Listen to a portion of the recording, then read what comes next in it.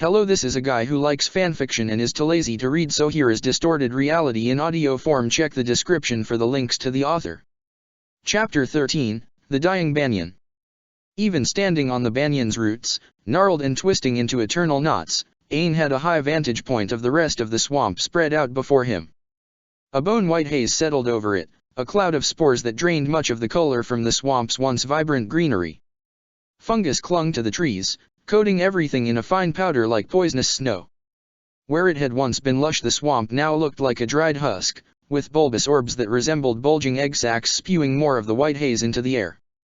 He thought he might have been able to make a safe passage with his airbending, but not enough for the roughly 300 people he now had to look after. The skies weren't a better option. Now that the merge had resumed with a vengeance, it seemed as if the spirit world itself bled over to this world. The sky had turned a sickly yellow. Clouds swirled in a tempest like perfume in a bottle. Shapes that gleamed with wicked white danced in the rare beams of sunlight that shone through the yellow, their brightness an all too vivid reminder of the uncomfortably recent Devakah.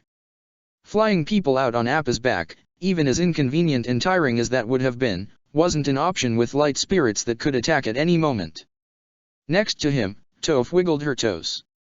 I don't know if it's because it's been a while since I've felt like myself, but I feel like I can sense a lot further than I usually can, she said. Even through the tree roots. I've always sort of been able to get a rough feel for people standing in trees thanks to my time with the freedom fighters, but this is something else. This swamp is a highly spiritual place, Aang said, furrowing his brow in thought. Maybe he had to search for an answer. The swamp bender Hugh once found enlightenment beneath this very banyan tree. Could Aang find what he needed, too? Would the swamp continue to give him visions, like it already had with Zabao? Maybe that's why you can sense things further. The Sun Warrior hung at the back of Aang's mind.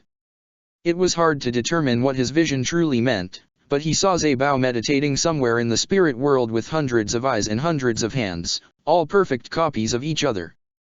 Like a weaver ripping apart his work, he plucked at the threads binding the worlds together, each finger unraveling more and more.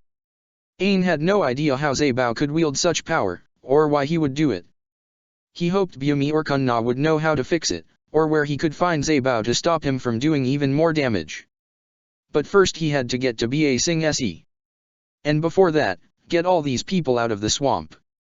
Elevated as they were above the tree-line, he hoped it would keep the people safe for a time. The state of the two water tribe siblings, Rapha and Missua, concerned him as well. Earlier, he'd tried to spirit bend them, but it did nothing to affect their state from being frozen in time. I'm gonna go out there and see if I can map out a safe route, Aang said. You said the swamp tribes that used to live here have all left, right?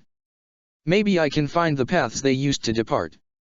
Nagi stared out over the vista stretched before them. How do you hope to find one path, or even the remains of their villages, in a place as huge as this? You wobbled unsteadily on the tree root, but Nagi helped her catch her balance. I sense something mystical about this swamp, she said. I think, if it wants to be found, you'll find it. Aang nodded. Last time I was here, this swamp showed me a vision of Toph before I even met her. I learned that time is an illusion, so maybe I'll get a vision of the people leaving. Even as he said it, he knew it was unlikely to hope for something specific like that. Hugh and Puthik's words echoed through his head. Time is an illusion, and so is death. But the greatest illusion in this world is the illusion of separation. But at the same time, it showed me and my friends illusions to separate us from each other. Sounds like a stretch, but whatever, said Toph, cracking her knuckles. I'm in. Let's go. Aang bit his lip, unsure if that was a good idea based on the history he had with the swamp. Huh? You're gonna come? She shrugged. Yeah, why not? I don't think I'll get bothered by visions or illusions or anything, unless the swamp found a way to make that work for blind people. But I'm gonna assume it won't be so accommodating, so I'll be fine. I'd like to join you as well, said Yu, her eyes set in determination. My people along with the southern tribes drove the swamp tribes out of their homelands. I need to see the result of that for myself. In that case, I'll come too, said Nagi. Yu turned to Nagi and took both of her hands. Would it be alright if you stayed here? I'm concerned about leaving our peoples behind in an unfamiliar place. I would feel more comfortable if you were here to look after everyone. Nagi frowned. Is this part of a misguided attempt to keep me out of danger? Yu shook her head. Of course not. After everything we've been through, I know you can handle anything. She smiled. And I know you will keep the peace here. Well, all right, said Nagi. She hesitated for a moment and then pulled Yu into a tight embrace. Be safe. Yu let out a small gasp of surprise, but Aang saw her shoulders relax into the hug. Yu, too. When they separated, their touch lingered before their hands dropped to their sides. With that, Aang, Toph, and Yu departed from the banyan tree, heading down a route that sloped toward the shadows of the swamp below. Before they passed into the hazy cloud enveloping seemingly the entire swamp, Aang rotated his hands and called up a barrier of wind to keep a flow of clean air for the three of them. They stayed on the thick root, which formed a snaking path through the trees that elevated them above the mushroom-covered ground beneath it. Each mushroom cap was at least the size of a dinner plate, thriving even without moisture, and their color reminded Aang eerily of bones.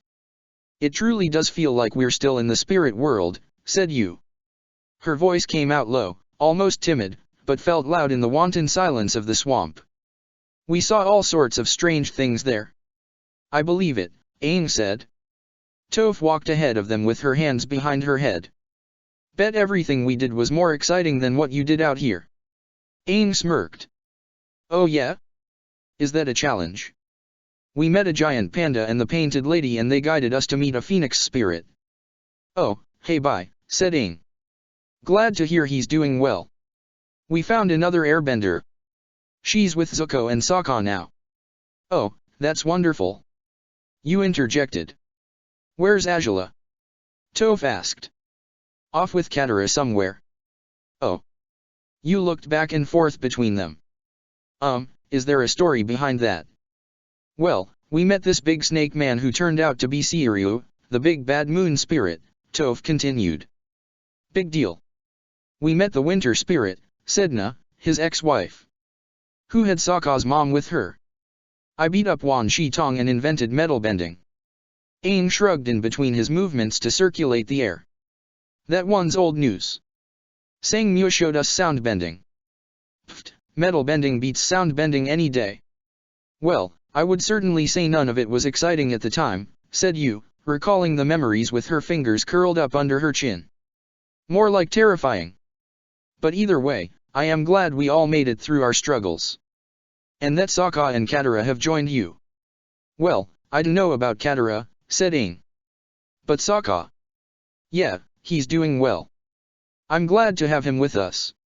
He's learned a lot. Yu smiled. Well, that makes me feel like I've made the right choice. I've always admired Sokka. He has a good heart.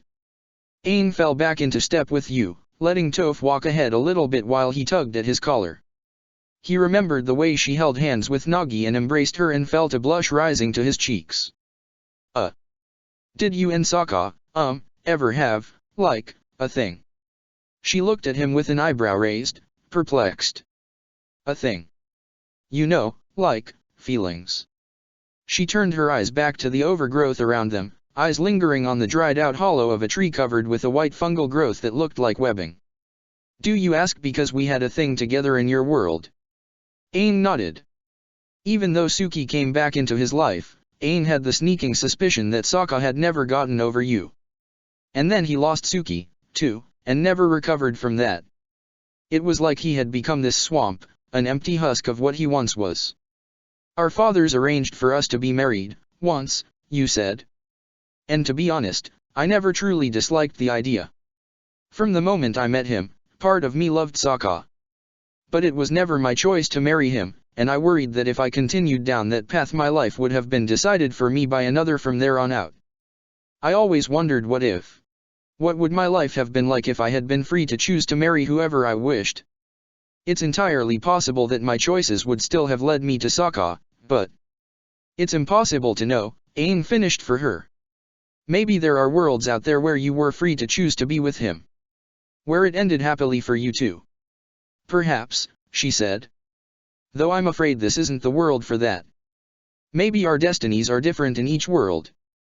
Is Nagi part of your destiny here? He asked, thinking of the way they departed from each other, their fingers intertwined. She joined her hands together in her sleeves. You are more perceptive than I would have expected, she admitted, blushing. But I'm not sure. If it is my choices that led me here, that have allowed me to open up the possibility for something exciting, new, and different, then yes, I'd like to think she is, in some way. Aang continued circling his hands, his eyes drawn to the spots in the trees where he could see yellow sky poking through. And do you still love Sokka? You laughed. You ask a lot of personal questions, Avatar Aang. Did you often ask me things in a roundabout way for advice in matters of love in your world? Aang blushed in embarrassment and his stomach twisted. He would have liked to have known her better, but their time together in his world was painfully short. Sorry. And, well, you always seem like you just know these kinds of things.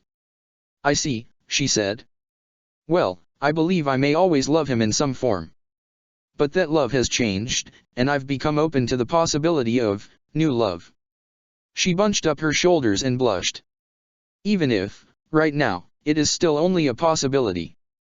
But I have faith this choice will lead me to a path with more happiness than I could have expected otherwise. Aang gave her a bashful smile and thought of the plum blossom pendant carved from salt crystal still in his pocket. You had given him a lot to think about. So it's about being open to new things. Unexpected things. Thank you, you. You smiled back, but before she could say anything else, Toph stumbled ahead of them and almost fell off of the massive root. Okay, she said, once Aang grabbed her by the back of the shirt and helped her regain her balance. This tree root is getting a little too high off the ground for me to see with my feet. I'm not crazy about this swamp, let me tell you. My old forest was a lot easier to navigate.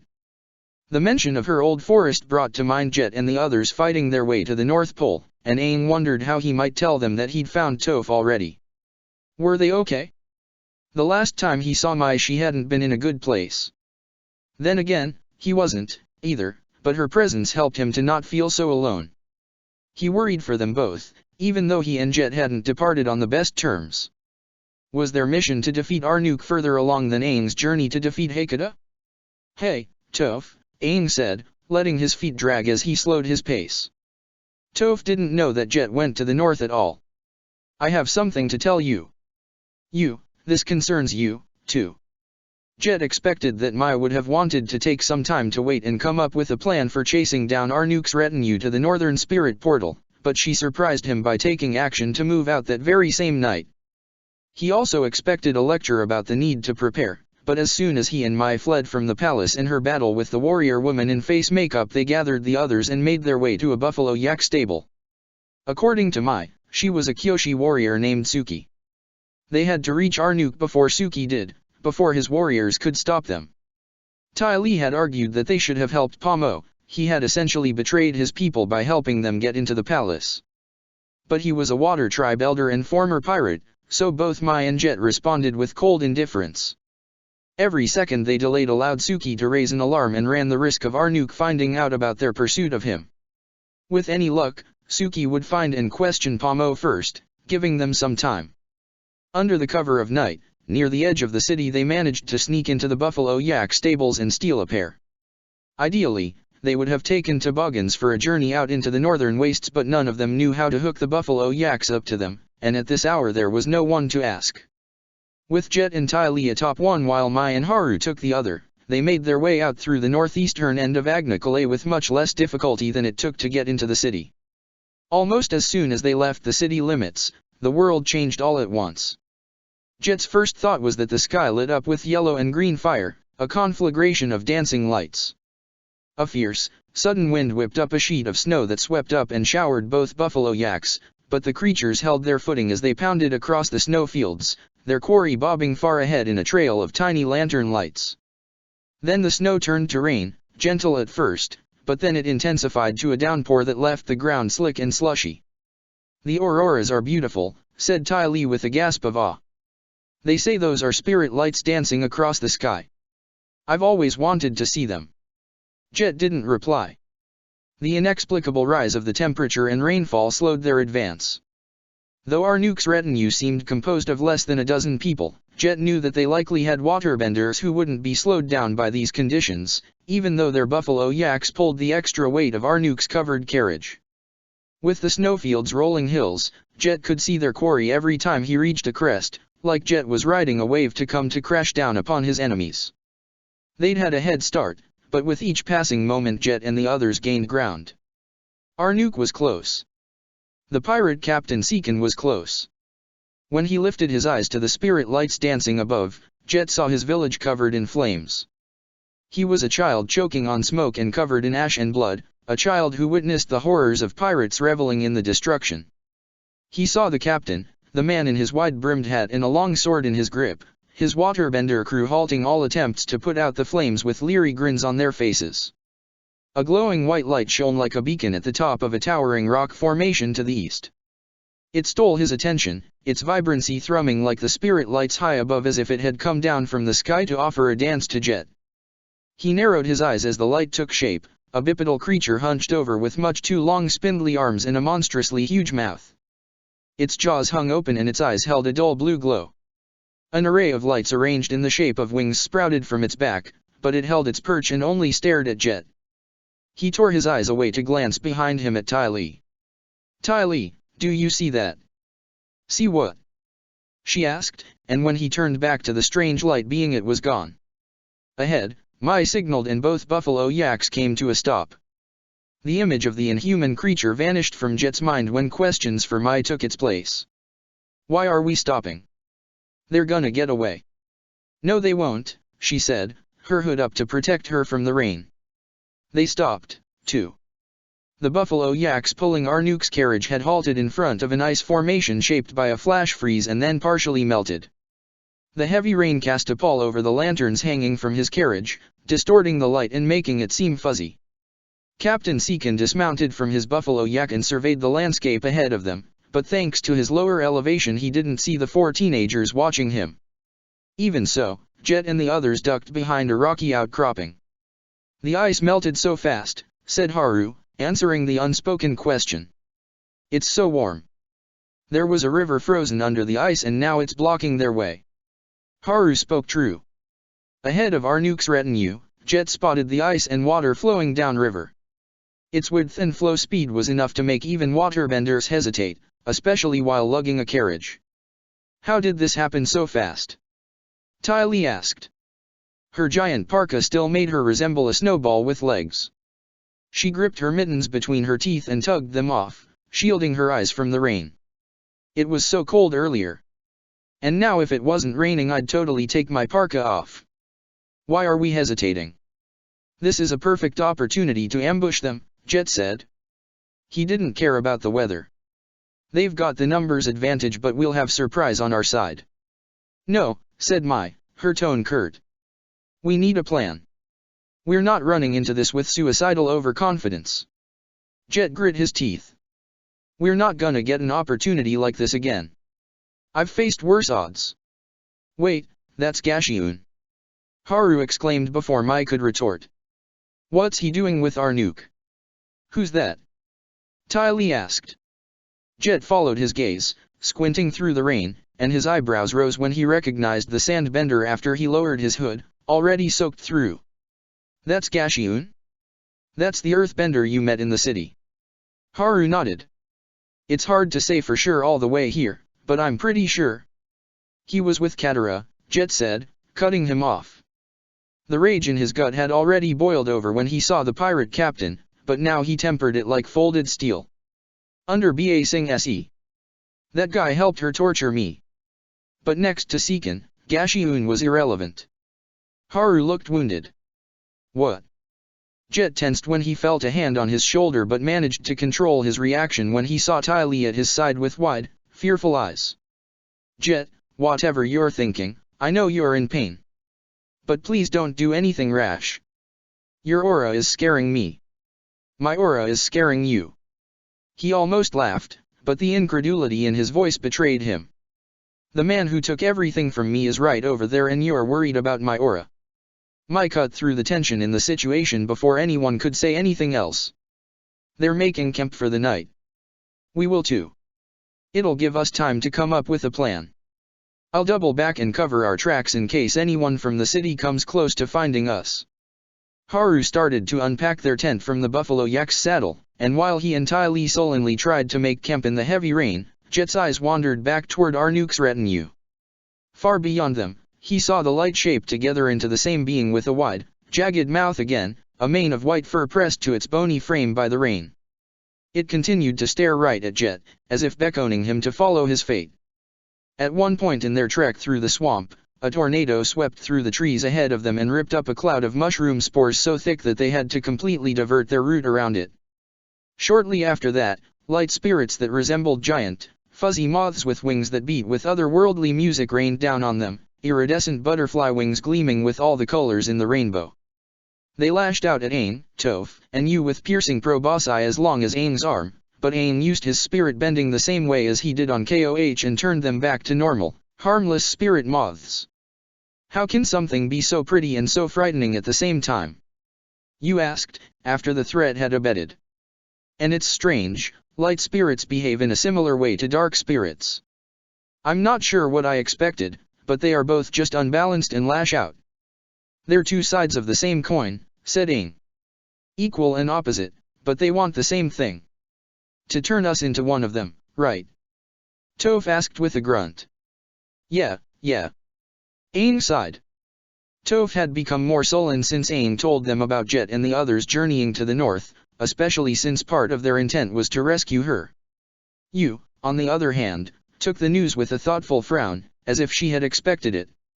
Aang hoped she had plenty of time to think about where she'd stand in a battle with her father. Something like that, he said finally. The overgrowth lessened until they came to a wide, open clearing with water so still it might have been a mirror, too big to be a puddle but too small to be a lake. At its edge, Aang saw the biggest cat gator he had ever seen, bloated and laying on its side and long enough to take up most of the clearing. Mushrooms grew out of its corpse, its stomach hollowed out and toothy maw home to a jungle of verdant plant life. Its eyes were glossed over and milky, staring at them past the dust motes that floated in the air like dandelions. Everything here is so stagnant and quiet, like it has been frozen in time, said Yu, staring into the water. Does this mean the whole swamp has been corrupted by light, like Koh was? I don't think so, Aang said, unable to tear his eyes from the cat gator. I wouldn't say it's frozen, look closer, it's been overcome with growth and decay. Somehow, this swamp has fallen to Vato's darkness. When he said the dark spirit's name, his head throbbed. He saw the great banyan again. In his vision, the tree was covered in vivid greens, its canopy home to birds and lizards and all sorts of creatures, a time long before the water tribe invasion, before the chaos of decay that claimed it in Aang's time. His viewpoint launched from the blue skies around it and dove down toward the tree's massive trunk, and he flinched when he didn't stop and passed right through it, descending deeper and deeper as he slid toward its roots. He emerged again at the base of the great banyan and saw another blue sky. He slid back into the tree, into its roots, and then surfaced in the swamp again. Down and up he went, each nearly identical scene passing in quick succession, and it took him a moment to realize that each sky belonged to a different world, a different swamp. The greatest illusion of this world is the illusion of separation. The great banyan tree connected each and every world, a spine that bound them all together, the support and greatest constant of them all. But as he descended, as he followed the trunk ever downward into the ground and along the roots, he sensed a blight in the tree, a sickness staining its wood. It intensified the deeper he went, Enki veins pulsing and spreading and grabbing hold of the ancient banyan. Aang fell into the depths of its darkness. Everyone, please stay calm. The Avatar is doing everything he can to free us of this place. Nagi's pleas fell on deaf ears. In the spirit world, the uncertainty of the situation kept the people of Ba Sing Se and the water tribes from constantly going at each other's throats. But without the spirit toads reining them in, and the fact that they had made it back to the material world, the people seemed more and more eager to get back to any semblance of normality, even if that meant fighting against each other. But with the unearthly yellow sky the way it was, Nagi knew normality was still far from their reach. Jin, the girl who had been volunteered as the liaison to the spirit toads back at the spirit world camp, let out a heavy sigh. Now that there's no worry about spirit toads reacting to fighting and turning dark, It seems like any unity we had has gone away. There were some on the other side, like Rafa and Misua, who weren't so hot-headed. A water tribe man with a bushy brown beard, barely tamed by beaded braids, swung his 2 clubs through the air. Ever since Aang left, he had been the least content to wait for the Avatar to come back and guide them out of the swamp. With every passing minute he managed to urge more and more people to his way of thinking. We'll cut a swathe through this swamp just like our fathers and grandfathers did. Didn't you hear your very own princess? Nagi asked, the only one brave enough to directly oppose him. You said the air down near the trees is poisonous. If you do that you'll doom all of your own people. Why should I listen to anything the traitor northern princess would say? The man retorted. He edged closer into Nagi's personal space as a show of intimidation. She's not my princess. You has the bigger picture in mind, unlike you, said Nagi, crossing her arms. And I will have to ask you to step away from me before I'm forced to take action. That was a bit of her Dai mannerism sneaking in, but she couldn't help it. The warrior clenched his fist and grit his teeth, but before he said anything else, an Earth Kingdom man stood at Nagi's defense. Yeah, back off from her, you big brute. More refugees jeered from behind him in support, emboldened by the man's shout. No, stand down, Nagi said, but she went unheard. More of the warrior's compatriots shook their weapons threateningly at the Earth Kingdom refugees, and Nagi knew this wouldn't end well. Despite her people outnumbering theirs, these men and women weren't soldiers. Why won't anyone listen? They're in a panic, said Jin, hands clasped over her chest. Some of the warriors listened to Rafa, but her eyes fell toward the direction where the healers gathered along the roots. Both Rafa and Misa were still with them, impervious to any attempts to heal their strange malady. Nagi clenched her fists at her sides. If only she could wake Rafa and Misa. Healing did nothing to break the hold of Light's corruption upon them, and the Avatar's spirit bending had been just as useless. They weren't spirits. They were living people, with physical bodies. It was in the very name of the ability, and since spirits were made of energy she supposed it was foolish to think spirit bending would work. Even more foolish, Nagi had thought she could spirit bend Koh and bring balance back to him. Waterbenders were the experts at bending chi. Only they could bring balance back to spirits. But she was so certain it would work, something had happened when she managed to use the ability on Koh. She felt something beneath her feet, something warm, and it had produced a bright green glow. But nothing had happened to Koh at all.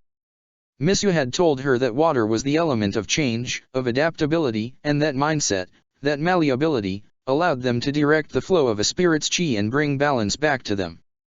But earth was the element of substance. Physicality and resilience. What use was something as intangible as spirit energy to an earthbender? The Mother of Faces said that Rafa and Misua had been changed on a physical level, didn't she? She felt a jolt of something shooting from her feet up her spine. The arguing refugees and warriors sounded so far away, but she ignored them and carefully maneuvered her way over the banyan tree's roots toward the cluster of healers. Rafa and Misua lay side by side, their eyes staring sightlessly into the sky. Both had been scarred by the white of Koh's corruption, their foreheads, noses, and lips hardened like porcelain. If it weren't for the slow, unsteady rise and fall of their chests, Nagi would have thought they'd be dead. She wondered if the insides of their bodies had hardened as well. What is it, Nagi? Jin asked, trailing after her. I was going at it all wrong, said Nagi, kneeling down at Rafa's side. I knew I did something against Koh, some kind of earth spirit bending, I suppose, but it's not meant to be used against him. He doesn't have a physical body, but earth is the physical element. Jin frowned and blinked slowly. So, that makes earthbending different. From water, yes, and especially air and fire, said Nagi. Even the earth chakra shows that. It's located at the base of the spine, the closest to the earth of all the chakras, and deals with physical health and vigor. So while water spirit bending can bring balance to spirits, I think earth spirit bending can bring balance to people. She placed her palms against the roots of the banyan tree and screwed her eyes shut. She summoned all the energy within herself that she could and focused on Rafa's body. All the excess energy within her funneled out through her hands and deep into the earth through her connection to it. Even separated from the soil, she felt the force moving through the banyan tree. A soft green light glowed from under Nagi's hands and Rafa's whole body. Purifying energy washed over him, and both Nagi and Jin let out gasps when trails of white light lifted away from his face and dissipated in the air. Even the healers had gathered around them again, eyes wide with awe. The green light curled in tendrils like undergrowth coming to life beneath Rafa before that light, too, dispersed into the air. As soon as the light vanished, Rafa drew in a deep breath. Jet didn't sleep. While Mai doubled back to cover their trail, he went ahead to survey Arnook's camp. Jet had a higher perch in a shallow cave that gave him shelter from the rain, so he stood there and watched. Unmoving. The pirate captain's laughter replayed in his head over and over again. His village continued to burn. He saw his family, crying and coughing and urging him to escape. Jet had been the only one who hadn't been wounded by the initial attack. He remembered running, more desperate than he'd ever been in his life, leaving them all behind in ash and smoke. It felt like days before he found the next town, also ravaged by the water tribes. It was there he'd found Longshot, Smellerbee, and Bandit. They met for the first time among devastation and sought to wreak the same on their foes thereafter. He missed them. They'd been with him since the beginning, and together they'd vowed to see this through to the end. But now it was only Jet, and he would succeed in making his friends proud. His family would be avenged. Here you are. Jet gripped both of his hook swords in his hands and spun to face the source of the voice, but it was only Ty Lee. He scowled and lowered his weapons. What is it? You've been gone a long time, she said, eyes wide. I was worried. I'm fine, he said. Go back to camp. Ty Lee frowned and joined him under his shelter. I don't want to leave you here alone. Something doesn't seem right about all this. Her voice had never sounded so shaken and unsure, and she looked as if she'd been weighed down by the rain. The weather, the spirit lights, Arnook leaving the city so suddenly, and why are Gashiun and that pirate captain with him? Didn't Arnook ban all pirates from the city? I guess he picks favorites, Jet said. Doesn't matter to me. Jet, she said, voice firm. What are you going to do when you come face to face with that pirate? What do you think I'm gonna do, Ty Lee? Give him a slap on the wrist and send him home. She shuffled her feet. Don't do anything you'd regret. If you kill him, you'd be no better than him. His face got hot with anger and he turned to her. How dare you say that? That monster destroyed my entire village and laughed about it. I'm sure he did the same to so many others. And Arnook? He did so much damage to the world from waging this war. They've both ruined families. Ruined lives. Nothing I could do would ever compare, the world will be so much better without them in it. She winced as if he struck her and wrung her fingers. I'm sorry. I shouldn't have said that. Maybe you're right, but they say that vengeance changes people. It eats you up on the inside until there's nothing left. You don't understand, he said, teeth grit. I already have next to nothing left. The water tribes took it all from me. All I've got is my freedom fighters, and I have to do this for them. To keep them safe. I'm doing the dirty work so they don't have to. Was his motivation that selfless? He didn't know. Probably not. But if that was the type of leader he truly was, then so be it. For a long while, Ty Lee didn't answer. But she looked past him and pointed at Arnook's camp, gasping in shock. White shapes fluttered among the campsite, ripping parts of the carriage away in their claws. They were huge, winged beasts, blindingly bright, with bulging arms and legs along with faces that resembled a moose lion with too many teeth. Jet saw warriors fighting back against the creatures, even Gashiun forming defenses with his earthbending. But one figure sprinted away from the camp, a figure with a wide-brimmed hat and something tucked under his arm. What are those things? Ty Lee asked, eyes wide with fear. Spirits. Captain Seekin is running for it, Jet said, eyes narrowed. Unwilling to waste a minute more, he emerged from his shelter and dashed down the slope toward the pirate, sliding down the slick ice melt. Ty Lee didn't follow. Jet ran as hard as he did the day his village burned. High above him, he thought he saw the same being from earlier, with its jagged smile and mane of fur, but it disappeared in the rain and he pushed it from his mind to focus on Seekin. Over the years since the massacre of his village, Jet had clung to any little detail he could find about the crew of the Silver Moon, intent on tracking them down like an eelhound after scraps. He'd never been able to track the captain down, never found his next port of call. But now, Seekin ran along the newly melted riverbank, but toward what Jet didn't know. Whatever it was, he wouldn't reach it. Seekin stopped to catch his breath, keeled over with fatigue, but he turned around in time to notice Jet coming at him with both hook swords. Seekin dropped the cylindrical container he held under his arm, a scroll case, and parried Jet's blow just in time. It hung from his back in a sling, protecting its contents from the rain. The captain grunted and pushed Jet back while his iguana parrot screeched above them. "Who are you, kid? You're not one of our nuke's men. You mean you don't remember me?" Jet snarled. "I was just a kid from some no-name, backwater village to you, huh? Not worth remembering, was I?" Seekin's eyes narrowed and he took a careful, almost elegant stance with his Jian longsword. "Can't say I remember you, boy. But this isn't the first time someone sought me for revenge. It's a pretty common scenario in my line of business."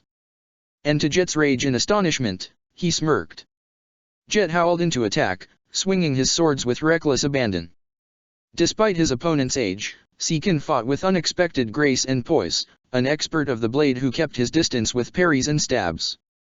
But Jet stayed mobile, ducking and rolling under the pirates' counter-attacks. After the initial blows, the ringing of his arms against the clashing of their weapons, he felt his focus sharpening, his intent honed to a fine point. Seekin noticed the change. "You're not a bad sword arm," said Seekin, as naturally as a tutor to his disciple.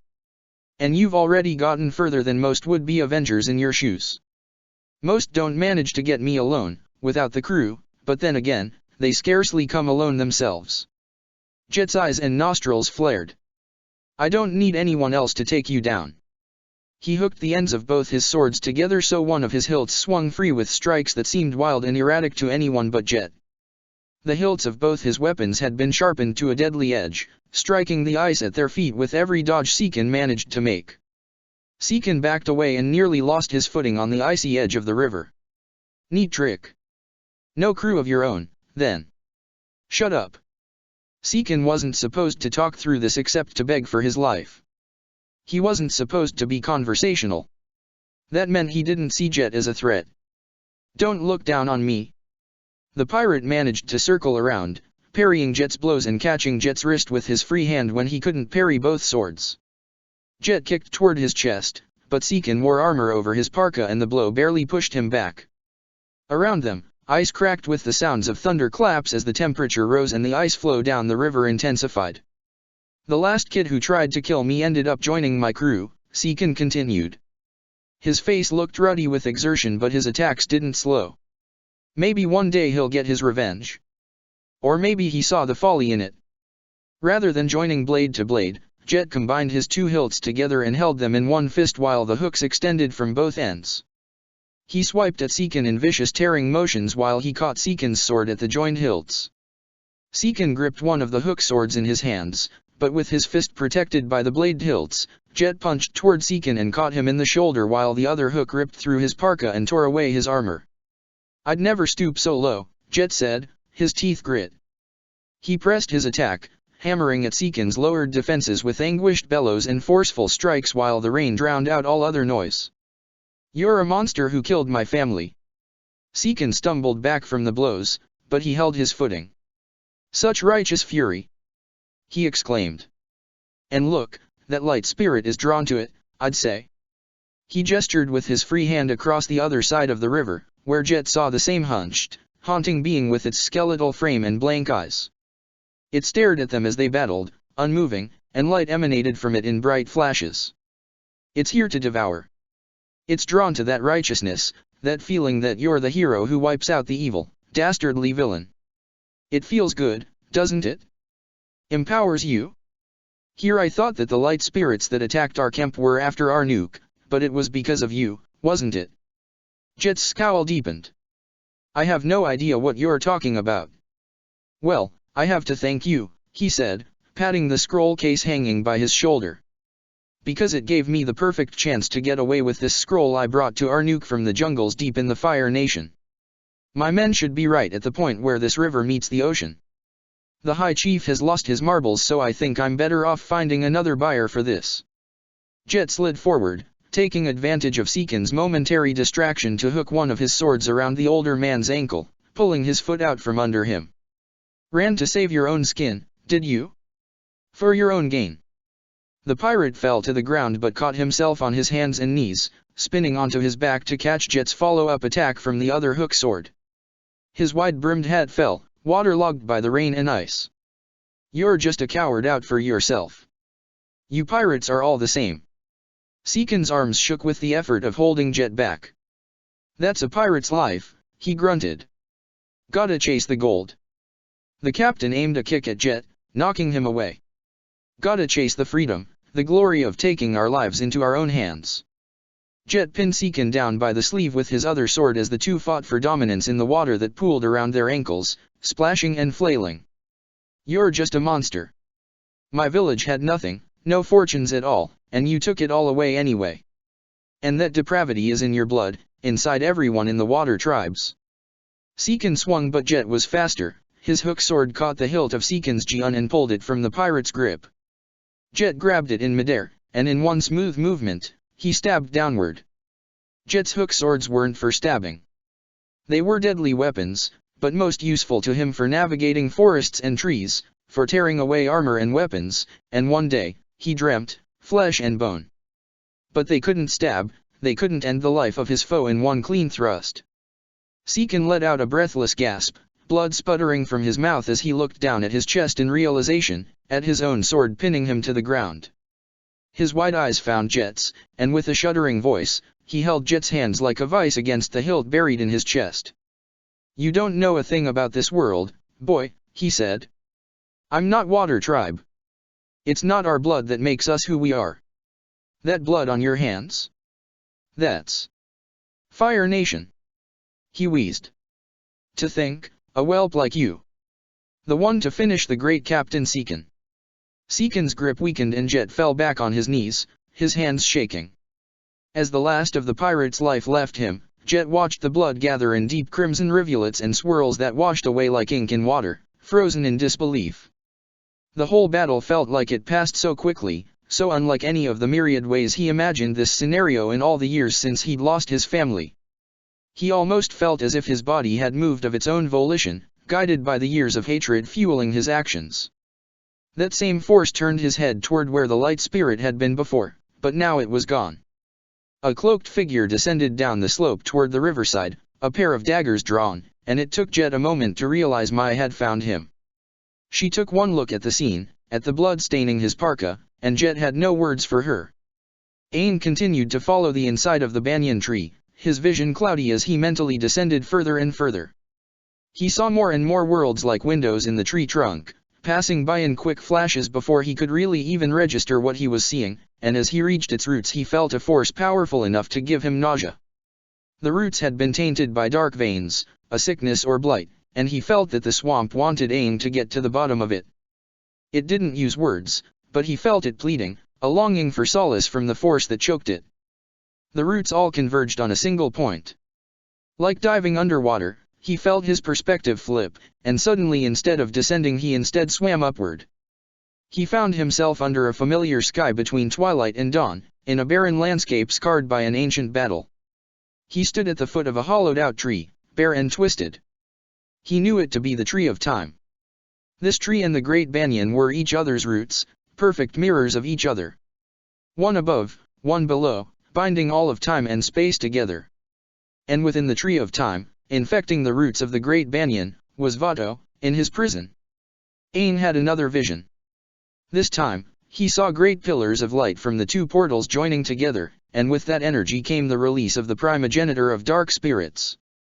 The energy from the portals converged, as if bridging together the present and his future, their future. Within the Tree of Time, Vato saw it too. Both of them also saw Vato's defeat, a titanic clash without detail or recognition.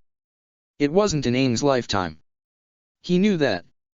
But, if left unchecked, it could be, and that was what the swamp was trying to show him. Aang felt himself shunted back to his body with all the force of emerging from a dive deep underwater. He took in a deep breath and both Yu and Toph gripped him by the shoulders. "Avatar, what is it?" said Yu, her voice heavy with concern. Aang put his hands on his knees to steady himself, and when he caught his breath he stood up straight. The spores all around them had begun encroaching back into the clearing, but Aang circled clean air around the three of them again. "I know what happened to the swamp," he said. Toph pounded him on the back. "Well, spit it out."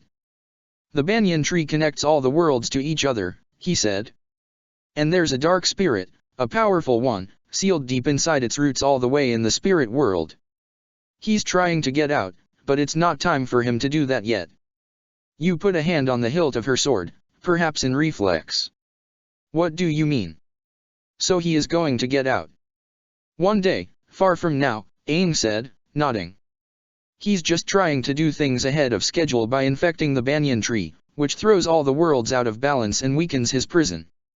Which means, things only got so bad with the merging because he interfered. He saw that I was in the wrong world and he took advantage of it. Maybe, eventually, everything would have gotten like this if I stayed in the wrong world too long, but he's the one who made it so unstable. The swamp showed me all this because it needs help to hold him in his prison. And now Zabao came along and made things even worse.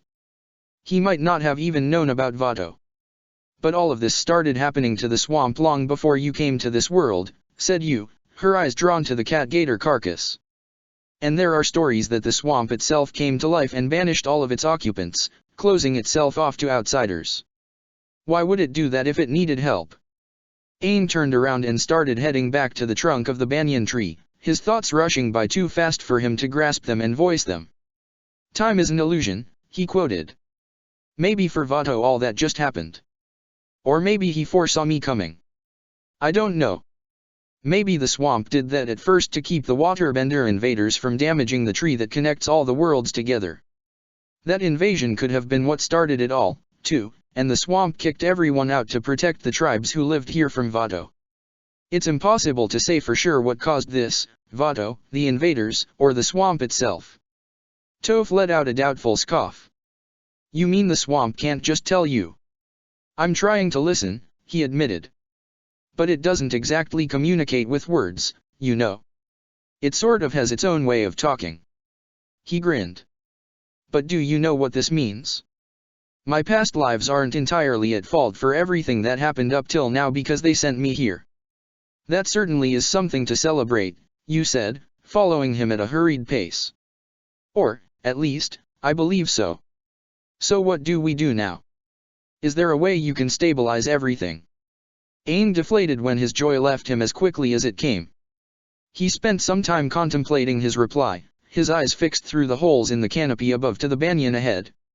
"I don't know if it's possible to stabilize the breakdown between this world, the spirit world, and all the others at this point without me going back home," he said.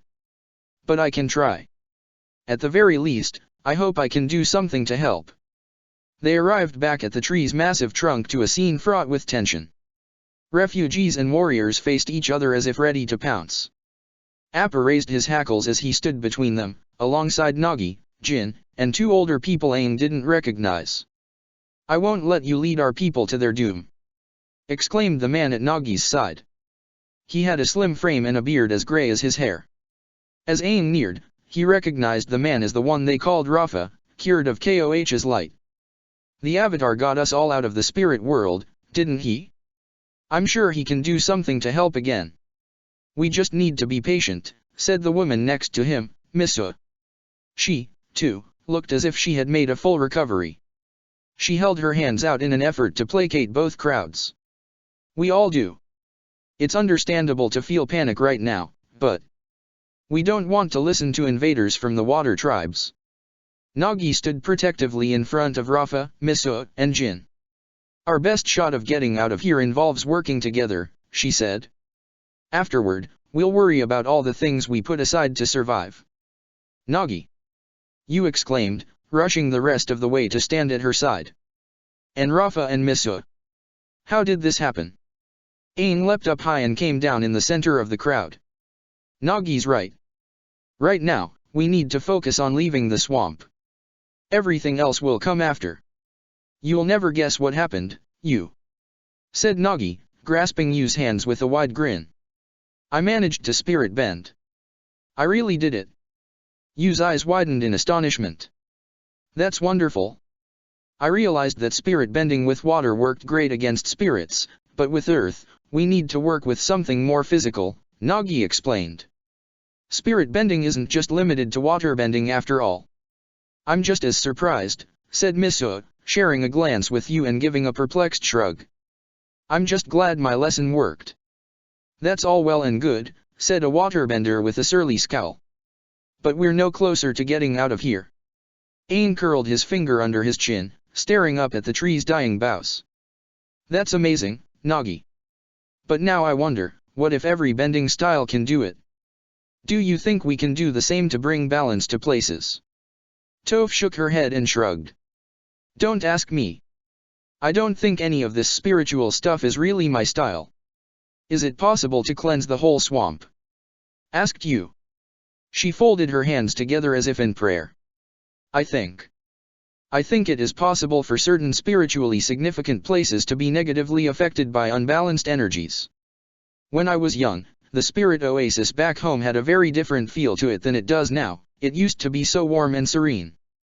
So, it stands to reason that the process can be reversed, right? A spiritual cleansing, Aang said, his voice trailing off. Dimly, he remembered how the monks often had him sweep the temple hallways as part of his chores, explaining that the broom brushed away negative energy that clung to places. He'd always thought that it was just an excuse to keep the temple clean. Incense and wind chimes were also used in lots of different ceremonies and festivals throughout the year, and Gyatso told him that it was a ritual meant to make a clean slate. Was that air spirit bending all along? Apple let out a low grumble and nudged Aang, as if encouraging him forward. Aang pressed a hand against Appa's head and smiled. I'm going to try it, he said. He took several deep breaths, steadying himself, and stepped forward while repeating the same calm, circular motion he used to make a bubble of clean air when they had descended into the swamp. It felt like a dance, and though he quailed at first under the feeling of so many people watching him, relying on him, he pushed the thoughts aside and tried to recall the way he felt when he first used spirit bending on KOH. KOH was a being consumed by light, and Aang needed to dredge up the energy within himself to balance that out. But now, this swamp had been tainted by darkness, so he had to match it with its opposite energy. It felt natural to reminisce about the monks, about the ways they cleaned the temple and sanctums. He heard those old wind chimes in his ears, the wind whistling between the holes in the wood, and he envisioned the breeze pushing away Vato's pall. The wind sang with a gentle ringing, like those soft, distant chimes, and before his eyes it seemed as if the air glittered with tiny stars. Is it working? Nagi asked. Is it enough? I don't know, Aang replied. There's so much of the swamp and there's just one of me. But maybe. If the swamp really did poison itself, whether to oust Vato or the invaders, he wondered if he could convince it to help him. He just hoped the avatar state wouldn't be necessary for that. He could use his proximity to the spirit world to induce it, but that was almost like cheating. He still didn't have true control. Please, he thought. Help me. I know you're just one giant, living organism, just like Hugh told me way back then. You need to help me help you. Something responded. It didn't use words, or even visions, but he felt a surge of something deep within the earth. For a moment he feared Vato's interference, but then the wind picked up and he realized he had awakened something that had been dormant for a long, long time. Like the very first time Aang had come to this swamp, a tornado spontaneously formed, swirling with the great banyan at its eye. The crowd of refugees and warriors crowded closer to the trunk in alarm as the raging winds obscured their vision of the swamp beyond. Within the roaring tornado, Aang saw his own cleansing winds, his white wind, spreading as if amplified by the swamp's tornado. He looked directly upward at the sky past the tree's interwoven branches and saw the mushroom spores, the poisoned air, getting sucked into the vortex. While the tornado did its work, Aang jumped on Appa's back and stared at the crowd. Every single pair of eyes watched him, transfixed, as the winds died down and revealed the world at large to them once again. Now, the trees filling the swamp below them had been cleared of the white haze. While it would take a long time for the swamp to regain its vivid greens and lush flora and fauna, he knew now that it would be able to recover. It just needed time. People of Ba Sing Se, Aang said. People of the water tribes. I know that during your time together in the spirit world you were able to work together, or at least put your animosity aside, toward your mutual survival. But the wounds inflicted on the Earth Kingdom won't heal so easily. The burly warrior with 2 clubs from earlier raised his fist. The wounds inflicted on the Earth Kingdom? What about us? I lost all my brothers to earthbenders. Aang turned his gaze on the man, stone-faced. None of these people here now are soldiers. They're refugees. They lost their homes to your invasions even before they fled to Ba Sing Se, only for you and your people to attack them again. You are the ones who need to make reparations, he said. He gestured to Missua. But luckily, your people are capable of something unique among all the 4 nations, your bending can be used to heal. Someone told me once that the world would be a much better place if every waterbender used their powers to heal instead of hurt. You're capable of it. I've seen it, and I know the good that waterbending can do. Sufficiently cowed, at least for now, the man stood down. Aang looked down and saw Nagi and Yu's joined hands, and he knew what he said resonated with them. He just hoped it would be enough, at least for now. All right, said Toph, stomping her foot. I don't know about everyone else, but I'm ready to stick my feet on solid ground again. The swamp's safe to travel through now, right? We can go ahead and find those old geezers again. I think so, Aang said, giving her a soft smile. Even after everything that had happened, Toph had endured. And she would keep them all moving, focused on the task ahead and their tangible goals.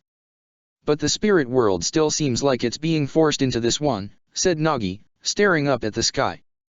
Now it had been darkened by a streak of pink and lavender, which mixed with the yellow in a way that made it look almost like a summer sunset. Did you stop Zabao and that dark spirit? All I did was slow down the merge and reinforce Vato's prison, Aang said. Things are just stabilized.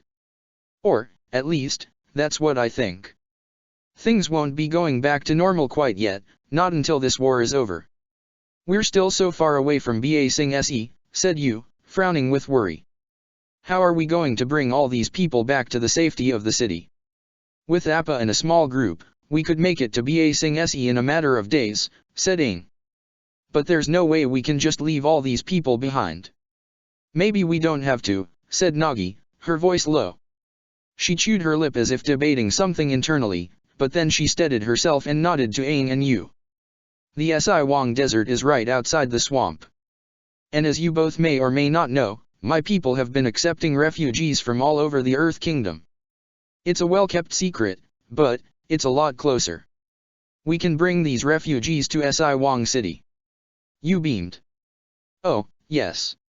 I remember you telling us about that back when we first met, beneath Ba Sing Se. She glanced toward the cluster of her people and her smile faltered, only to be replaced with a resolute stare. But it should stay a secret from my people, for the safety of everyone there. Once we leave the swamp, they can go their own way. Nagi sighed with relief, pushed back her conical hat, and threw her arms around Yu's shoulders. Thank you, Yu. Aang gripped his staff and looked out over the swamp. Already, the people started shuffling carefully down the banyan's roots. They still had a long way to go before they could reach the desert, but now they had a plan. I have to admit, I don't really have great memories of that desert, but if it's safe, and it's on the way to Ba Sing Se, then we have to go. With the storm clouds blotting out the sky, Jet had no idea what hour it was, or how long they chased Arnook's men through the night. The High Chief's retinue had fled from the light spirit attack. It was only after Jet and Mai had rejoined Haru and Ty Lee that he learned what had transpired while he battled Captain Seekin. Mai had been collected enough after finding Jet to think of taking the scroll case Seekin had tried to flee with, but with the heavy rain and lack of time they didn't get the chance to inspect its contents. Instead of following him, Ty Lee had gone to go find Mai. But a swarm of the same spirits had stopped her and Haru, and Jet had the private thought that it was all by design, as if the spirits had been trying to delay them. Ty Lee had no words for Jet when she saw the blood that stained his parka. She simply held her hands over her mouth and looked as if she'd be sick, shaking as she rode behind Haru on his buffalo yak. Haru, for his part, tried to offer Jet some words of support, but Jet didn't hear them. He didn't have time to think and process what had happened at the riverside. He couldn't read Mai. He couldn't tell if she understood or if she was disappointed in him. But she of all people should have known what he felt, what he had gone through. She had no right to judge him or expect anything else from him. He had achieved his revenge. After all these years, he'd found the man through a stroke of luck. He'd faced his greatest enemy and he won. All this time, his vitriol had been aimed at the water tribes. The captain had a crew with waterbenders in it, so it was a reasonable assumption for him to make, or so Jet told himself. But Captain Seekin was a Fire Nation man. He stared down at the blood staining the cuffs of his parka, and then at the horizon as they rode past. Far away, a beacon of light shone, and he realized it was the same light spirit that watched his battle with Seekin. Jet wondered if it had guided him there. It stared at Jet with its blank eyes and wicked smile, and with slow, heavy beats of its massive wings, it flew away, its hunger sated. Chapter 14, Siwang City. The foggy swamp didn't quite yet live up to its name by the time they reached its edges, but Aang knew it would come with time now that it had been cleansed of Vato's rot. As they walked among the paths the swamp laid out for them, Aang and all the water tribe warriors and Ba Sing Se refugees had fallen into a silence heavy with appreciation and awe for their surroundings. Direct sunlight barely reached them through the thick canopy of trees, so it almost felt like they traversed the inside of a massive cavern at times. Nagi, Toph, and Yu led the procession while Aang kept himself busy gliding back and forth to keep everyone accounted for, while Appa took up the rear. It was slow going, with frequent stops to accommodate the children, elderly, wounded, and anyone who needed time in Appa's saddle. But they were all safe, and they had stopped fighting. It allowed his mind to wander to his next objective, to find Zabao and stop him. But with every step and every problem he found himself further and further from the South Pole. He'd left Zuko, Sokka, and Sangmu behind. And he had no idea if Azula was safe. "Twinkle Toes, your heartbeat is all over the place right now," Toph said to him when he stopped once near the vanguard. "What are you stressing about now?" "Just worried about getting all these people across the desert.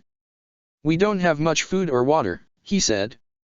Toph huffed as if unsatisfied with his answer, but he technically didn't lie to her. He just omitted some of the truth. "Yeah, I gotta say that spirit food doesn't really do it for me. And that's saying a lot, considering I couldn't eat anything at all for a little while there. It really is a shame that fruits from the spirit world aren't that filling," said Yu. "But I suppose it's fitting, since we didn't seem to require nearly as much food there. We should have enough to get us at least to Siwang City," said Nagi, though beneath her copper circlet her brow furrowed just a little bit in concern. They eventually reached the edge of the swamp and had to climb a winding trail that ascended up rocky slopes, which acted as the swamp's cradle. As they gained altitude, Aang started to find sand pooling in the crooks and crevices in the stone. The ground leveled out to a labyrinth of earthen crags, some the height of 2 or 3 men while others loomed even greater, like the teeth of sleeping giants. They spotted one saber-toothed moose lion meandering through in search of dry grass, but it quailed and left them alone upon seeing the size of the human entourage. Before they ventured too deeply into the barrens, Aang looked back one last time at the great banyan tree, a gigantic mushroom standing among the grass. Not much later, the rocky maze bordering the swamp ended, and the desert began. For a moment, Aang thought the same white, pollen-like substance that coated the swamp had also laid waste to the desert. Upon closer inspection, he realized that the desert had been covered in a thin sheet of snow. Here at the desert's border, red sand from the southern mountains had mingled with the rest of the dunes, and this combined with the white snow and wind had created great swirls of vibrant red, pink, and white. Children yelped in glee and dug their hands into the snow, only to expose the red ochre underneath. More than a few water tribe men actually joined them, perhaps homesick, and Aang thought he even spotted one waterbender hurl a snowball at one of the kids and whistle innocently afterward. "I can't believe it," said Nagi, eyes wide with awe. "Snow in the desert." Misu stepped up behind Aang, her footsteps crunching. "It is hard to say if this is a good omen or a bad one," she said. "But at least the sky has cleared up to its normal color, at least for now." I'd like to hope it's a good one, said Yu. We could use more of those. Well, now that we've reached the desert, it is time for all of our people to go our own way. Rafa, Miso, if you could gather the representatives from each clan, we will begin our journey northwest, to Gapan. Nagi turned away from the snow-covered sands at once. Wait, you're going with them? She asked. Aang himself hadn't even been sure what Yu intended, and realized it had never actually been discussed what she would do. I have to, said Yu, lowering her gaze to her joined hands. They're my people, and I should be rightfully forbidden from going to Si Wang City.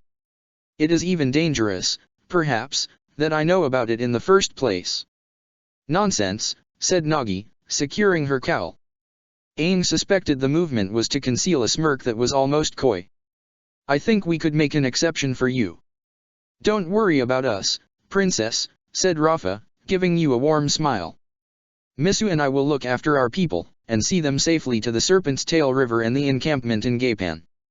There, we will reunite with the Southerners again, and anyone who wishes to journey back home by sea will have that chance. Perhaps to battle with Aang's friends, Aang couldn't help but think. That route would take them across great swathes of land that their own countrymen had reduced to desert over the years. Yu bowed her head in defeat. Well, I suppose if everyone's certain. You're not fooling anyone, sweetie, said Toph. We all know you want to come with us.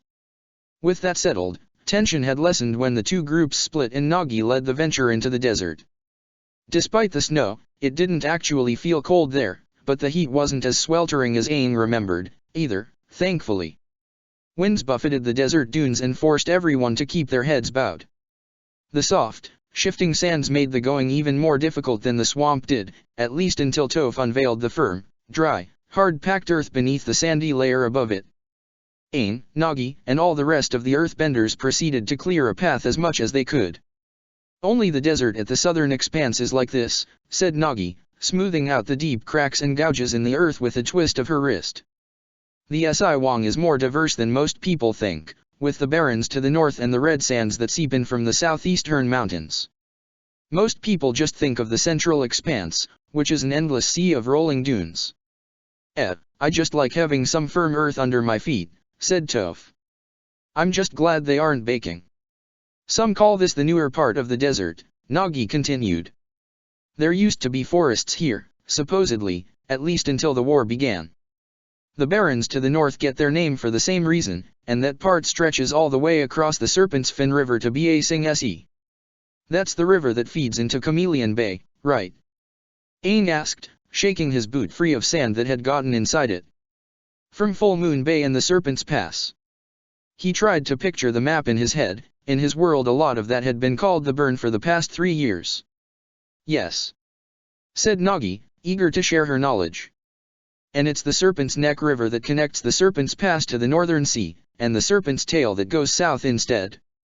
Hey, is it too late for me to go back and join the Water Tribe guys? Toph asked with a huff. I didn't sign up for a geography lesson. Aang and Nagi frowned at her, but Yu only giggled. Murmurs rippled through the crowd behind them until someone shouted for Aang's attention. Avatar! There's a sand cloud headed right toward us. Aang readied his glider to get an aerial view of it, to judge whether it could be a sandstorm or another threat, but Nagi clapped her hands together and grinned. Oh, that's a sand sailor caravan. She turned back to the others. What luck! That'll make our journey to the city so much easier. They usually sweep the desert for trading, but they often pick up lost refugees. Though I would say this group is much bigger than they might have bargained for. At first, the caravan kept their distance due to the size of their entourage, but Aang and Nagi made their way out to the sailors to discuss the best way to transport all the people to the safety of Si Wang City. Free from the burden of worrying about them now, Aang was ready to fly ahead to Ba Sing Se on Appa, but he and Toph decided to go along to the city and rest for the night. Aang had to admit that despite his misgivings about the desert, he was curious to see Nagi's home. Her excitement to return was palpable. The first sand sailors took the people most in need of food and rest, while other sailors in the caravan continued their route to spread the word to other tribes dispersed throughout the desert that refugees needed help.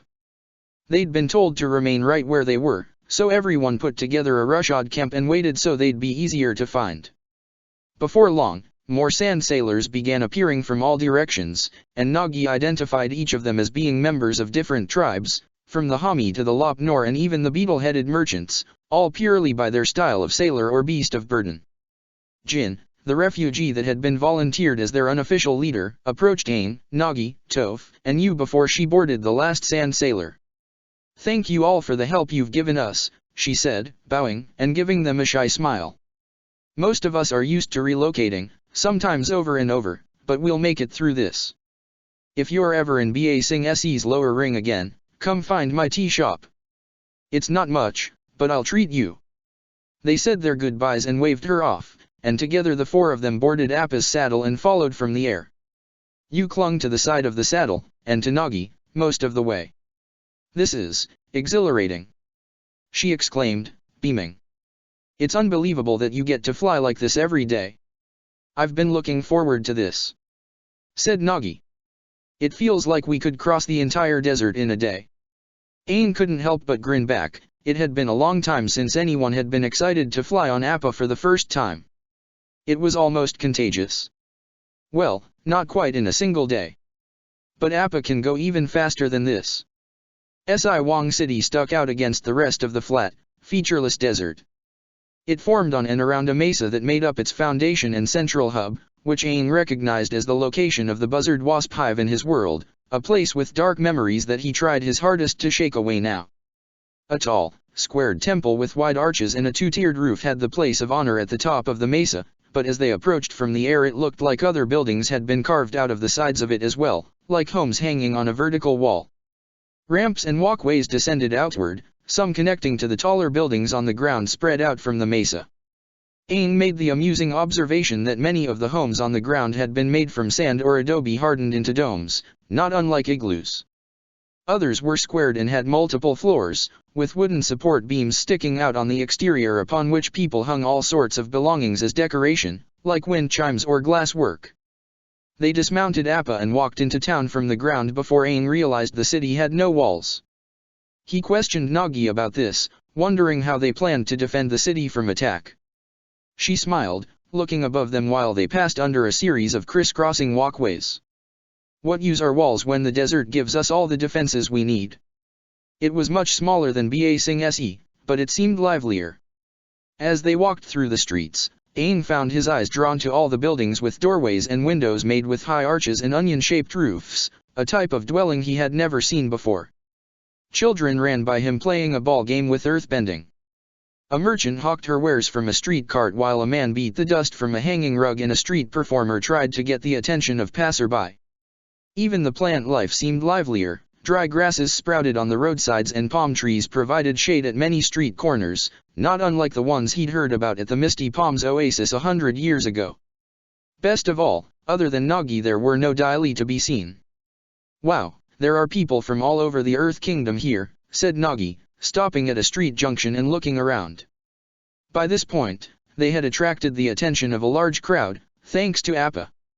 Ostrich horses and zebra camels gave him a wide berth. "It's grown a lot in the 2 years I've been gone." Toph stopped next to her and slouched. "You're lost, aren't you?" "No, of course not," Nagi protested. "I remember where I live." But even Aang could tell she looked a little unsure as she picked a direction and led the way. "I hope my father's home. He leads a mercantile caravan that deals in wines and fruits grown throughout the desert. He does a lot of traveling." Yu smiled at her. "I look forward to meeting him." Nagi smiled back, and once they passed through another archway she breathed a sigh of relief. The delicate sounds of a string instrument danced to their ears, the musician sitting underneath a colorful mosaic of 7 hooded figures all in different hues. The smell of stews cooking in pungent spices made Aang hungry as they walked down this road toward Nagi's house. They stopped in front of a bright blue door just long enough for Nagi to nervously grin back at them and brace herself before she opened it and led the way inside. "Father? It's me, Nagi." Arnook's retinue rode without stopping for the North Pole and Maya wondered if it was to avoid any more light spirit attacks. It set a hard pace for them, and without any waterbenders to freeze over safe paths they struggled to follow Arnook. At one point, they almost lost him when his carriage on its sled rode across a defrosted lake, which forced Mai and the others to detour around it. The previous day's rain had started to wash away much of the snow, but the temperature dropped at nightfall and froze it all over again. Now, the sun was bright but the tundra was still cold, and the light reflecting off of frozen snow drifts came close to giving them snow blindness. Even so, they persisted. The sky, clear of any clouds, had become such a light blue that it was almost white itself, making it hard to distinguish the ground from the sky along the horizon. The spirit-sundered sky shifted even more than a Fire Nation summer, occasionally veering close to something almost normal while other times it seemed entirely alien. They pursued Arnook's men through a ravine with snow-capped peaks on either side, coming out at the rim of a basin cradling a forest so green that Mai had to blink away the color assaulting her eyes. She assumed this to be the location of the northern spirit portal, because far ahead of them Arnook's men rode around the rim of the basin toward a grand temple overlooking the forest. It looked as if it had been carved from the mountainside. High walls and towers jutted out as if the mountain had pikes of its own, and ice coated so much of the stone that it looked like it had been draped in icicles. She couldn't tell its age or its purpose. It may have been a monastery once meant to preside over the portal, but now it was a shrine to the same spirit they worshipped back in Agnicolae. A cloud of dark shapes fluttered over the highest tower, the Raven's Roost. Now that they had followed Arnook to his destination, Mai felt unsure of how best to proceed. She didn't expect a monastery as the end location for his pilgrimage. She had so many questions. Why this monastery? Why leave his city for the portal now? Was it connected to the mysterious Night Seher spirit that the entire city sang in prayer to as soon as night fell? They finally stopped in a narrow cave to keep themselves hidden and catch their breath and plan out what to do next. Mai had tarried too long in Agnicolae. She could have infiltrated Arnook's palace the moment she received the spirit token that allowed her entry. She could have dealt with him then, long before his flight from the city. But she wanted to wait for the right moment. She kept telling herself that, kept telling Haru, Jet, and Ty Lee that, but she realized she was only trying to delay. A small part of her still quailed at the idea of assassinating someone in cold blood, even as she told herself over and over again that he deserved it. She thought of her dead warriors again and promised herself that she wouldn't fail. She wouldn't be weak. What's next? Where do we go now? Ty Lee asked, rubbing her arms. A chill had descended again, but still Mai found it nowhere near as cold as the tundra was supposed to be. I'm thinking, Mai said. Her eyes fell on Jet, who had little to contribute since his encounter with the pirate captain.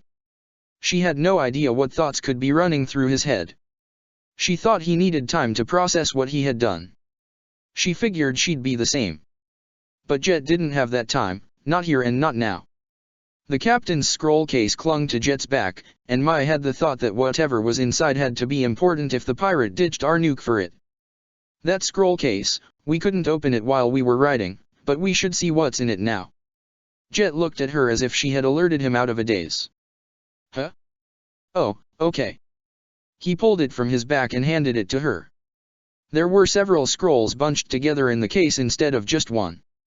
Ty Lee and Haru both took one while Mai unfurled another, the parchment brittle. The ink was faded and barely legible, but the inscription mentioned something about waterbending and its power being strengthened by the moon. She saw a figure bending under the full moon, but next to it she saw the new moon depicted, and the bender's power increased. That pirate said he found these in some Fire Nation jungle. Mai asked, spreading the scroll out on the floor. She wondered why some ancient sages felt a need to collect these scrolls, and what other arcane knowledge they had compiled. But then she remembered that she didn't really care. This one mentions the spirit portals, said Ty Lee, squinting close at the parchment. Something about how only an avatar can open them and only during a solstice. Wow, super specific, huh? Both Mai and Haru looked at her, the former with a blank face and the latter in shock. Say that again, said Mai, her words carefully measured. Only an avatar can open the spirit portals, and only during a solstice, said Ty Lee, and then she trailed off. Oh. Haru leaned against the cave wall and slid to the floor as her words settled in. We came all this way for nothing.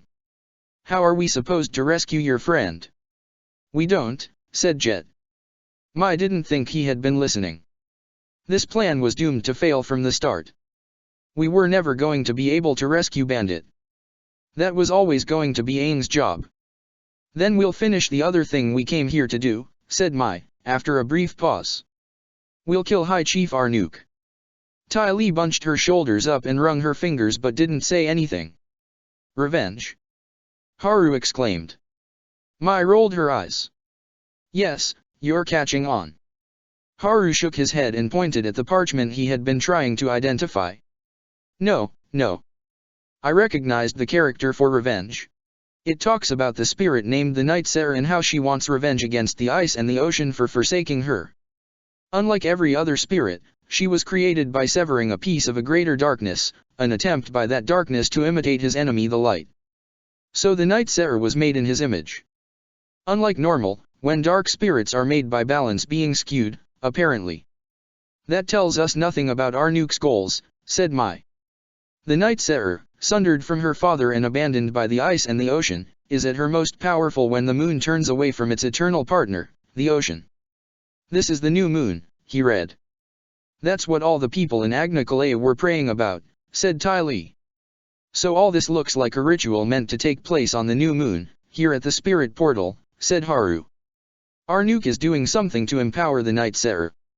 These scrolls are meant to show how to do that. And Seekin is the one who found these scrolls for Arnook, said Jet, turning away from the cave mouth toward them. He got them from the Fire Nation and that put him in Arnook's favor so that his pirate crew were the only ones allowed freedom in the city. But then he realized he could get a bigger prize if he brought these scrolls somewhere else, which is why he tried to run away with them. It was the most Jet said since Mai had found him over the pirate captain's corpse. She didn't know what to make of it, but she supposed it was better than him withdrawing in on himself completely. Maybe focusing on their next objectives gave him purpose, kept him from dwelling. Haru frowned. But this raises even more questions. Why is Arnook doing all this? None of them had an answer for that. Mai flipped one of her knives around her finger and clutched the handle between her knuckles. Doesn't matter. We came here to do something and we'll do it before Arnook accomplishes whatever he's got planned. This is us finding our footing again. Regrouping. We're in a new place but it's less fortified than the city and we can use this to our advantage. The temple is connected to the mountainside. Haru, you can make a tunnel to get us right in there. Jet, you'll climb up the walls and guide us from above with your bird calls. Ty Lee, you'll deal with any waterbenders we see. Ty Lee furrowed her brow. What'll you do, Mai? Mai held up her knife. I'll finish Arnook. They were about to set out when they heard a rumbling from somewhere above them. Gravel crashed down in a cloud of dust at the cave mouth, cutting off the light and sending them into coughing fits while they all tried to shield their eyes. Before it had fully settled, Mai heard a voice, muffled by distance, somewhere outside the cave. Only a small hole near the top of the cave mouth let in light and air from outside, and the voice spoke from there. You guys think you'll get to High Chief Arnook? Think again, man. The first spears of Agnicolea got you now. Of all the things that happened to them so far, Han getting the drop on them was the most embarrassing of all. Haru pushed and the gravel blocking them into the cave exploded outward, letting light in again. The attack took out a trio of Arnook's first spears standing in front of it, but sadly none of them were Han. No way. Han shouted out. They've got an earthbender too. That meant Gashiun, Mai assumed. Jet and Ty Lee rushed out of the cave while Haru followed and Mai took up the rear, keeping her distance and getting a visual on the situation. Over a dozen fighters surrounded them on both sides of the cave mouth, but ahead there was only a sheer drop into the basin and forest below. Jet engaged them at once but only Ty Lee managed to down her foes. Once revealed as a chi blocker, they focused on her instead. Things didn't look good, these were Arnook's elites, Han notwithstanding. Haru battled against Gashiun, the sandbender. I don't get it, he said, slamming his mallet into the ground, which rippled toward Gashiun. Why are you helping them? Gashiun's root didn't break, he rode the earth shifting beneath his feet. His hands circled in quick, fluid motions unlike any earthbender Mai had ever seen, and a flurry of stones rose with his movements. She tried to dive out of the way, but it left her open and allowed one of the first spears to strike with the blunt end of his spear against the back of her legs, making her buckle. The point of his spear pressed against her throat and she dared not move. At the same time, Gashiun swung 2 bags of sand at the end of a pair of ropes and hurled them at Tai Li, which wrapped around her and knocked her to the ground. Han's voice rang out. "Stand down, all of you. You're gonna answer for your crimes against the High Chief." You couldn't help but smile wide all through the meal as Nagi's father Shaemo fed and entertained them. They had come without announcing themselves, but he warmly welcomed his daughter and her companions into his home. He hadn't seen Nagi in 2 years, but from what you could tell, it was as if no time had passed at all as he asked her about her life and expressed his joy at reuniting with her. He was so lively and Nagi was so loved that it made you feel an ache in her stomach, and she wasn't quite sure why. He fed them a hearty rice dish filled with lamb fowl and spices that made Yu's tongue burn, along with a flat bread he said had been baked under the desert sands, something that gave Toph an unexpected delight. A white, creamy sauce covered the rice, and it was another taste that Yu found herself unaccustomed to, but altogether she found herself appreciating the food and the company even more besides. Aang seemed a little distracted, picking around the meats in his food, but he humored Shaemo when the man claimed to be a descendant of Avatar Hainan, an ancient member of his tribe who may have even been a queen. "Fate brought you together with my daughter. We're almost related," said Shaemo, arms spread wide. He nudged Aang with a conspiratorial wink. "Though it has been so long since we've had an avatar born to the Si Wang tribes, so perhaps you could pass that on as a hint to your next lives." Aang smiled. "I'll be sure to try." Nagi shook her head. "Oh, Dad, how embarrassing." Yu laughed into her hand. "If I remember correctly, you were also quite awestruck when you met the Avatar, Nagi." Nagi batted Yu's shoulder and laughed with her. "Shush, Yu." Shaemo nodded understandingly and apparently hadn't heard Nagi and Yu's exchange. "Excellent, excellent. Now, will my daughter and her friends be staying long? With both you and Gashiun gone, it has been quite lonely here in this home." Nagi folded her hands on the table as a warm breeze came in through the open window and rustled the curtains. "I'm afraid not. There's a lot of work that needs to be done in Ba Sing Se." Shaemo frowned. "You're going back to that den of rat snakes? I worry for you, with everything happening." "What's been going on?" Toph asked, leaning back on her chair. "We kinda missed a lot." "Too much," Aang added, brow furrowed. Shaemo stood and walked over to the wide window, peeking out over the balcony below. The noises of the city carried up to them, from the barks of zebra camels to the shouts of hawkers and children. He let out a heavy sigh. This city has grown so much in so short a time. When I was a child, my family still lived out in the desert as nomads, always moving from place to place. But the war never reached us. Our desert was always too dry and uninteresting to the waterbenders. And eventually people came to realize this, and thus they began coming to the desert as refugees more and more. This city was here when I was a child, but it has grown exponentially. And some in Ba Sing Se, like the Council of Five, find that to be a threat to them," said Nagi. "There are many who even believe we are expanding the desert itself on purpose, or colluding with the waterbenders to encroach our borders over the rest of the Earth Kingdom. It's all nonsense." "Tensions are high," Shaemo continued. "Some chieftains and elders believe that Ba Sing Se might even wage war against us. And even worse, others want to fight back." Aang stood, palms pressed flat against the table. "War? Why? They're already fighting a war against the water tribes." Shaemo crossed his arms. "They've accused us of working with a faction in Ba Sing Se's underbelly in order to attack them. I've even heard stories of Wan Shitong, the spirit owl, laying waste to the city, and since his library was in the desert there are those who think we are to blame. It all sounds so unbelievable. But now, with the great spiritual upheaval in the skies, I don't know what to believe." Nagi scoffed. "What, they think we sent Wan Shitong to devastate the city?" "I was there, Dad. It was chaos all over the place.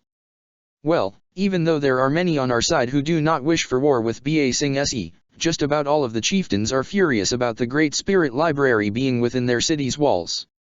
They believe the Council of Five will defile it, hoard it, and that we are the ones who are truly entitled to all of that knowledge." It was Nagi's turn to stand. "No one is entitled to it and no one should hoard it. This is ridiculous. Toph let out a sigh. Sounds like something the council might do, though. The legends say that the library moved throughout the desert, thanks to Wan Shitong, said Yu. She felt it was an appropriate moment to contribute. So does that mean, with Wan Shitong away from his library, that it is stuck beneath Ba Sing Se? Aang paced around the table. I think so. Unless Wan Shitong comes back for it. They all fell silent. The likelihood of that was quite high, Yu reasoned, but the last time they saw him he was intent on searching for all the humans trapped in the spirit world to wipe them out. And she didn't think anyone wanted him to return anyway. She figured it was too much to hope that he did succeed in finding a world with no humans to live in peace. So both Si Wong City and Ba Sing Se won a fight for control of the library, said Toph, neatly summing everything up. Just great. Perfect timing, with the war we're already in that's getting crazier than ever. Who do we need to fight so they stop fighting? Perhaps you should seek the Hearers' Council, Shadamo suggested. They are the one voice that acts as the leader of our city, mostly in spiritual matters but also as an advisor for the political ones between the various chieftains. The Hearer resides in the temple atop the mesa, and they discern the wills of gods and spirits that whisper in their ear. They might know why all of this is happening with the spirit world. Aang sighed, sagging under the weight on his shoulders. I already know why it's happening. I'm gonna go downstairs to check on Appa, but after he gets time to rest I'll head to Ba Sing Se tomorrow and talk to our friends there. Thank you very much for the meal and your hospitality, Shadamo. After he departed, Yu looked down at her empty plate and hadn't realized that she'd been so hungry. That was delicious, she said, in an attempt to break the tension. I've never tasted such a combination of flavors before. Nagi turned to Yu. Can I show you around the city? I'd love for you to experience it. You too, Toph. Toph waved them off. Nah, you two go. You walk through one city and you've walked through them all. I'll go find Aang. After bidding farewell to Shadamo, Yu and Nagi went downstairs to go back out into the desert heat. Earlier, before they ate, Nagi gave Yu clothes to wear more appropriate for a desert, a dress of white linens with open sleeves, cinched at the waist, and with a loose cowl like Nagi's but trimmed in indigo. Yu hadn't expected their clothing to be so colorful, and she found it beautiful, airy, and comfortable as well. Nagi led her through the city with enthusiasm, occasionally grabbing Yu's hand or shoulder to point out the views. Mosaics depicting faces of historic figures graced the sides of many buildings along every street, though some had abstract designs instead and all splashed so much color into the city.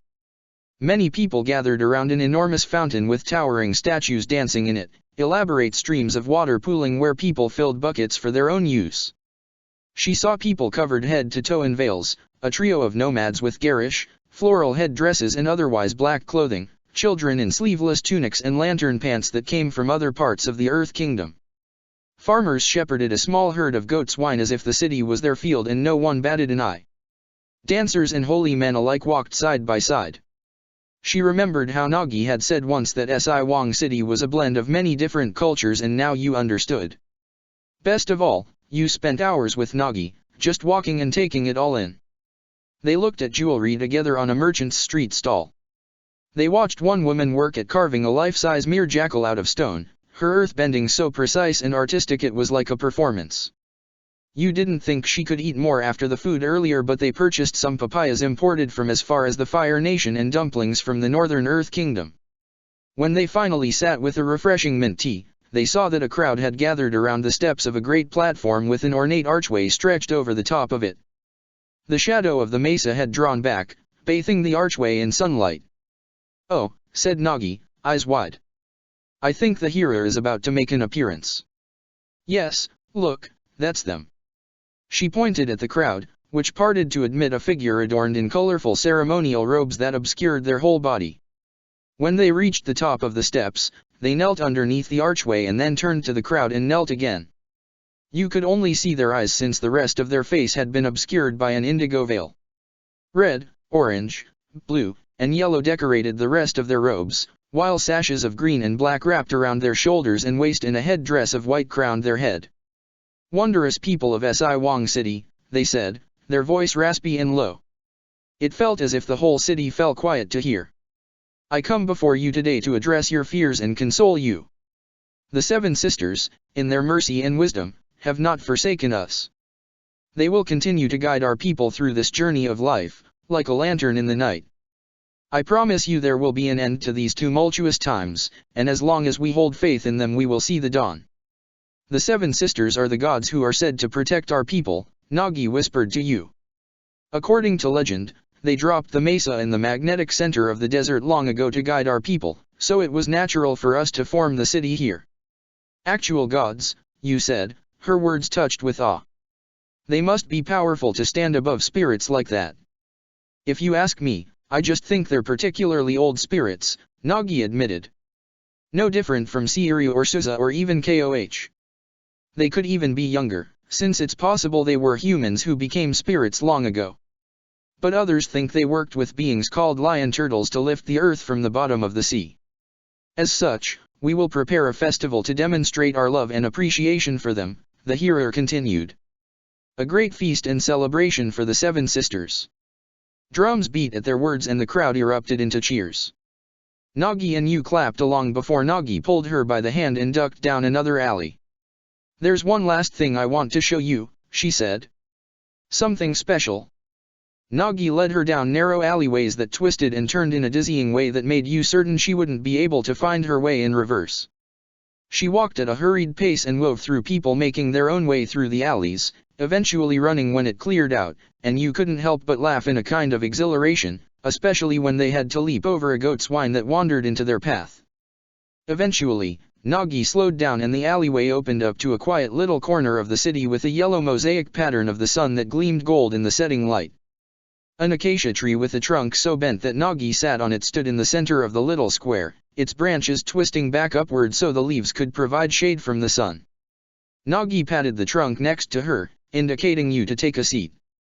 I debated whether or not to show you this clearing at sunset or late at night. When the sun is out, the light reflects off of the sun mosaic and makes it look golden. She pointed straight ahead, and now that you had sat down facing the way they had come, she saw a mosaic of the moon opposite from the sun.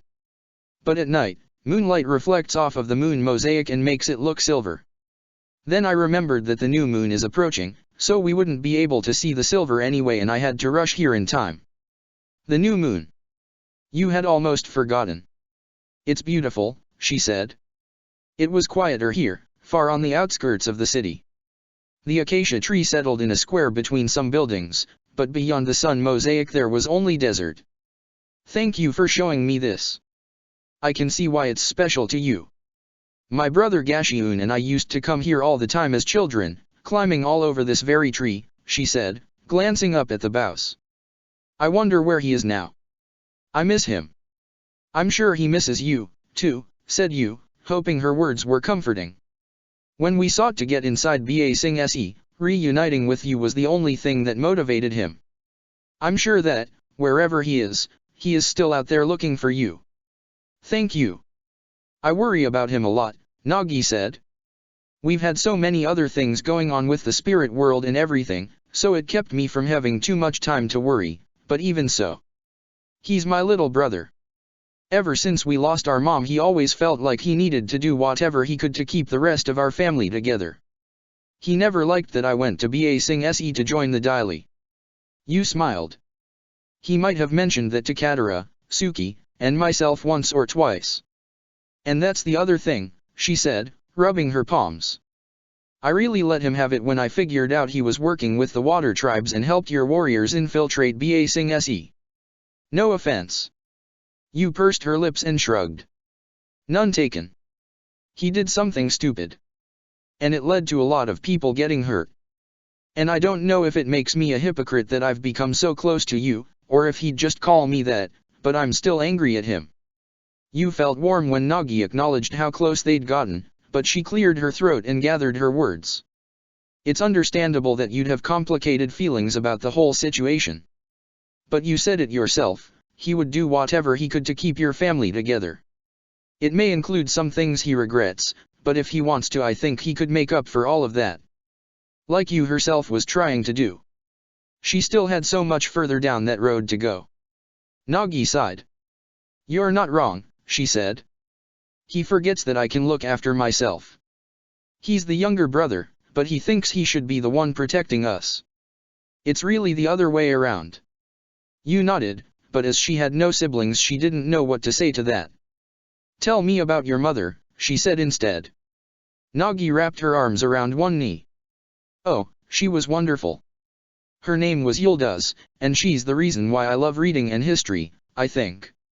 She was the only non-bender in the family, something that never really held her back. But the sun sickness took her around 10 years ago now. She looked at you with a sad smile. What about your mom? I'm sorry. Mine died when I was very young, said you, recalling the feeling of cuddling with her mother under layers and layers of furs. Sometimes it's hard to recall specific memories, but she always looked out for me. My father changed a lot after we lost her.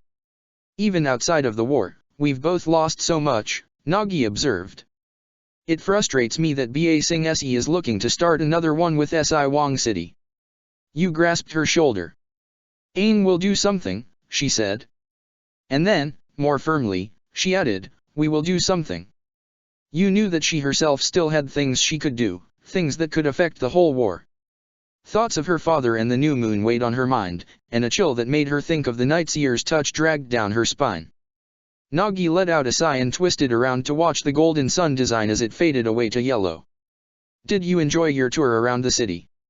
She asked you with another smile. I loved it, you said earnestly. Your home is beautiful. It's amazing what I can see when I open my eyes to something new and different. Her advice to Aang from the other day echoed in her mind and she felt heat rising to her cheeks. Thank you for bringing me here and showing me all this. It was more than she deserved to be able to see this secret city. I really enjoyed spending this time with you, Nagi said, and her hand intertwined with Yu's in a way that made Yu's heart leap. It was nice to be able to do this without the threat of a face-stealing spirit over us, or an omnicidal owl who wants to wipe us out. Today felt, both exceptionally normal and mundanely extraordinary. Yu laughed and Nagi joined in.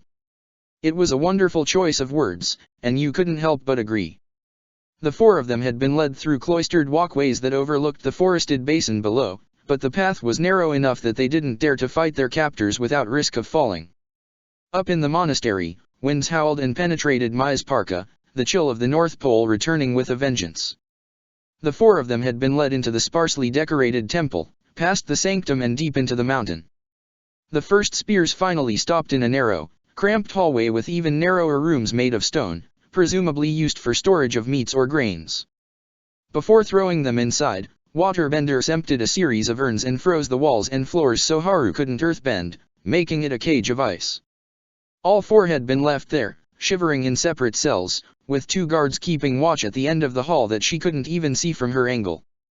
The only light in the cell came in through the top of the door and the dancing torchlight beyond. A gap in the ice and stone did allow Mai to see Jet in her neighboring cell, though. He curled up against the opposite wall, staring blankly ahead toward Mai. His cell got more light. She felt how he looked, trapped down here in a makeshift prison, her anger at herself for getting them into this situation festered. She pictured Lu Mao and Xiao and thought of how she had disappointed her warriors yet again. But Xiao was headstrong. She would find a way to brute force her way out of this cell. That wasn't really Mai's style, but sometimes that was all a situation needed. The first spears had disarmed them when they led them down into the cells, but they didn't get all of Mai's hidden daggers, knives, and darts. She still had a whole repertoire on her. Her cell door was made of wood but it had been frozen shut under a layer of ice. She thought she might end up damaging her knives, but carving her way out was possible. All she had to do was pry the door free. Then she could deal with their two guards. And after that, she would get Haru out, but he was presumably held under even thicker ice. Mai was starting to wonder if she should just focus on getting herself out and then go finish Arnook without them when Jet spoke up. Would you say what I did was righteous? He asked. His sudden question took her by surprise. She'd been about to start chipping away at the ice. You got your revenge against a murderer. But I'm not really in a position to make moral judgments about that. Maybe an avatar could, but she wondered if that sort of thing was above even Aang. Is revenge right? Ty Lee got me thinking, he continued. She moved toward the gap to get a better look at him. His legs and posture slackened as he leaned his head back against the cold wall, staring toward the ceiling. I've dreamt about finding him ever since the day he killed my family and destroyed my village. But now that it's done. You don't know what to do with yourself, she finished for him, sitting next to the gap. It was barely larger than her closed fist. He looked at her. Did it change me? I don't know, she said, her voice flat. I was just annoyed that you put the rest of us in danger for your revenge quest. Haru and Ty Lee almost got clawed to death by light spirits by the time I got there. But only you can say for sure if it changed you. He didn't apologize. She didn't expect him to, they were far past that, and it would accomplish nothing. I think what I did was justified, he said, staring down at his clenched hands. It was justice. But I feel, I don't know, wrong, in a way. It made me sick to think of all the lives he could have destroyed, that just ending him isn't enough.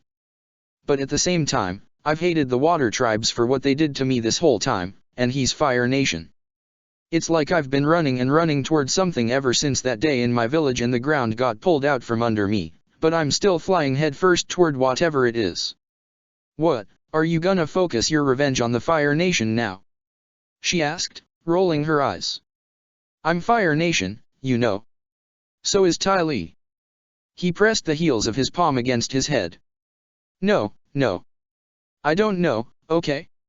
I'm still just so angry about everything he took from me. It's not fair. I hate that there's no way to take it back. Looking at him angry and frustrated like that, some part of her was reminded of Zuko. She sighed. Zuko, at least, had focus with everything he did. Listen. At this point, all you can do is prevent something terrible like that happening to some other kid. But in order to do that, I need you here. I need you to focus on whatever your next step is. You don't have to know everything, just the next step, one thing at a time. Whether getting your revenge changed you or not, it doesn't matter right now. He hugged himself, shivering as his breath clouded in front of his face. What about you then, Mai? What about the revenge you want? Is that our next step? Is that all you're focused on? You've never even met Arnook. He isn't the one who killed your warriors. She scowled. She hid her face from the gap in the wall, her cheeks ruddy with the cold. I know he isn't the one who did it, she said. But along with Hakata, he represents the ones who did. So I have to finish him. It would deal a huge blow to their conquest. Or so she hoped. I don't care that it wasn't Arnook, but I can still blame him for it. Jet let out a breath through his nose. Every time the freedom fighters managed to scare off some captain or chief in our forest, another one would just take his place, worse than before, or with more support. What if it's the same with Arnook? Mai turned away from the gap and leaned against the wall next to it. It doesn't matter, anyway. We're stuck here. Even if she did manage to break herself free, Han and the first spears managed to capture them with little effort. What good would she do alone? She stared down at her knife, focused on its point, which gleamed in the dim light. I don't know what revenge will do to a person. I can't answer that. But my conclusion is that the answer is different for everybody. Maybe it could change her, reach inside of her like a rat viper's venom and infect her, making her lose herself in it. Maybe it would make her feel empty. Maybe she'd turn away from it, or achieve it and be perfectly content. And maybe Jet would find a different answer. Would he be consumed by it, or find a different path? He scoffed. So I guess I just have to figure it out myself, huh? Know myself, and all that. Ugh, you make me sound like some old gasbag trying to sound wise, she said, blanching with disgust. Your words, he replied, and when she looked back she could see the hint of a grin. Footsteps echoed down the corridor outside and they fell silent. Mai heard the voice of one of the guards, muffled from behind her cell door. What are you doing here, Sandbender? Gashiun made sure the guards saw the drawstring bag at his belt and let the coins inside jingle. Suki's money, because he didn't have much Water Tribe coin.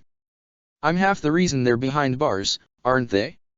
I just wanted to see them for myself. In truth, he didn't know what he was doing down there. He was curious about these people and their reasons for coming to Agnicolae, and especially their reasons for tailing Arnook. And one of them was another earthbender, an idiotic one, for doing what he had been doing. Gashiun did remember another one of them, Jet, from Ba Sing Se. That alone made him want to know what circumstances brought them here. What they might know of Katara or Sokka. The guards grunted and lumbered down the hall, far enough away to be less annoying but still close enough to keep an eye on Gashiun. He didn't care. He opened the eye hole of the cell with the most ice on it, peering inside. Inside a hollowed-out block of ice, Haru sat several inches above the ground, locked in a frozen prison with bars that gave him just enough space to sit uncomfortably, suspended away from any earth to bend. Crates of stored meats stacked against the walls all the way to the ceiling. The guards were there not just to keep watch but also to make sure his prison stayed frozen. Haru rubbed his arms, teeth chattering. "Gee Gashiun!" he exclaimed. Gashiun narrowed his eyes. "I told you to keep your head down while in Agnicolae. You ignored my warning." Haru's words came out in sharp breaths. "We have a job to do.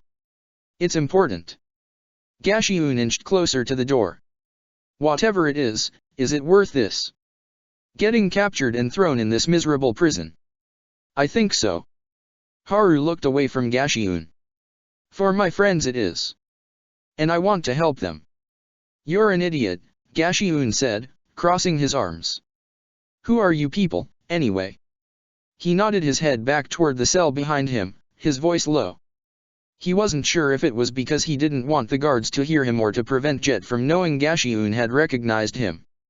He didn't know if the first spears had interrogated them yet, but he didn't care enough to help their questioning. Han was too much of an arrogant jerk. "I know that one. From Ba Sing Se. Do you know anything of Katara or Sokka's whereabouts?"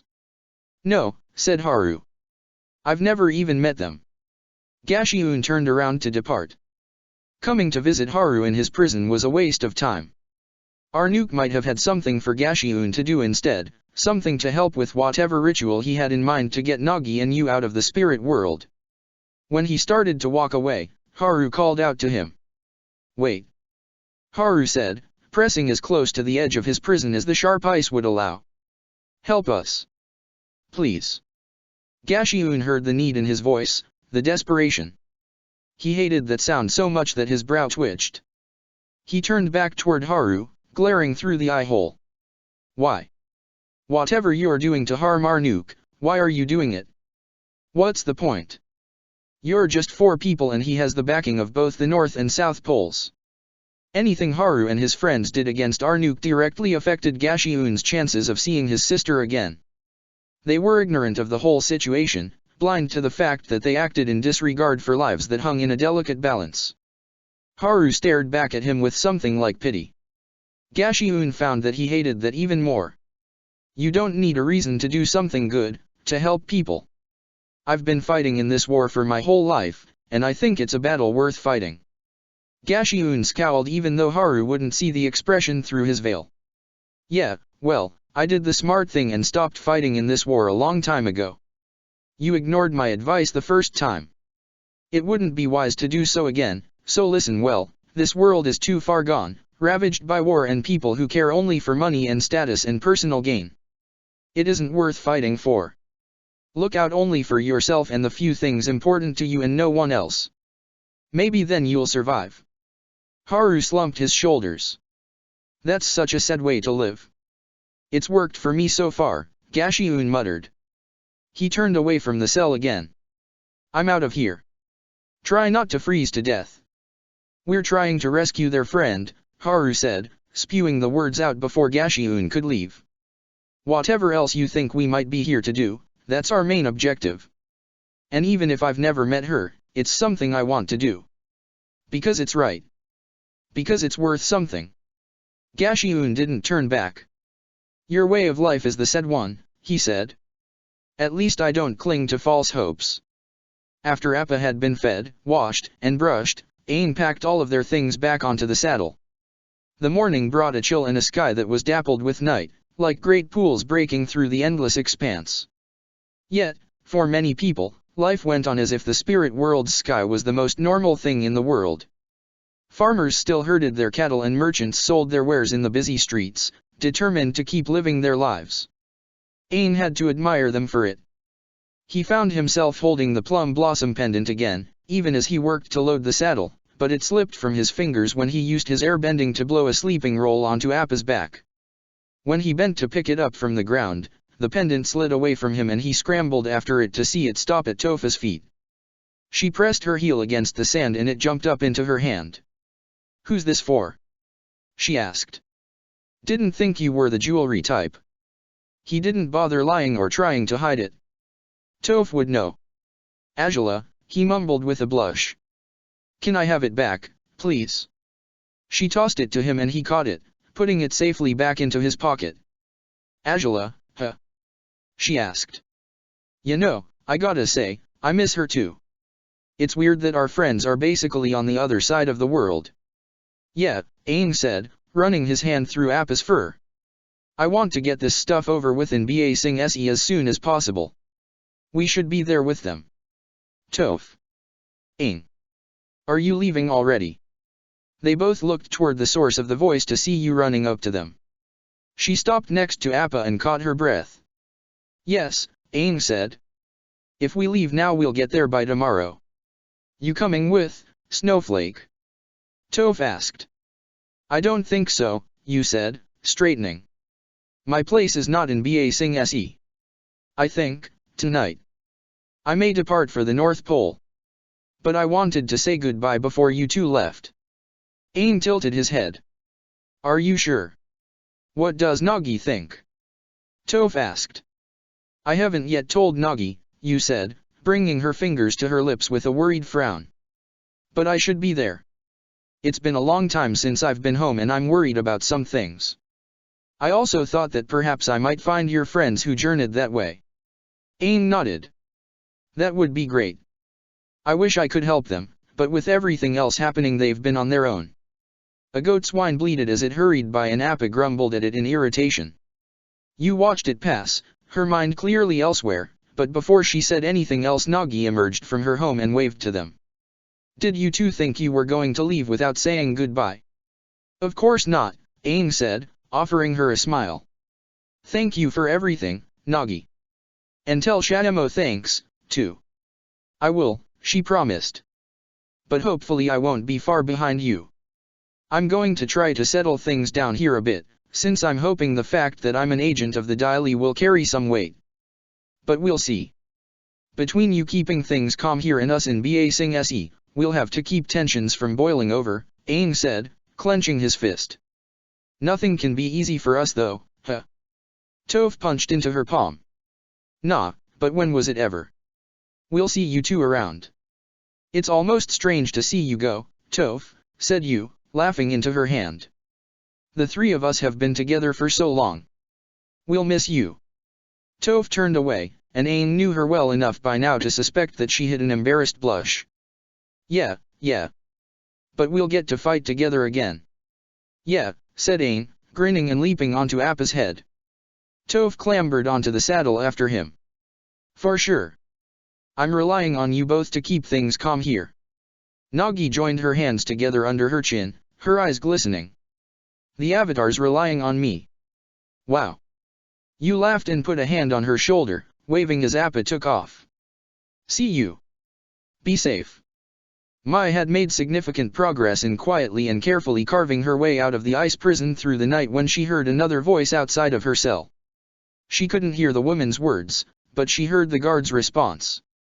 "Oh, look, another visitor for the trash. Getting homesick for your own people? They're not my people. Out of my way." After hearing her more clearly, Mai recognized the voice as Suki's. Apparently she had caught up with them after the confrontation in Arnook's palace. "That knife you're playing with, that belongs to the girl you captured, doesn't it?" Mai did not want to know what those guards did with the knives they had confiscated. She'd have to be sure to clean them carefully once she got them back. She dearly hoped they didn't use her knives to pick their teeth or something. Yeah, she had these 3 really cool knives on her. 3? Only 3? Are you two idiots? Open her cell right now. And stand in front of the doorway when you do, I don't want to be the one who's turned into a human pincushion for not confiscating all of her weapons. One of the guards yelped and Mai made the assumption that Suki had grabbed one of their arms and twisted it behind his back or something, because he yelled at her to let go through whimpers and gasps. There was a pause. Mai suspected that the two guards looked at each other as if trying to figure out whether or not they should listen to Suki or how they could save face. Mai wondered if she should prepare to fight back as soon as they opened her cell. Two guards she could handle, but not with Suki in the mix and not after a night of restless, freezing sleep. Suki being more thorough about disarming her was not something she counted on, and it threw a wrench into her escape plans. Before they could do anything else, she pushed one of her smallest daggers through the gap into Jet's cell, who silently took it. Knife girl, turn back against the wall with your hands above your head, said one of the guards. Mai obeyed. She heard the sound of water splashing to the floor as they unfroze her door and unlocked it with a key. Torchlight spilled into her cell and Suki walked inside, patting down Mai's clothes. Ugh, you guys really missed all four of her holsters? She asked, unbuckling them from Mai's arms and legs. She found the pouch of needles at Mai's belt and the longer dagger in her sleeve. Suki grabbed her by the shoulders and turned her around, and based on the hard look in her eyes Mai knew she had little chance in defeating her in close-range combat, and they both knew it. I know I'm missing more. You threw a lot of stuff at me back in the palace. Mai pulled out the darts hidden in the folds of her parka. The knives sheathed in her boots. She emptied her pockets of throwing stars and curved knives that spun through the air. Suki took the tripwire Mai had carefully coiled around her waist with something like appreciation, examining it for its quality. Mai even pulled some needles from her hair when Suki waited expectantly for more. When Suki had finally exhausted her of all her weapons and handed them off to the increasingly dumbfounded guards, she pinned Mai against the cold stone wall. Don't try anything funny, she said, and then spun her around again and tied Mai's hands with her own tripwire. She pulled Mai out of the cell and dragged her around a corner to a chair, forcing her in it. The guards went off to secure Mai's weapons, leaving both of them alone in a room with a short table, a torch, and a little barred window that looked into Ty Lee's cell. Oh, Mai, it's good to see you. Gee, you're looking a little bluer than usual. Hey, can she warm up a bit by the fire? Ty Lee's head popped up behind the bars and she directed her last question toward Suki. This is as close as she gets to it, Suki replied. I'm not taking any chances. Mai glared at her with narrow eyes. What do you want? I've figured out that you must be allies of the Avatar, Suki said, her face makeup making it look like she had a more threatening glare than Mai's. Sokka told me a little bit about the Chi Blocker princess who used to be the Avatar's travel companion. Oh, that was way back, Ty Lee interjected. Sokka really remembered me? Wow, I'm honestly kind of flattered. Suki gave her a peevish look.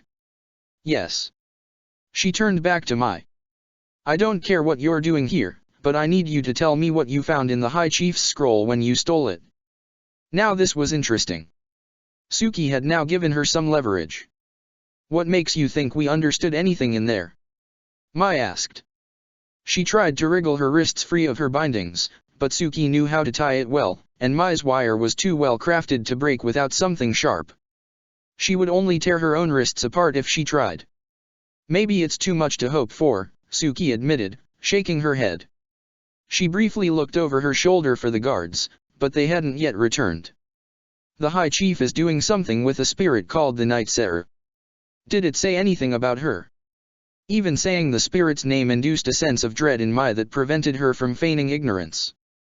Ty Lee's shudder was all the answer Suki needed. You're suspicious of Arnook, Ty Lee observed with a somber tone. I see it in your aura. You're scared by all the things you don't know. I'm not afraid of any spirits, Suki retorted. She scoffed. Fine, wanna know the truth? I've been doing my own investigating around Agnicolae. Arnook made a pact with the Night Serer when you was just a baby and now he's getting his end of the deal. I think he wants to become a waterbender, or to make all of his people in the city who can't bend already into waterbenders. Mai blinked. That wasn't the answer she was expecting. Waterbenders? Why? And what does a night spirit have to do with that? Air nomads were supposedly the most spiritual nation, said Suki. And every single one of them was an airbender. So it stands to reason that if everyone in the water tribe shows the same kind of devotion to spirits, we'll all become waterbenders, according to his mindset. But I think it goes even further than that. I think Arnook wants to become a spirit himself. That's impossible, Mai said. But then again, didn't Zuko gain bending due to some sort of spiritual interference? Would something like that be possible on a nationwide scale? What would that mean for the war? How does he expect to do that? Ty Lee pressed closer to the bars. And are you asking us for help? Suki scowled. I don't know how he expects to do it. I'm just looking for information, but if you two don't know anything then you're useless to me. She grabbed Mai under the arm and hefted her to her feet again, leading her back to her cell. Wait, said Ty Lee. Why can't you help us? I know you don't like the idea of keeping us imprisoned down here, defenseless. You're really upset.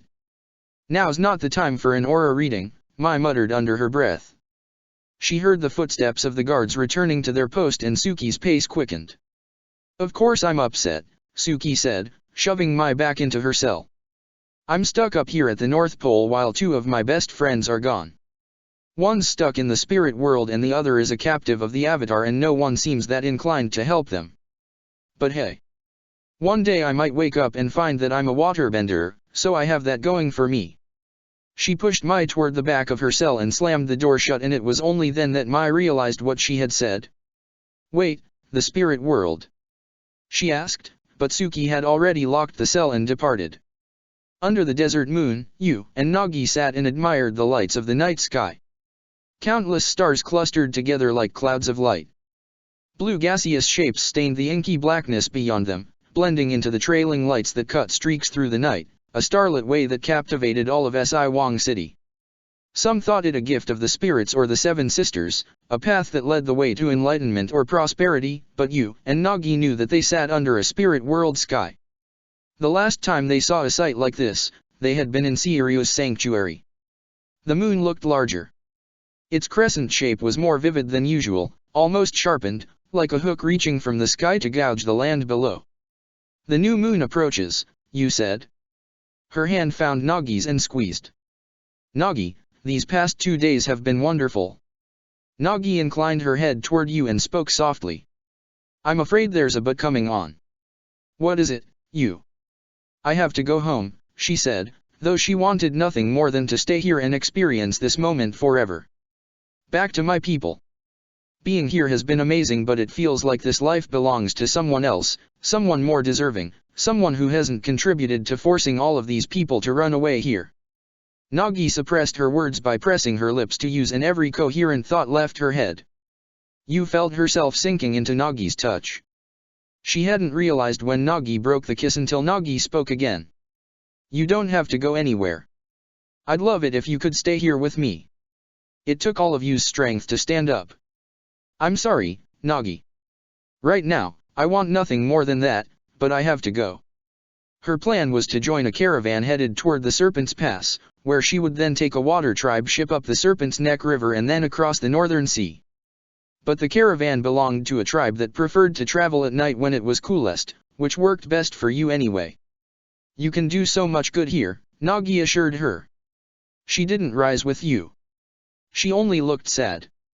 The new moon approaches, Yu said again, her gaze drawn to the sky. And I can't be here when that happens. I need to find my father. I need to speak with him. Nagi averted her eyes. I don't understand, she admitted, and pulled herself up to stand with Yu. But I knew this was coming and I won't stop you. They embraced, and in that moment when they held each other Yu tried to say everything she'd left unsaid, all the gratitude she felt toward Nagi for supporting her and being with her for this whole journey. The gratitude for returning her feelings, for giving Yu a chance, even when she had to leave. She wanted to say she was sorry, and that they would meet again, but the words wouldn't leave her lips and she hoped the hug would say that, too. Yu tried not to look back when she walked away, but right when she reached the first buildings at the border of the city she looked back one last time at Nagi. Silhouetted against the crescent moon, Yu couldn't tell whether or not Nagi had turned away from her, but she decided then it must be better that way. Aang and Toph managed to fly all the way to the banks of the Serpent's Fin River at the northern edge of the desert by the end of the day. They made camp in the region that Nagi had called the Barrens. The dusty ground and the muddy riverbank had turned the water a murky brown. The few trees that still stood in this region had all the presence of upright twigs, and otherwise the region had no vegetation. Appa pawed at the ground and let out a tired groan until Aang fed him from a sack of grains they'd brought along. Aang enjoyed traveling with Toph again, but most of their journey had been a silent one with Aang at the reins and Toph in the saddle alone. He felt the absence of all the people who should have been there with them, but when they landed Toph made him do some earthbending practice to ensure he hadn't forgotten anything, and the strain of sparring with her kept him from getting weighed down by his worries. Toph rapidly slid her foot across the dusty ground, dragging up blocks meant to break his route. "There's still lots of stuff you're not telling me, Twinkletoes." She caught the boulder he sent back at her with a single palm. "Like that whole thing with Azula and Katara." He crouched and lifted, pulling up a slab of stone beneath Toph's feet in an attempt to flip the ground over beneath her. "There's not much else to tell. Azula let Katara go and went with her, and now I have no idea where they are." Toph stomped her feet, breaking through Aang's slab before it overturned her. Her voice came out low, almost unsure. "Was it a betrayal?" The crunch of stone and gravel resounded through the night as he propelled himself toward her in close quarters combat, breaking through her defenses and leading an assault with a rock glove. "No," he said, his voice firm. "It couldn't have been. I trust Azula." "Good," Toph said, her posture loosening just enough to tell him she'd been relieved by his reassurance of that. "I'm glad. It means she's got a plan. Hopefully a really, really devious one. She's good at that."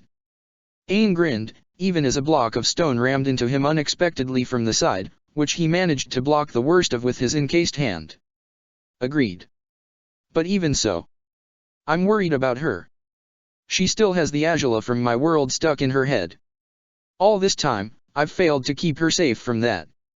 It felt good to get this out, like each strike he and Toph inflicted on each other was a weight being lifted off of his chest. Toph twisted her ankles in something like a shuffling dance, pulling up blocks that halted Aang's movement back toward her. He smashed through them all. "You don't have to keep her safe from it. Just fight it with her. You two are partners, right?" He stopped just long enough for Toph to encase his feet, making him lose his balance. "You think so? I've never thought about it like that." "I mean, yeah," said Toph, pressing her attack. "We've always had your back, but it was always different with her. Even the other me is agreeing right now." He crossed his arms to defend himself from an attack that blasted him backward, sending him airborne.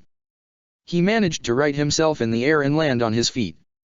He wondered why that was. Azula was always determined to never get left behind, always pushed him, never let him stew in his negative thoughts.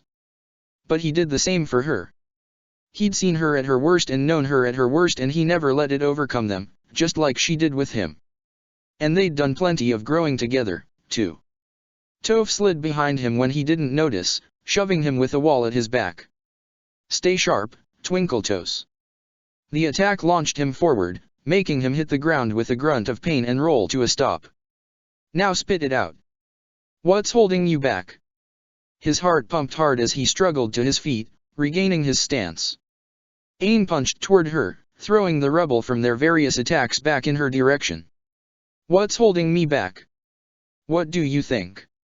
Toph pulled up 2 slabs of stone as a shield, angled diagonally to reflect his attacks off of it. "I just think you've been making excuses all this time. I know you can't stay, but I think you're worrying too much about the future when instead you should think about the here and now." Aang shook his head. "That's not fair to Azula. I can't act on my feelings when I've already decided that I have to go back to my world. It wouldn't last. I wish I had the luxury of acknowledging how my feelings can change, how they leave me open to something new and different and all that, but I can't. I'd never be able to live with myself if I stayed in this world, even if so many things are better here. I can't abandon my other friends." Toph pulled her hand back and slammed her shield with her palm, sending it sliding across the ground toward Aang. He sidestepped to avoid it, but the second half of her shield nearly struck him. "Like I said, live in the here and now. What if something happens to her, wherever she is, and you never get the chance to tell her this at all? Or do you still see the face of a murderer? Is that it? I gotta say, I never understood people's focus on faces, but after everything with KOH it kinda started to make sense. He stumbled when the ground shifted under him, but he dug his hands into the rock and pulled up a barrage of boulders. She might have the same face as the Angela I knew, but they're not the same person. This Angela had a fundamentally different identity. He'd already learned to see past that long ago. I don't want to lose Angela. I won't let that happen. Toph rode toward him on an earthen wave and barreled through his defenses, throwing him down to the ground and knocking the wind out of his lungs with a grunt. Other me says you've already lost so many people. You should know better, know that it can happen to anyone at any time. I know, he said, leaning on one knee and panting. He didn't rise, and instead screwed his eyes shut. You're right, okay? Both of you. I have to live in this moment, not in the past or in the future. But I don't think I know how. Toph slid to a stop right in front of him and pushed him over. He'd been so tired out that he couldn't resist and fell to the ground, and was about to give an angry retort when he saw her grinning from ear to ear. I know I'm right. And I win. Your earthbending has gotten better, but you're still no match for me. She offered him a hand to help him up and the anger drained away, so he took it. I don't know how to tell you to live in the moment. Just admit to how you feel.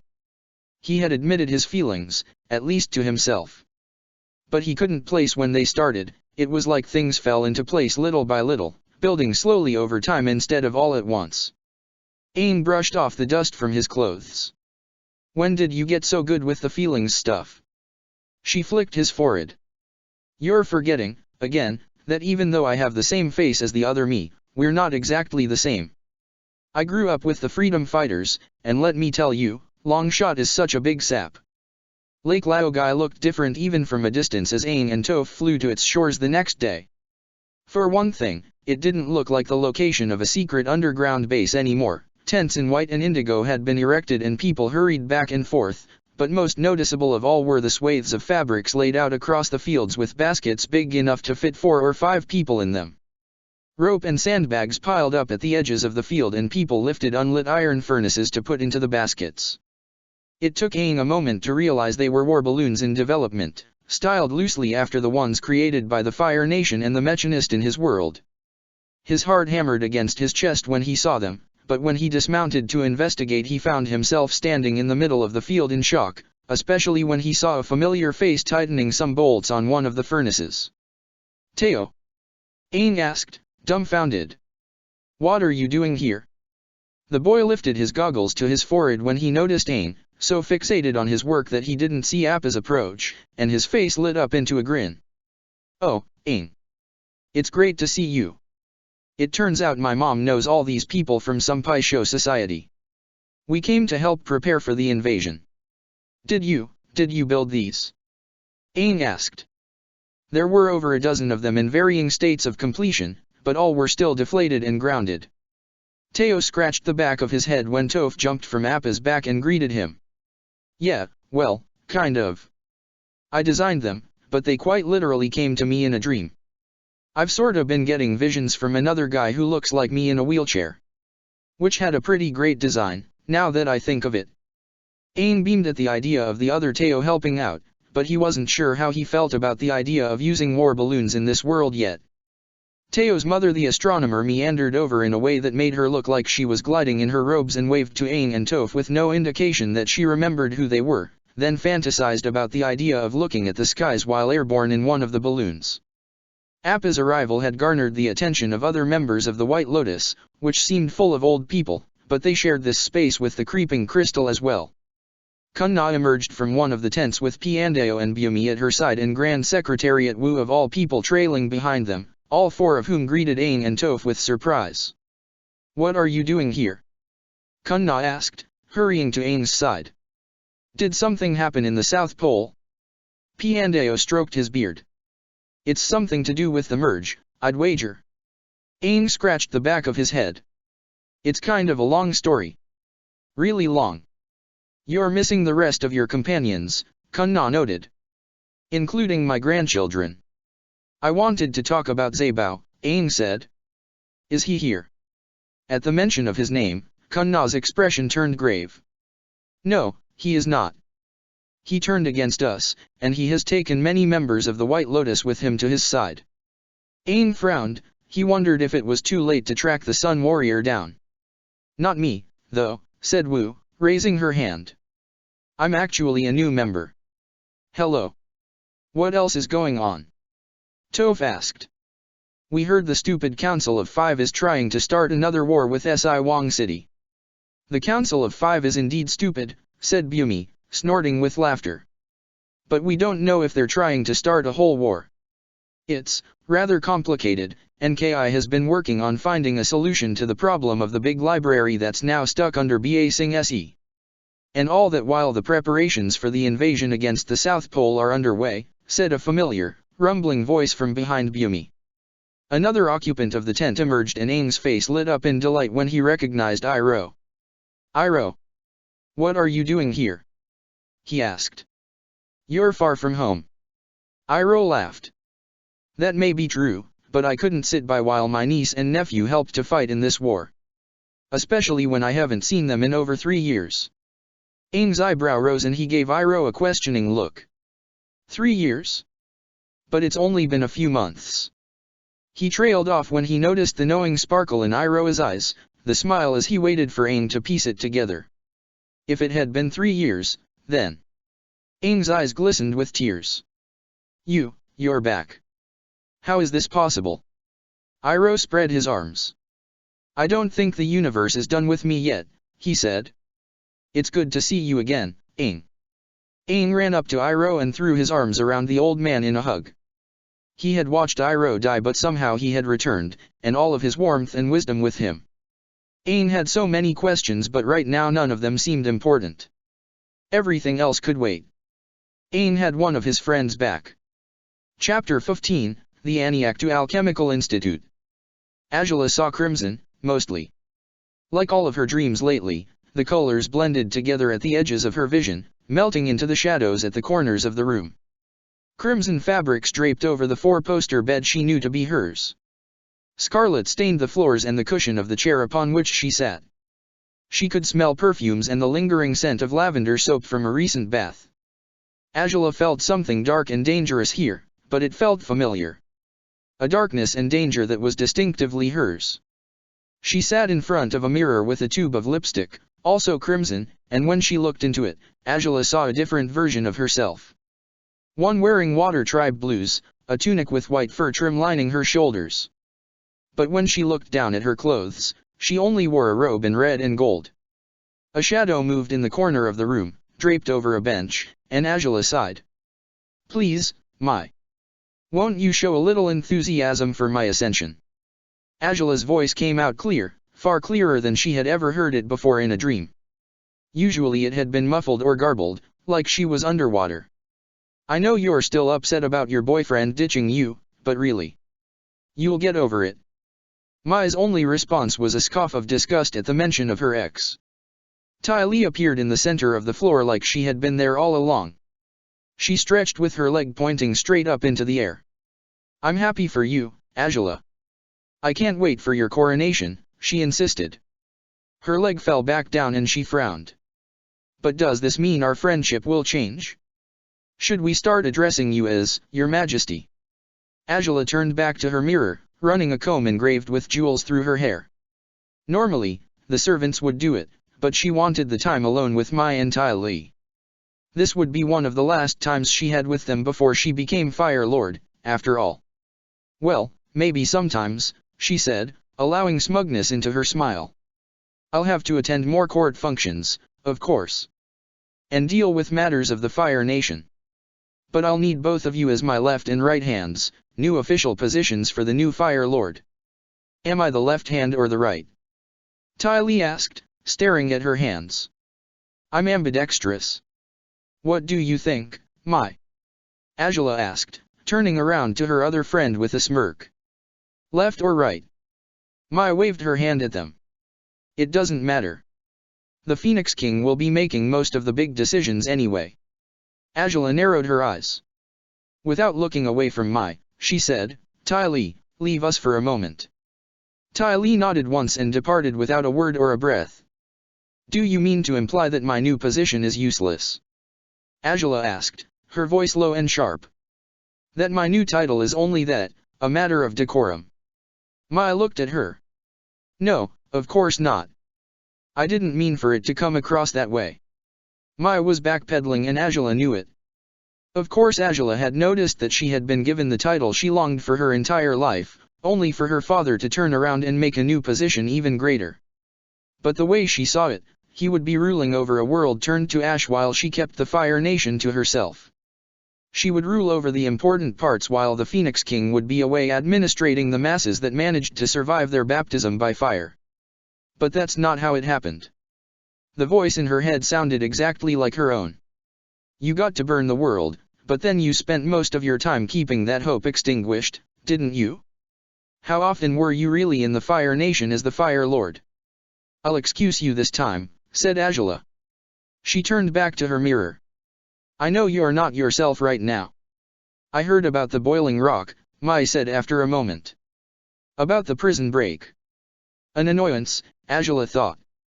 At least it had allowed her to follow Zuko to the Avatar's hiding place afterward. But she couldn't help but wonder what would have happened if she made it to the prison in time to face him there. "From your warden uncle, I assume." Ajala saw Mai's eyes fixed on her through the mirror.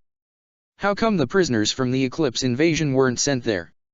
Ajala locked eyes with her through the mirror and she saw the version of herself in Water Tribe clothes mouthing her words. "I had them all executed, of course." Father was thrilled at the suggestion. He liked the idea almost as much as the one I had to burn down the Earth Kingdom. Mai averted her eyes. New Oze was back in the hands of King Bumi after the eclipse. Mai shouldn't have had any hesitations with her family on the way back to the Fire Nation. Ty Lee has no idea, does she? "Of course not," said Ajala, placing the comb down on the tabletop. "According to all historical accounts of the comet's arrival, the sky turns blood red. I'm sure she'll find that to be a pretty distraction." Raucous howls and jeers echoed in the whale's belly as the members of Heikeda's court feasted on long tables set side by side. Serving boys and girls, the children of various clans, brought out plates of cuisine from the southern Earth Kingdom, the outer islands of the Fire Nation, the kitchens of Ba Sing Se's palace, and the fruits of the ocean and the seas and rivers in the water tribes. Ajala had never seen so much food in one place, especially foods from all over the world, devoured with all the aplomb of victors who had seized it by force. Heikeda sat at the end of the central table, observing the revelry around him with a calculating eye and a goblet in hand. He occasionally smiled or nodded along when one of his chiefs pulled him into conversation, but for the most part he sat on the outside of it. Separate, but superior. Ajala couldn't help but think of how he looked like a normal man, even with the white pelt draped across his shoulders and servants waiting at his elbows, but when did monsters ever look the part? Ajala sat with Katara far from him, near the edge of the chamber at the end of a hard wooden bench. It was obvious to everyone present that the princess had been dishonored from the invasion of Ba Sing Se. After the drinks had started to flow, she had even withstood outright taunting by some of the warriors who laughed at the woman who dared to lead a battle. But Katara kept her head held high and her jaw clenched shut with the knowledge that she could overpower them any day, and Ajala had to respect her composure. "She knows that they'll all pay for the disrespect sooner or later," the Fire Lord whispered in her ear. "But if all goes well, sooner rather than later. A princess at a disadvantage has to know when to pick and choose her battles, and when to make things into an advantage. I'm assuming she's doing all she can to picture the looks on their faces when she comes out on top," Ajala replied. "If she has it in her to attain her revenge, anyway," her other self replied. "And if she doesn't, you're going to be the one who has to pick up the pieces of her disastrous plan. Make up for her weaknesses. Don't worry about me." Ajala bit into the hank of rabbit fowl that reminded her inexplicably of home, of countless days hunting in the jungle with Zuko, but it had been marinated in spices and sauces that Ajala had never known. "So who are the people lucky enough to share a table with your father?" she asked Katara. "His inner circle," Katara replied, keeping her voice low. "Only his most influential chiefs and advisors." She gestured to the furthest end of the table at a large, surly man with braids and graying hair. That's Chief Gilak of the Slothstoat clan. He was one of my grandfather's biggest supporters. Ajala watched him tear at the carapace of a crab, scowling down the table. I'm sure he'll air his grievances soon enough. He's always got something. Ajala's eyes went further up the table, toward one of only 2 adult women in the whale's belly. The other one was Hama, who had been introduced to Ajala earlier as Katara's teacher. This woman was much younger than Hama, however, with an austere, distinguished face and high cheekbones that made her look almost like she had been carved from wood. Who's that? Ajala asked. That's Inanna of the Narwhal clan. Her husband, Chief Sayuk, is right next to her, said Katara. Sayuk looked just as severe as his wife, with 2 serrated machetes crossed at his back. Katara actually grinned. I respect her, to be honest. She earned that place independent of her husband by joining him on his campaigns abroad. Ajala tilted her head. I thought women weren't trained to fight here. Inanna wasn't trained to fight. She was trained to kill, said Katara, with something like appreciation. She's my dad's master poisoner. I see. Ajala continued down the line toward an elder, a particularly grizzled warrior. And that man? Katara's gaze darkened again. Cuskok, was all she said. Ajala nodded. That was Bato's father, patriarch of the Buffalo Yak clan. She could see the resemblance. He was on the list. Next to him is Thode, head seeker of the Aniaktu Alchemical Institute. One of Dad's favorites. And then a bunch of them are other old guys that are part of his council, but to be honest I bet even my father can't be bothered to remember all of their names. Ajala nodded. She recognized the clothing of a pale man sitting across from Thode. He wore a long, white silk robe with wide sleeves and a nice blue chrysanthemum pattern that clung to it like frost. I remember that uniform, Ajala said. Her lungs burned with the memory of her capture by Bato. That's a Kokan samurai. I thought you might, said Katara, grinning as if it was a private joke the two shared. That's their leader, Captain Shimo. He's the one who personally trained you back when she decided to become one of the water sages. Despite Heikata's seeming appreciation for the other cultures, Ajala noticed that none of the representatives from the Earth Kingdom or Fire Nation sat at his table. At most, they occasionally approached him with tidings from their homes or gifts to curry favor. Ajala wondered what kinds of lives they lived, if they spent all of their time here or if they instead journeyed home on occasion to pretend that they had never given their allegiances to the water tribes. As she looked around the chamber, she accidentally caught Long Feng's eye, but Katara grabbed her attention by standing. I'm going to speak with Hama, she said. I need to catch her up on everything that's happened since I saw her last.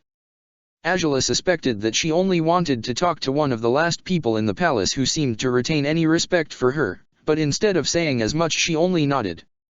She rolled her eyes when she saw Long Feng stand up just moments later and make his way over to Katara's vacated seat. He wore heavy robes in a deep green and both his mustache and beard trailed all the way down to his waist. You're the Avatar's firebender, he said, sitting on the bench. I never thought I'd see you here. And you're the king who bent the knee to his invaders instead of fighting back, she said. She held her cup of green tea between her hands, heating it up until it was almost scalding. I never expected to see you here, either. I would have thought you'd be rotting in prison, but here you are enjoying a feast with your conquerors instead of suffering alongside your people. Her words were a test of his composure. She wanted to see what kind of man she was dealing with. An arrogant king cowed into submission, a worm and a schemer who once sought to make the Avatar his assassin, or a man being led along on promises of wealth, glory, and power? His mouth twitched with something like irritation. Bold words coming from a teenage girl riding on the coattails of a disgraced princess. The first option, then. She had struck a nerve. She smiled. And what would a fallen king want with the companion of a disgraced princess? I haven't been with the Avatar for quite some time, if you were wondering how you might be able to use him again. Long Feng sniffed. I see you haven't changed. You still think so highly of your cleverness, don't you? Oh, I'd say so, she replied. The lie worked against you the last time we met, didn't it? The big difference is that now I really am a master firebender. She circled her hand under the table and a tiny blue flame sparked to life at the tip of her finger. It wouldn't be wise to make an enemy of me here, he said, leaning in close. She didn't flinch. We could be allies. Both of us are capable of seeing the big picture, both of us are outsiders here in this nest of invaders and conquerors. If we play our cards right, you and I could come out of this with more than what we started. At Heikeda's table, plates and goblets clattered when someone slammed their fist in anger. Azula realized a moment later that it came from Chief Gilak, who stood and pointed up the table, his face red with rage. Cuskok, you old coward. Do you have any dignity left, or have you sold yourself out to those rock throwers by now? Careful, Gilak, the older man rumbled, giving Gilak a fierce scowl. Whatever you say to me reflects upon our emperor. You'd dare to disrespect him, too. Azula's gaze fell on Heikeda, who regarded Gilak with a hard expression and crossed arms. We are Water Tribe, said Gilak, fists clenched. I've no interest in breaking bread with these self-interested elbow leeches. He gestured to the tables of Earth Kingdom and Fire Nation dignitaries, sages, governors, and merchants, who simmered with barely concealed anger of their own. What strength do they add to ours? We have no need for them, our people take what is ours by force. Cuskok stood as well. Our nation hasn't prospered so much in decades, not since the early years of Emperor Kvichak's reign. You're a bull-headed fool. To think you'd utter his name after soiling his ideals, Gilak spat. I ought to challenge you to Sedna A for that alone, but your frail bones and foreign sensitivities wouldn't even make it into your canoe. Next to Azula, Long Feng let out a sigh. I wondered how long it would take Gilak to burst. Katara said he'd have grievances to air, Azula said. Though I don't think she expected him to let out this much. Why does Heikeda allow it? The Slothstoat clan has plenty of influence in the south, said Long Feng. Ever since the death of the Buffalo Yak clan's chief, Gilak's power has only been growing. But perhaps he pushes things too far now. Bato was one of the Emperor's most loyal, wasn't he? Azula mused. I can see how his death would shake things up this much. And his father is far past his prime, no longer even fit to be a chief. Long Feng raised an eyebrow. Indeed. By this point, most of the table had erupted into an uproar. Most took Cuskok's side, but some stared at their dishes of Earth Kingdom cuisine with distaste after Gilak's words. Even some of Azula's countrymen joined the arguing, and eventually things got so out of hand that Heikeda stood and everyone silenced. I won't allow such disrespect to our distinguished guests, he said. His voice was smooth and powerful, his words spoken with confidence. They've all been promised a place in the new world we're going to build together. Gilak, if you continue to denounce them, to threaten those loyal to me, I'll have no choice but to declare Sedna A on you myself. Do I make myself clear? Gilak scowled, but sat down and said nothing more. Heikeda sat back down and gestured with his drink. Now, let us continue to enjoy day one of the Festival of the Hunt. After everything had died down and the people had returned to their meals, Azula glanced toward Long Feng. Part of her admired Heikeda's gravity, his almost regal presence, and she could understand why people would follow him. But then she stopped that train of thought, unsure if it belonged to her or the Fire Lord. The ruthless side of her thought Gilak should have been cut down on the spot for the way he acted, Oze would have done that and more. What did they promise you, Long Feng? The former king stood and passed behind her, but before he departed she heard his words through the din of the rest of the whale's belly, and that answer told her that her previous assessment of him was wrong. He wasn't just an arrogant king, a schemer, or an opportunist, he was all three. Ba Sing Se, of course. At the edge of the Taboo Breakers camp, Sokka constructed an igloo while Zuko and Sangmu kept their heads down. After arriving at Aniaktu, the three of them had decided to blend in with the Taboo Breakers with their igloos and tents outside the city's walls, figuring it would be the safest way to remain in Aniaktu.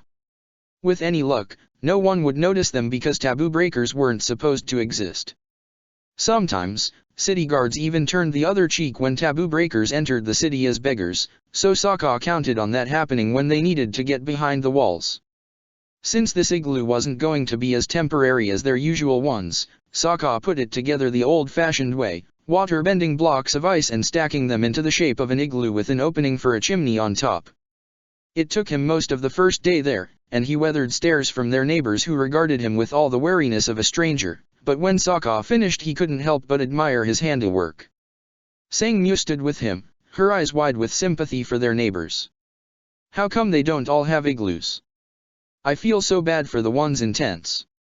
Water-bending taboo breakers are the lucky ones, Sokka replied. Her comment stirred a deep memory of his mother and her sympathies for the downtrodden outside the protection of the city's walls.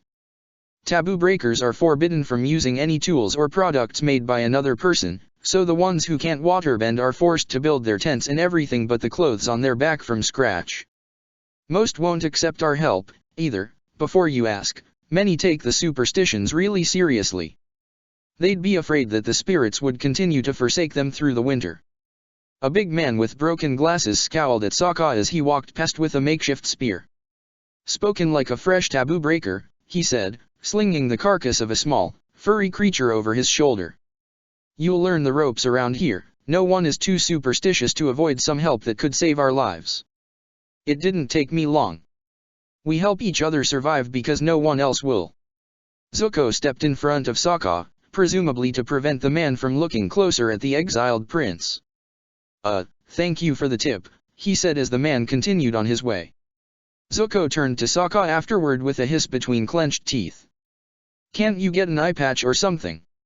Anything to change up your look so someone won't recognize you. Sokka scratched his head. The taboo breaker's words almost stung. Maybe living among them for a short time would be enlightening. I don't know. Maybe that'll work. Maybe it won't. Doesn't change the fact that I'm missing an eye. I'm kinda hoping that people will be more distracted by the bright red clouds in the sky. They compiled all of their things inside of the igloo. Chief Lyran had left them 3 sleeping rolls with the buffalo yaks she'd given them and enough rations to last a couple of days. All of their other belongings had been left on Appa, who disappeared with Aang into the spirit world. They had to ditch the buffalo yaks when they arrived at the taboo breakers' camp. At least we have this stuff, said Sang-Mu, watching both of the lemurs as they made themselves at home. Sokka figured Sabi would be content to sit quietly and stay hidden in the igloo, but Momo was far more restless and rambunctious. But it's a shame we don't have more. We're just gonna have to do some rough living off the land for a while, Sokka said, grinning as he spun his shoulder. It'll be fine. I'm used to it. Zuko frowned. Sokka, you're a prince. Somehow, I doubt that. Exiled prince. Who still had his own ship and servants who cooked and cleaned and I bet even folded your underwear or something. Sokka scowled. They didn't fold my underwear. He retorted. My grandmother did, he said in a smaller voice. Zuko poked their sleeping rolls. Sang-Mu, didn't you have a pillow? She rubbed the tips of her fingers together as they all sat down. I sort of gave it away to someone outside. I thought he needed it more. Sokka groaned. Ugh, okay, maybe don't do that, or we're gonna run out of stuff. Now you don't have a pillow and I'm not giving you mine. She looked sheepish. Sorry. So, when are we going to this institute? I know you're counting on people being too distracted by the red clouds to notice you, but I'd really rather find a way to balance things out again. Especially before the Everstorm expands enough to cover the city. Soon, said Sokka.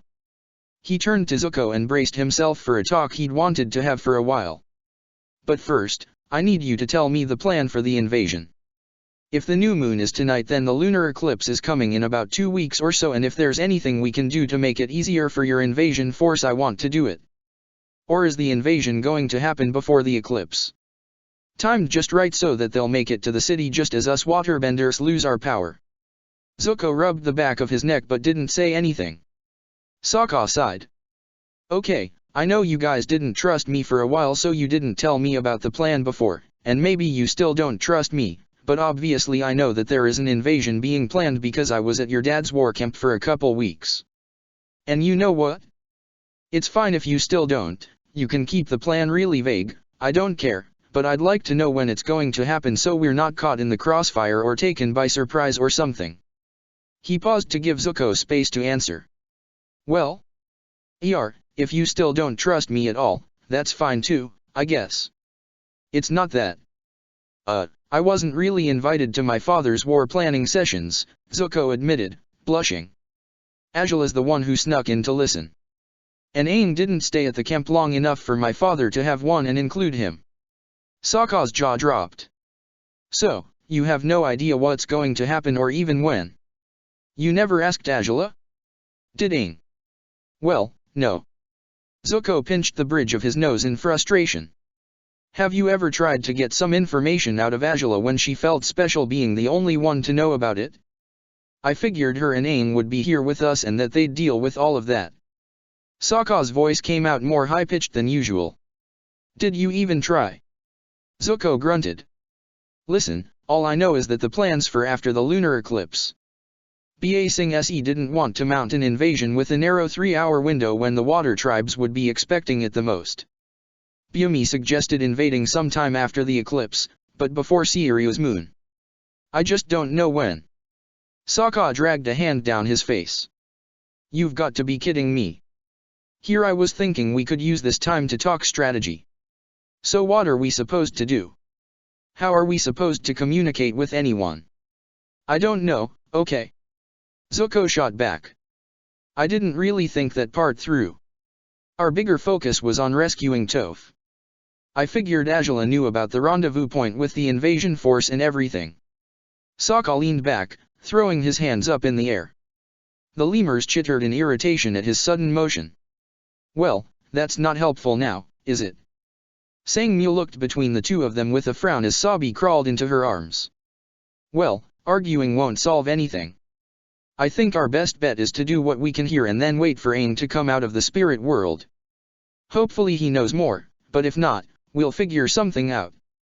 We're already here, I'd say that was the hardest part. Worst case scenario, they show up and we can just join them. Zuko crossed his arms and grumbled. Personally, I think the worst case scenario would be finding my sister and having to ask her.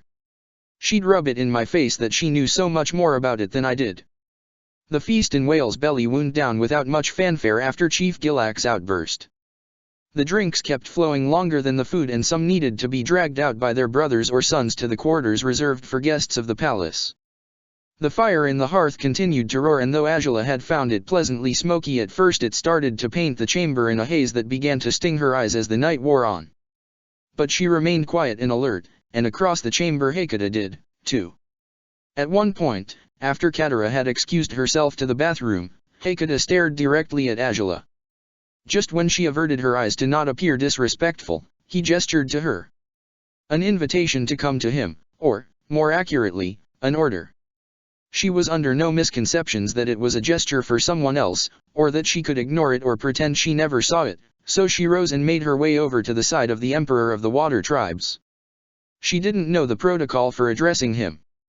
She wondered if she ought to feel afraid or intimidated, or even angry, but instead she felt curiosity. When she approached, she bowed and waited for him to address her before standing straight again. Every guest from the Fire Nation or Earth Kingdom tends to bow like that, Hekata said. His voice had the lilt of easygoing humor in it. Once, a man bowed so low that I thought his forehead would touch his toes. She looked up. He wore a smile that didn't quite reach his eyes. What is the proper way to address the Emperor, then, if I may be so bold? She asked. He leaned back in his chair, which was rounded and draped in furs. Much softer and more opulent than the benches in the rest of the chamber. With his arms crossed, he shrugged. Maybe a salute or something. Most don't bother to ask and stick with the bowing. I don't know if that would suit you, though. There's lots of pride behind those eyes. She hated to admit it, even to herself, but he'd caught her off guard. Azula expected a ruler that was cold, someone who demanded respect. She expected someone like Phoenix King Ozai. And yet, somehow, her defenses stayed high, her assumptions jumping to the idea that this must be an act, a tactic to get her guard down. Fire Lord Azula's heat burning in her chest told her that her other self agreed. Far be it from me to decide. Here, in this city, I am now the Water Emperor's humble servant, she said finally, slowly drawing out her words. He regarded her with a calculating eye and glanced toward the empty spot on the bench at his side. Take a seat. Your name is Azula, right? I understand that you are my daughter's newest companion and the Avatar's former firebender. She sat down. Here, she had a view of the entire hall. Katara had returned from the bathroom and locked eyes with Azula, her eyes wide for a moment before they narrowed in something like anger. That is correct, Azula said, tearing her gaze away from Katara. Hakata uncrossed his arms and reached for his goblet. You can speak freely, you know, he said. This isn't an interrogation. So tell me, what do you think of this place? This chamber, and the people in my court? I don't want a lie that you think I'd want to hear. Give me the truth. Azula took a moment to consider her words, sitting with perfect posture. Despite being in the middle of a frigid wasteland, this place has a certain warmth to it that I didn't expect, she said. The revelry is overly raucous and the drunken louts are annoying, but considering how you don't directly participate, it leads me to believe you are an observer and a thinker. Feasts like this are a way for you to keep the supporters loyal and weed out the dissenters and to reward and find opportunities to strengthen your alliances. And yet, you didn't punish Gilak for his insolence. Which leads me to believe you have another motive. Hakata regarded her with a raised eyebrow. And what might that be? You keep him as the voice of dissent. A scapegoat conveniently handy for when things go wrong. I saw the way the members of your inner circle regarded him, they were keen to keep their distance. Gilak is isolated here, despite the power his clan wields, and any whose loyalties waver would see that his way of thinking is the minority. By letting him make a spectacle of himself, others would see that he is a relic of a different age, a different reign. Hakata smirked, it was a wolfish one, befitting the namesake of the royal clan. The Avatar lost a valuable ally, I'd say, he said. Just one correction, I'm not simply an observer and thinker. Another title they've given me is the Speaker, for I am the voice of the tribe. My word is the law, but also the strength of my warriors as they head into battle, the song that gets the blood rushing in their veins, the story of their bravery when they return home and the eulogy when they don't. When Gilak speaks out against me, he speaks out against all of the warriors who have fought alongside him. So you don't even need to shame him yourself, said Azula, nodding. This was a conversation she didn't expect, based on the way Katara and Sokka had made him sound. She had thought Hakata would be colder than the blizzards outside his city. But she saw the same charisma in him that she saw in Katara. They'll all do it for you. Indeed, he said, leaning back in his chair again. You have a discerning eye. You know, Long Feng, from Jiduan, mentioned to me that you should not be trusted. It is my understanding that, before coming here, you two were acquainted. Long Feng is a self-serving man with too much ambition for his own good. He sees potential in me because I tricked him once and he doesn't want to be embarrassed by a teenager again. She pinched her bangs and smirked. By that I mean he thinks he can use me. Hakata actually chuckled and leaned in closer. But he won't succeed at that at all, will he? I have a confession to make, I haven't trusted him since he got here. He has his uses, though. Insider knowledge of Ba Sing Se, and all that. Azula allowed a quick glance at Katara again, who sat at her table with clenched fists. She turned back to Hakata. It's a shame when you can't trust the people closest to you, she said. You almost could have had Ba Sing Se at the end of the spring. You were there, too, weren't you? He asked. A shadow passed over his face for a brief moment at the allusion to Katara, or perhaps just her failed invasion, but it vanished just as quickly. The Avatar foiled the attack, didn't he? He did. And I helped him, she said. She wasn't sure if he would take offense to the idea of Azula fighting against his children or just the idea of her fighting in general. Though spirits played a big part in it, too. Hakata folded his hands. They do like to meddle. Tell me about the Avatar. Why would you leave his side? He's just a child and way over his head, she said. The words sounded like Fire Lord Azula's, they may even have belonged to her. I recognized the losing side. I knew Sokka was weak. I'd already set out what I meant to do and mastered firebending. There was really nothing to it. I see, said Hakata, and he had that calculating look in his eye again as he scratched his beard. Now tell me. I'm sure you know that a lunar eclipse is approaching. Do the Avatar and the Earth Kingdom have an invasion planned? There it was. A test of her loyalties. She had her answer ready. Of course they don't, she said. At least, not for the eclipse. They know how foolish it is and how they have failed in the past. They expect you to be prepared for it. But certainly they don't plan to sit behind those walls and just wait out Seirio's moon. No, she said, tracing a finger along the lines etched into the wooden table. They don't. The plan is to launch an invasion in the window between the eclipse and the second moon, precisely 3 days before your waterbending is scheduled to become empowered. It won't be a coordinated attack on the north and south, instead, they will focus all of their energies here. They might aim a token force up that way in an attempt to misdirect you, but the bulk of their forces will be headed for Aniaktu. Heikata smiled. Not altogether unexpected, but it is good to know regardless. Thank you, Ajala. He tilted his head. Though forgive me for keeping my guard up when the eclipse comes, just in case. Chief Cuskok cleared his throat and stood, rising slowly and heavily after coughing. Heikata, he said. As we on the Elders' Council have been discussing, we have someone we would like to present to you before the night ends. Will this option be better than the first 5? Heikata asked. He turned to Ajala with a sigh. Here we go, you better go sit back in your seat. We think she will be able to produce heirs for you, Cuskok continued, somewhat irritable. Ajala passed by him, doing as Heikata said, and returned to Katara's side. Bato's father smelled a little like pickled fish. Strong sons. As you've specified in the past, this one is not too young. But she isn't too old yet, either. Ajala sat down again and Katara turned to her at once with an angry whisper. Heirs? Wait a minute, do they really expect my dad to remarry? Ajala expected Katara to say something about her conversation with Heikata, but with this revelation that he'd been searching for another wife, it meant that Katara wasn't even being considered as an heir. Sokka and Katara both may as well have been dead to the tribe. You know that he never intended for you to be the Empress after he dies, Ajala whispered back. This isn't news. Yes, but this is a public acknowledgement of that. Ugh, this is gross. At least they're not trying to marry you off yet. Cuskok gestured to the doorway and a woman walked in flanked by attendants on both sides, her parka a deep purple. Her hair was short, unusual for a water tribe woman, to Ajala's understanding, and lighter than most, with smile lines just beginning to crease her face. But now her face was solemn as she stared straight ahead, only lowering her eyes when she stopped in front of Heikata. Her attendants fell away, leaving her looking lonely and small in the center of the whale's belly. Emperor Heikata, said Cuskok.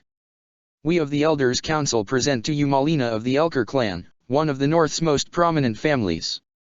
Entering Aniaktu had been as easy as Sokka hoped.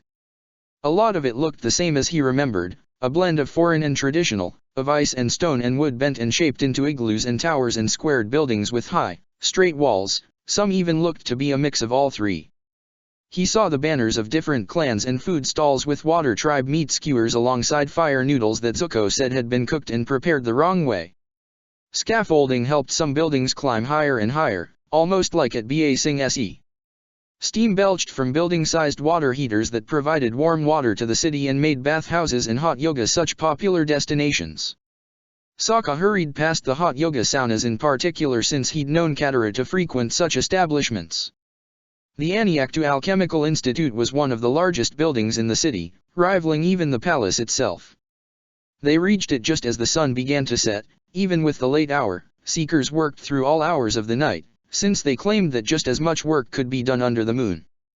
The front courtyard had a stone monument which consisted of a giant ring suspended in the air that enclosed an open space with a pedestal in the center. The outside of the ring showed the sun, moon, and stars, while the inside had human figures carved into it that demonstrated stages of meditation and enlightenment. From what Sokka knew, it was meant to be a representation of the pursuit of alchemy, the inner way and the outer way, whatever that meant. The pedestal in the center had an inscription speaking of the betterment of society. Beyond the monument, the institute itself towered. It consisted of 3 towers in a straight line joined by a wall. The center tower was the tallest, built like a 3-tiered pagoda with a dome at the top while the other 2 only had one roof each with matching domes. Sokka, Zuko, and Sangmu walked to the central tower with as much confidence as they could muster, hoping that people wouldn't look twice at them. Many kept looking to the distraction up in the sky. The vermilion clouds roiled, twisting, and curling as if a storm churned up high that could break at any moment. They ascended a short flight of frozen steps before passing through the door into the institute. Sokka's mouth dropped open once he saw the atrium inside. It looked like a palace of ice from the north, with a cavernous ceiling and pillars that reached all the way to the top, all sharp angles and reflective surfaces that shined like mirrors. It wasn't until Sokka inspected it closer that he realized it wasn't ice at all, but an unknown stone polished so well to be indistinguishable from ice. "I've never seen this before," Sokka said, wishing very much that he took the opportunity to come here in his youth. He'd always dismissed the idea of alchemy back then, thinking of it as some kind of quack magic rather than a field of science. He didn't know why his father didn't look down on it. Hakata generally preferred more tangible things, like his inventions and anything that helped with tactical warfare. Sokka supposed that his aversion to it also might have had to do with his father. "You mean you've never been here?" Sangmu asked. "How are we supposed to know where to start? When I was younger, my dad got this weird fixation on this place and all things alchemy," Sokka said, running his finger along the wall. It even felt cold and slick like ice. Before that, the institute was only kept around because his father liked the spirituality of it, supposedly, so I never really wanted to come. It wasn't until later when I learned it's more scientific. Sangmu brushed her braid behind her ear. "I never really knew too much about alchemy. I only knew about the belief behind it. It's not just about spirituality, but science, too," said a voice from behind them. Sokka snapped around to the doorway to see a woman not much older than him with a long blue robe and a black silk hat, the clothing of a seeker. A braid twisted over her shoulder and she had a wide, welcoming smile. She didn't seem to recognize Sokka, with his eye patch and hair tied back at the nape of his neck. He also tried to draw a fierce warrior's marking under his eye to throw off suspicion more, even though Zuko claimed it drew more attention to him. "That's the amazing thing about alchemy and this institute, I think. Welcome." "Oh, I'm a seeker, too," said Zuko, fumbling over his words.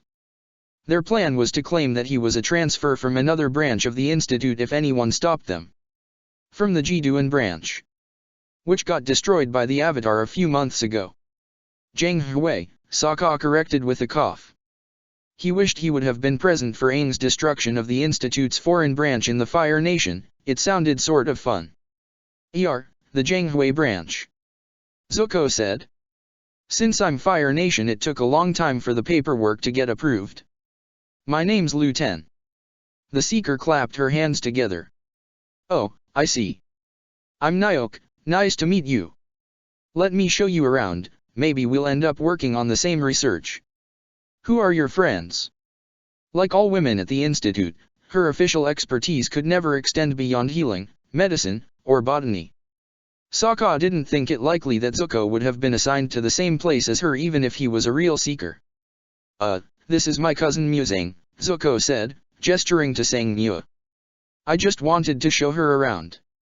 And he's Batoka. He wants to become a seeker, too. We're just concerned about all the crazy things going on with the sky," Sokka said, after making a face at the quick pseudonym Zuko came up with for him. "And we might have some information of our own that can help." "Oh, that would be amazing," Nyoke exclaimed. "All of this is really unprecedented. I'll lead you to where we're doing our research." As Nyoke led the way further into the institute, Sokka let out a breath of relief. So far, their ruse had worked. But even he couldn't resist the scoff and a jab at Zuko when Nyoke turned her back to them. "Batoka? Really?" It was the first thing that came to mind. "So what do you know about alchemy already, Muzang?" Nyoke asked as she led them down a hall that branched off into many rooms. Sokka saw diagrams and trigrams on the walls within each chamber they passed. One had a clay stove that smelled of sulfur and another had a three-tiered cauldron on a tripod made of iron with a vivid red substance inside. He saw more seekers delicately holding tiny stones between pincers while others sat in meditation below an image of the old concepts of yin and yang, the moon, and ocean. He didn't think people followed those ideas anymore, at least not since the beginning of the war. Sangmu folded her hands behind her back. I know its purpose is to seek the betterment of oneself, she said, as they passed a chamber of adepts leading novices in the mixture of substances. Through a combination of careful meditation, diet, and exercise, a person can care for the three treasures of Jing that are within our bodies, the essence, the breath, and the spirit. Like positive, neutral, and negative Jing? Zuko asked. Sort of, Sangmu replied. At least, I think so. Some people I grew up with practiced it. Through the unity of all those things, it is said that a person can live forever. Sokka shook his head. Hang on, I thought alchemy was magic potions and elixirs and stuff. Changing metals into gold and all that. You're both right, said Nyoke. The study of alchemy consists of the inner way and the outer way. What Muzang said is the inner way and what Batoka said is the outer way, though it isn't really magic. By combining both schools of thought, it is believed that we can create all kinds of amazing elixirs and wealth for the longevity of our people. Water is the superior element that makes up all aspects of life, and thus it can be the catalyst for change and prosperity, just as it is such a necessary component for all of our experiments. She led them to a juncture in the hallway where they saw an old man with his back to them, giving orders to a pair of teenagers that looked like siblings, a boy and a girl. Both of the teenagers accepted his words with discipline in their posture, as if they were used to this. The cantankerous old man spun on Sokka and the others when they approached, and Sokka had to jump behind Zuko as soon as he recognized Thode, head seeker of the institute. Thode looked at Nyoke as if Sokka, Zuko, and Sangmu weren't even there. Nyoke, what are you doing lollygagging in the halls? You should be in the botany room with your sister. I didn't leave for the Emperor's feast so you could slack off. Yes, sir. Sorry, sir, she said, keeping her head down. She hurried past him, ushering Sokka and the others with her. Come along. Sokka kept his head down as he passed, though would recognize him for sure if he looked closely enough. Just their luck to run into the head seeker himself. He was able to breathe when Nyoke led them into a room filled with jars of dried plant matter. Some bundles hung from the walls or the ceiling in a way that reminded Sokka of Spriggy the herbalist's hut. This chamber was smaller than many of the others, with one long table covered in potted plants or others that had been dried and chopped and juiced. The room had a window, but a fire burned in the center of the room, providing light now that night had fallen.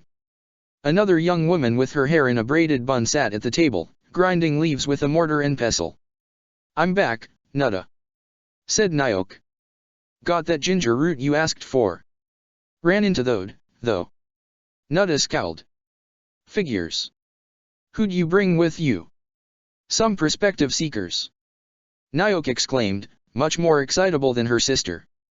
Lu Ten there is from the destroyed Zhanghui branch in the Fire Nation. Isn't that neat? Nutta didn't really look impressed, but she shrugged. Looking to get into botany?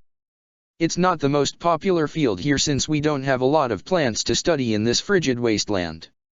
We met someone a little while ago named Spriggy, said Sangmu. She's an herbalist who knows so much about so many plants. She even had someone bringing her samples from all around the world. Nyoke and Nutta exchanged a glance and Nyoke's face lit up into a grin. Wow, no way. We owe a lot of what we do to Spriggy and the research she left behind. I'm glad to hear she's doing well. Though, Nutta and I never really met her. She worked here long before we did.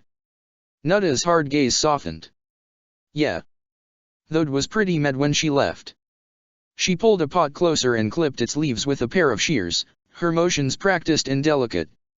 I wish we could get samples from far away.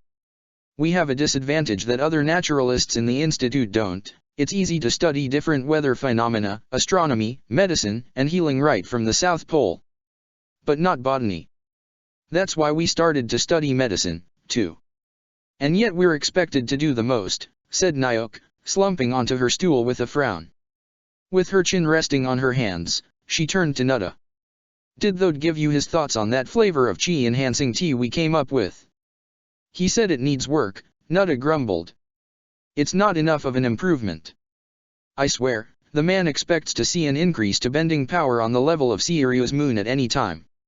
It just isn't possible. Whoa, said Sokka, holding his arms out for them to slow down. Chi enhancement. Like to empower bending? You guys can do that. Oh, yeah, said Nyoke. Chi enhancement, chi suppression, purification, all can be mixed from various ingredients. Remember what I said about water being the ultimate solution, a component of our experiments? Part of alchemy includes steaming, condensation, sublimation, distillation, and extraction techniques to bolster all the most important qualities of our potions. Nutta and I draw those out of plant-based materials, and we combine our research with those who study the environment and animal parts, like ground-up narwhal horns and stuff. Sangmu blanched. You mean people are expected to drink that? Or inhale it, Nutta said. It'd be easier if we had waterbenders to work with, but no, though can never spare any. Instead, he has them all working on ways to transform other elements into water. Total waste of time. Sokka's head spun with the implications of everything they studied. How much more did they study here? How much knowledge did he lack? I'm a waterbender, he said, raising his hand. Transforming other elements into water? He had no idea how that could have worked. Can I help? Wait, said Zuko, fixing Sokka with a stare that told him not now. We came here because we wanted to ask about what's being done to fix the sky. We think it's the spirit world crossing over into this one. Sokka deflated. He'd gotten a bit ahead of himself, he supposed. Right. Yeah. Spirit world sky, expanding Everstorm, and all that. It's only a theory that it's the spirit world's sky, said Nyoke, tapping her chin. They haven't been able to do much more than observe at this point, but there's a lot that's still unknown. Plants are dying, even those in our nursery. Animals are behaving out of the ordinary. Tides shift at the wrong times. It's all so bizarre. Not to mention the strange, oddly similar dreams a lot of people keep reporting. Sokka exchanged another glance with Zuko. How widespread are those dreams? Sokka asked. Nyoke and Nutta exchanged a glance of their own. Very, said Nutta. We have them, too. With Sangmu caught in the middle looking back and forth between the four of them, Sokka sat down at the table. Well, here's what we know, it is the spirit world's sky. It is merging with our world. It is potentially a world-ending issue. And those dreams? They're messages from another version of yourself, calling out for help. We know all this because we answered that call. I can't believe him. You said that already, Katara. 3 times now, by my count. Azula sat on a cushion next to the hearthfire while Katara paced around her bedchamber, which felt like the inside of a particularly large igloo.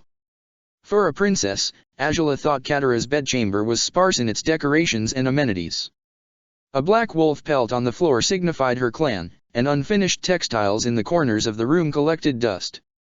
Tiny wood carvings of animals sat on a shelf, and many of them looked so crudely carved that Azula recognized them as Sokka's handiwork. Next to them, an amulet woven from thick fibers, multicolored beads, and bare teeth hung from the wall in a central position in the room, indicating to Azula that it was important to Katara. But as she looked around, she found herself missing windows. Katara didn't seem to hear her, or if she did, she didn't care. A new wife?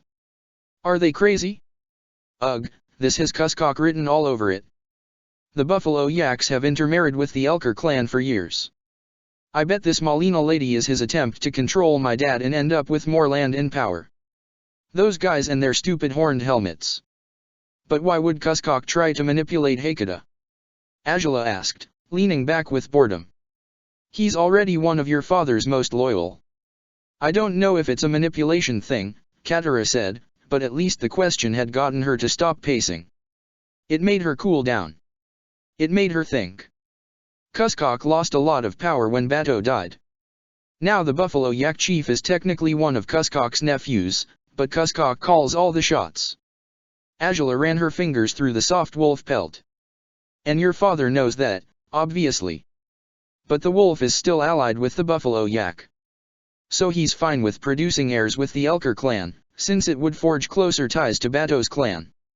Katara crossed her arms and sighed. Whatever. It won't matter soon, anyway. She looked at Azula over the hearthfire. What did he talk to you about, Anyway, he was trying to gauge my loyalty to the Water Nation, Azula replied. Questions about Aang. About any potential invasions during the lunar eclipse. And what did you tell him? Azula rolled her eyes. That I'm loyal, of course. And that there's no invasion planned. The truth. Fire Lord Azula was silent, but Azula sensed her presence regardless, like a ghost in the room. Katara turned toward the shelf with the wood carvings, picking one up and turning it over in her hand. It had a sharpness to it, but from here Azula couldn't tell what kind of animal it was. Loyal to him. To the Water Nation, Azula said slowly. To you. Those two concepts are not in conflict with each other. I don't need to remind you of our original mission, do I? Katara scoffed and put the carving back down. Of course I don't need a reminder. Anyway, tonight I need you to go to your room and stay there.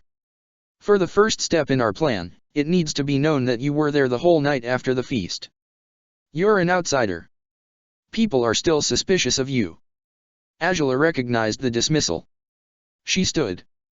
Right. Good night then, Katara. I'm glad she's not wasting any time, the blue dragon crooned in her ear. Though it's too bad you're not needed to do anything yet. I'll have my moment, Azula thought.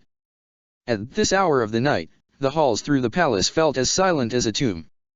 She felt reasonably confident she could make her way back to the guest chambers on her own, but she didn't know if she'd have to share that space with anyone, and she dearly hoped it wouldn't be Hamma. Katara had already mentioned that the old woman had a habit of snoring. Wait. The deep voice called to her from the shadows, and Azula tensed, the torches on the walls turning blue. But Long Feng emerged from the darkness of an adjacent hallway with his arms folded behind his back, his face stony. I hoped to speak with you. Were you lurking around here in the chance that I'd appear? Azula asked, turning so that the wall was at her back. Her flames continued to burn blue, and the dragon uncoiled, interested. What is it? Emperor Hakata wanted to speak with you during the feast, he said. He didn't even react to the blue flames dancing in the torches. What was it about? Everyone wants to know, don't they? Azula asked. She gave him a nonchalant shrug. He asked for my opinion of Gilak, and we spoke about his Sloth-Stoat clan. Long Feng's lips curled into a smile. Excellent. I wanted to talk with you about precisely the same matter. Is this where you propose an alliance of sorts?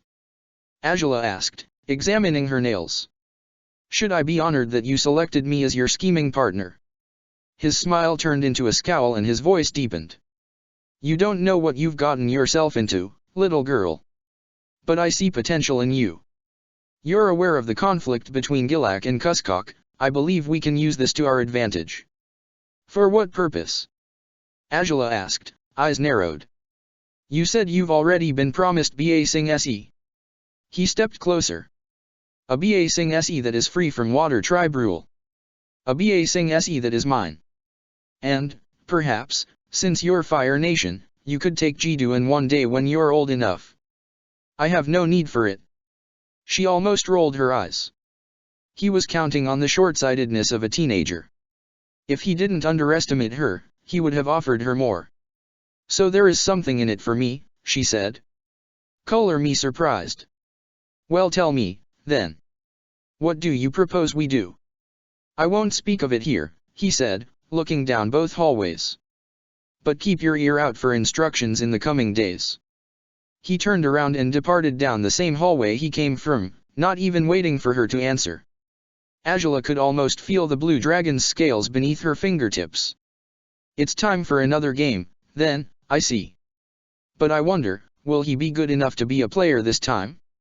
It was late in the night by the time Sokka, Zuko, and Sangmu decided to make their way back to their igloo in the Taboo Breakers camp. Naok and Nutta kept the questions flying, and Sokka and Zuko did their best to answer. They spent the night speaking of other worlds, dreams, and visions, and the collapse of the world's order. But their minds churned for a solution, and it was Zuko who mentioned that the visions of his other self began in the first place when he'd been given a drink to induce them, which Sokka himself had forgotten. Perhaps another concoction would help. All through the night, Sangmu stayed silent. It wasn't until their walk back that Sokka realized she might have felt left out. Or that she might have started piecing things together about Aang. Either way, it was a subject he felt uncomfortable broaching on their walk back. "It's one thing to keep our world separated from the spirit world," said Zuko, as they walked back through the halls toward the entrance of the institute. Their footsteps seemed to echo in the barrenness of the halls. "But once that goes back to normal, who's to say the people would do the same? We have no idea if our other selves will be stuck to us forever or not." "Exactly," Sokka said with a yawn and outstretched arms. "We had a good start today. Maybe the key to fixing this is to focus on the small picture first, the individual level, rather than the big picture with the sky and all that. It's worth looking into. So you too can connect to versions of yourselves from another world?" Sang Mu asked, frowning. "Did Aang?" Sokka rubbed the back of his neck, unsure of how to answer that, but the motion made him realize that he had forgotten his boomerang back in Nyok and Nutta's nursery. "Oh. I gotta head back, I left my boomerang. You two go on ahead, I'll catch up." He turned around and walked back in the direction of the nursery, his pace hurried. He hoped that Aang would come back from the spirit world soon so he could tell Sang Mu his secret himself. And maybe Sang Mu would like having Yu around, or even Toph. Knowing Yu, she would probably prove to be more amenable to helping Sokka and Aang if Katara wasn't around. But what would Suki do? He didn't see the possibility of Yu and Suki ever directly opposing each other. So lost in thought, he barely realized where he was going until he saw a pair of young teenagers walking down the hall toward him. It was the boy and the girl from earlier, those disciples, and they both split so Sokka could walk between them. He kept his gaze forward, he'd never met them, so they had no reason to recognize him. The moment he stepped between them, he caught a movement out of the corner of his eye and his hand snapped up to catch the girl's wrist before she could hit him with her finger knuckles. But he didn't notice the equivalent movement on his bad side in time. The boy struck him in the shoulder, which stung at first until his entire arm went numb. Sokka lunged forward as they both tried to trip him up with a sweeping kick, but he jumped over it in time and pulled the girl's wrist in a sharp downward motion to knock her off balance. She let out a grunt as she bumped into her brother, but when Sokka tried to take an unarmed fighting stance he found that he couldn't move his left arm at all. They were both chi blockers. "Not good," he muttered. He tried to draw his sword out of his scabbard with his working hand, but the boy jumped over his sister and aimed a high kick at Sokka's head that he barely managed to block with his forearm. The boy followed it up with an attack aimed toward his leg, but Sokka knew enough about chi blockers thanks to Ty Lee that he was able to dodge out of the way in time. In close quarters, he managed to shove his shoulder into the boy, pushing him back far enough that Sokka had the space to unsheath his sword.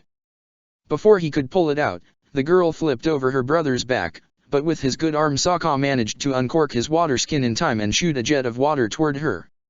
She weaved around the blow and jabbed toward his elbow, making the water splash to the floor, and when he tried to pull it up under her feet the puddle didn't respond to his call.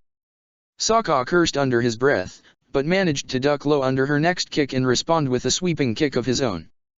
It unsettled her balance enough so a simple shove made her slip on the wet floor, finally allowing him to pull his sword from its scabbard.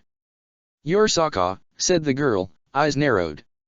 She leapt forward and aimed a punch at him once she recovered, but he swung his sword to dissuade her and edged his way around them back toward where Zuko and Sang Mu were. "And I have no idea who you are," he said, trying his best to keep them on the defensive. Unarmed, and in a narrow hallway, it would have been stupid for them to attack him with his sword out. But a girl that can fight? Unusual around here. Not that I have any problems with it, really. Head Seeker though saw the potential in me, she replied, as if offended. "What's going on?" Sang Mu appeared around the bend in the hallway where Sokka had come from, but when she saw his sword out she caught on quick. The siblings both opened their mouths and drew in a deep breath to shout, but a puff of air swept through the hall and Sokka's ears popped and he realized that he'd been deafened. The shock of their voices dying in their throats gave Sokka enough time to turn tail and run away from the siblings. Once he emerged from Sang Mu's sphere of sound-bending influence, he breathed a sigh of relief. "Good call muting them," he said, grinning. "Pull your hood up, it's too late for me, but hopefully they didn't get a good look at your face." Sang Mu smiled as she ran, pulling up the hood of her cloak. "Thanks. I'll try to keep it on them so they don't raise an alarm." Sokka looked over his shoulder to see both the brother and sister pursuing them through the hall, their footsteps silent and focus in their eyes. The sister branched off of the path down a different hallway and Sokka almost cursed. He didn't know how much of a range Sangmu's silence had, but he didn't think it could follow them down different hallways. Sokka let some more water out of his waterskin, letting it freeze in a puddle on the floor, but the brother saw it coming and leapt clean over the patch of ice just in time for the sister to emerge from the fork in the hallway in front of Sokka and Sangmu. Zuko appeared behind the sister, grabbing her in a headlock so that Sokka and Sangmu could pass. The girl tried to shout again, but Sangmu's sound bending fell on all five of them again, and the girl managed to wriggle free from Zuko's grip to strike him in both arms. With his features hidden under his hood and a face mask, he ran along instead of staying to fight, his arms rendered useless. Sokka didn't want to have to resort to Sangmu's airbending to deal with them, but he didn't know what else to do. Maybe once they made it outside he'd have more water to bend, and with his weapons he'd be able to fight even one-handed. But then his cover had already been blown, and now he wouldn't be able to come back to the Institute to work on those experiments. A scattering of alchemists working late barely looked up when they passed. Perhaps they were too tired or it wasn't much of a disturbance to be a concern, but either way Sokka was thankful for Sangmu's sound bending. When they finally made it through the front doors and out into the cold night air and falling snow, he prepared to make a stand in front of the alchemy monument, but instead all thoughts of fighting back or running away left him when they all looked up at the sky. The heavens burned. The crimson clouds that blotted the sky all throughout the day split apart before their eyes and gouged out a perfect circle, fracturing the inky blackness of night. The inside of the circle shone bright with the dawn, a rosy incandescence with motes of light that streaked within its brilliance. The golden sky looked alive, the streaks of white shooting toward the border of crimson at the edges of the circle until the white turned brighter and brighter and Sokka realized they were objects hurtling toward the earth. Meteors fell and people screamed. The city erupted into panic as the star shower fell upon Aniaktu and Sokka felt his feet rooted in place, unable to tear his gaze away from the spectacle overhead. He found no words for the sky falling down around them, no plan to avoid it. The sight had rendered him speechless. "Wait," said Zuko, letting out a breath. "They're not hitting the ground. Nothing is doing any damage." Sokka's eye followed one of the meteors as its trajectory took it toward the snowfields outside of the city, but the moment it crossed the horizon line it seemed to vanish as if it was never there. He didn't feel the ground quaking from any impacts, nor the destruction of buildings from columns of fire and the crashing of stone and ice. It was as if the meteors didn't exist, like it was all some big hallucination that the whole city shared. Beyond the Institute's entrance pavilion, the panicked crowds gathered toward the safety of the palace or the Institute. But overlooking the city from a vantage point between the palace and the Institute, a figure appeared with arms outstretched, the snow whirling all around him. He had his back to Sokka and the others, and despite the cold he wore nothing on his upper body. "Who is that?" Sangmu asked, tearing her gaze away from the sky. Zuko squinted. "That's a sun warrior." The unfamiliar man's voice boomed. "Fear not the shadows of falling stars," he said, his hands extending toward the gash in the sky above. "It is a sign from the universe, the harbinger of your true awakening. Let dreams become reality. Listen to the voices in your heart, and accept them as part of you.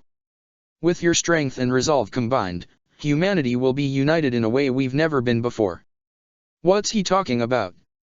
Sangmu asked, looking back and forth between Sokka and Zuko. "What's happening?" "We need to get out of here," Sokka said, looking around them.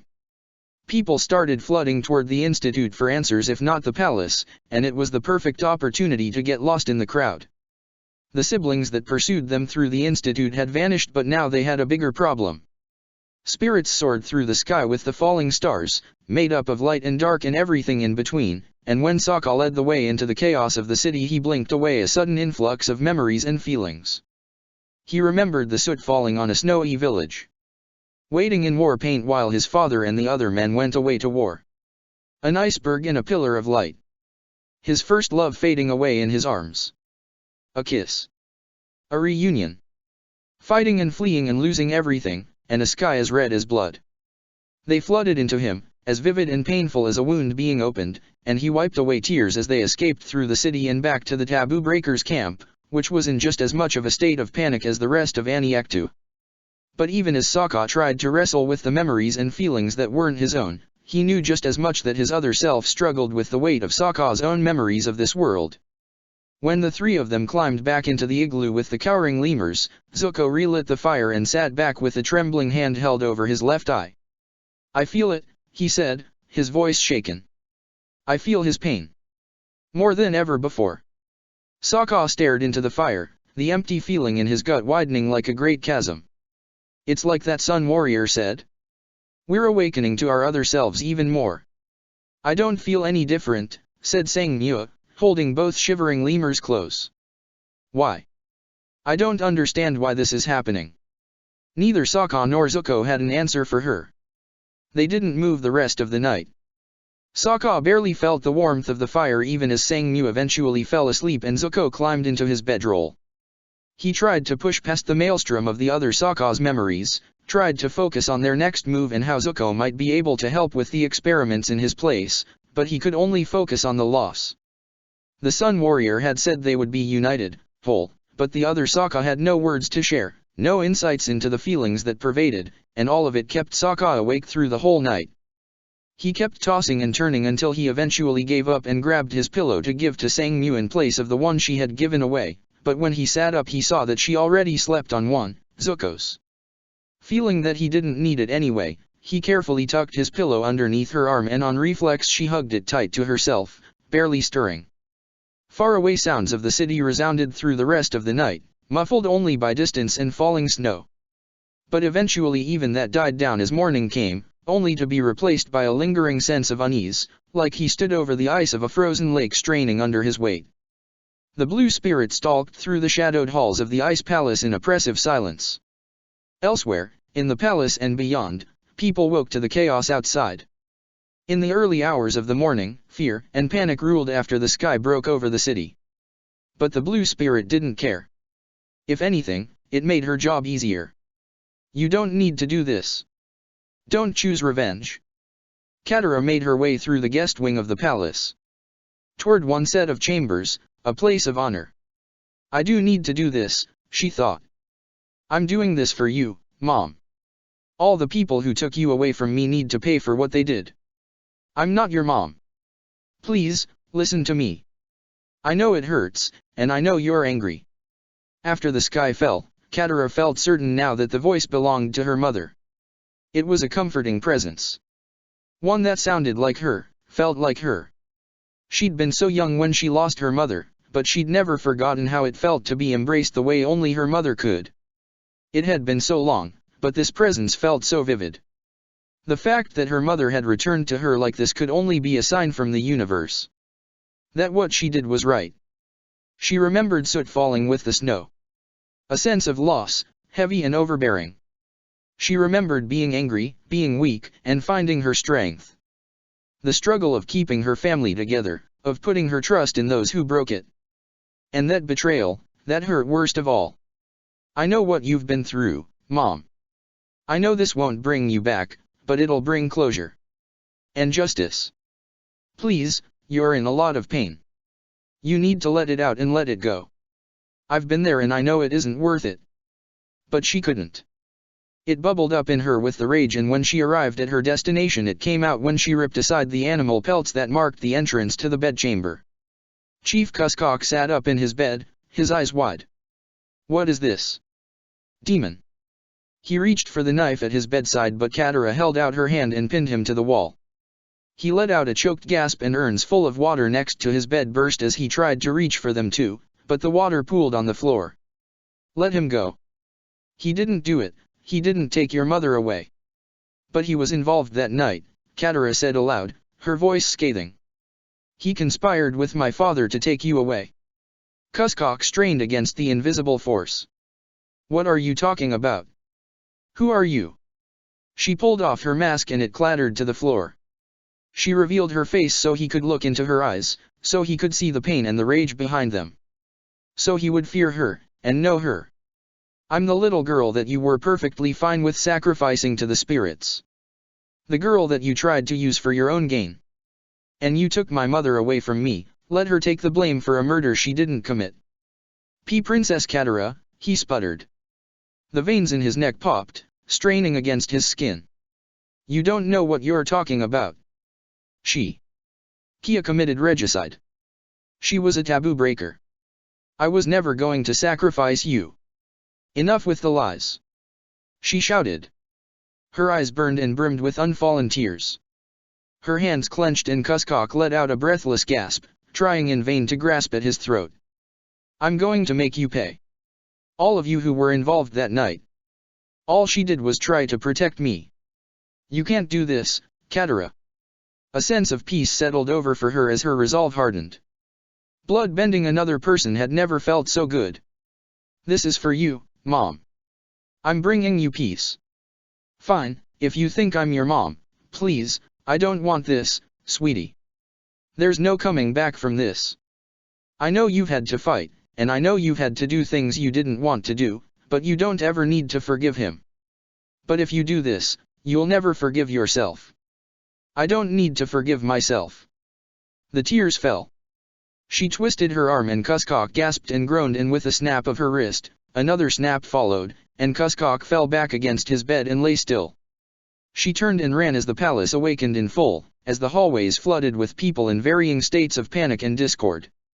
Among them, Katara looked calm as she strode back toward the whale's belly. The voice withdrew, but she still felt her mother. She was scared and upset, experiencing Katara's feelings just as she experienced her mother's. Katara saw confusing images, confusing memories. She was a little girl again, but through them all she focused on her mother in an igloo, on her knees with fear in her eyes, and strength. The last words she had ever heard her mother say, which she finally remembered for the first time. Go find your dad, sweetie. I'll handle this. Heikuta was next. When the time was right, she would find him. And she would end him. Chapter 16, Seer, Hearer, Speaker, The Blood Moon, Part 1. He wished he had tried to stop Katara when she departed with Zuko. Even now, days later, even after Katara turned away from what she originally meant to do, his inability to say anything to her still festered in him, a weight in his stomach that he kept turning and turning. Aang couldn't have been happier that she ultimately denied the notion of murdering a man in cold blood, the man who took her mother away, but when they approached Aang to take Appa and hunt the killer down, he put his head down and handed her the reins. He might as well have handed her a noose instead. He didn't have words for her about the futility of revenge, about how all the monks taught forgiveness. But Zuko's words echoed in his head. What would Aang do when faced with Ozai? Aang pictured Heikuta, Bato, the Mechanist, Tyro, Pipsqueak. All the others. He wouldn't kill Ozai, not with vengeance in his heart. That wasn't who he was, that wasn't what an air nomad would do. But he couldn't forgive the Fire Lord either.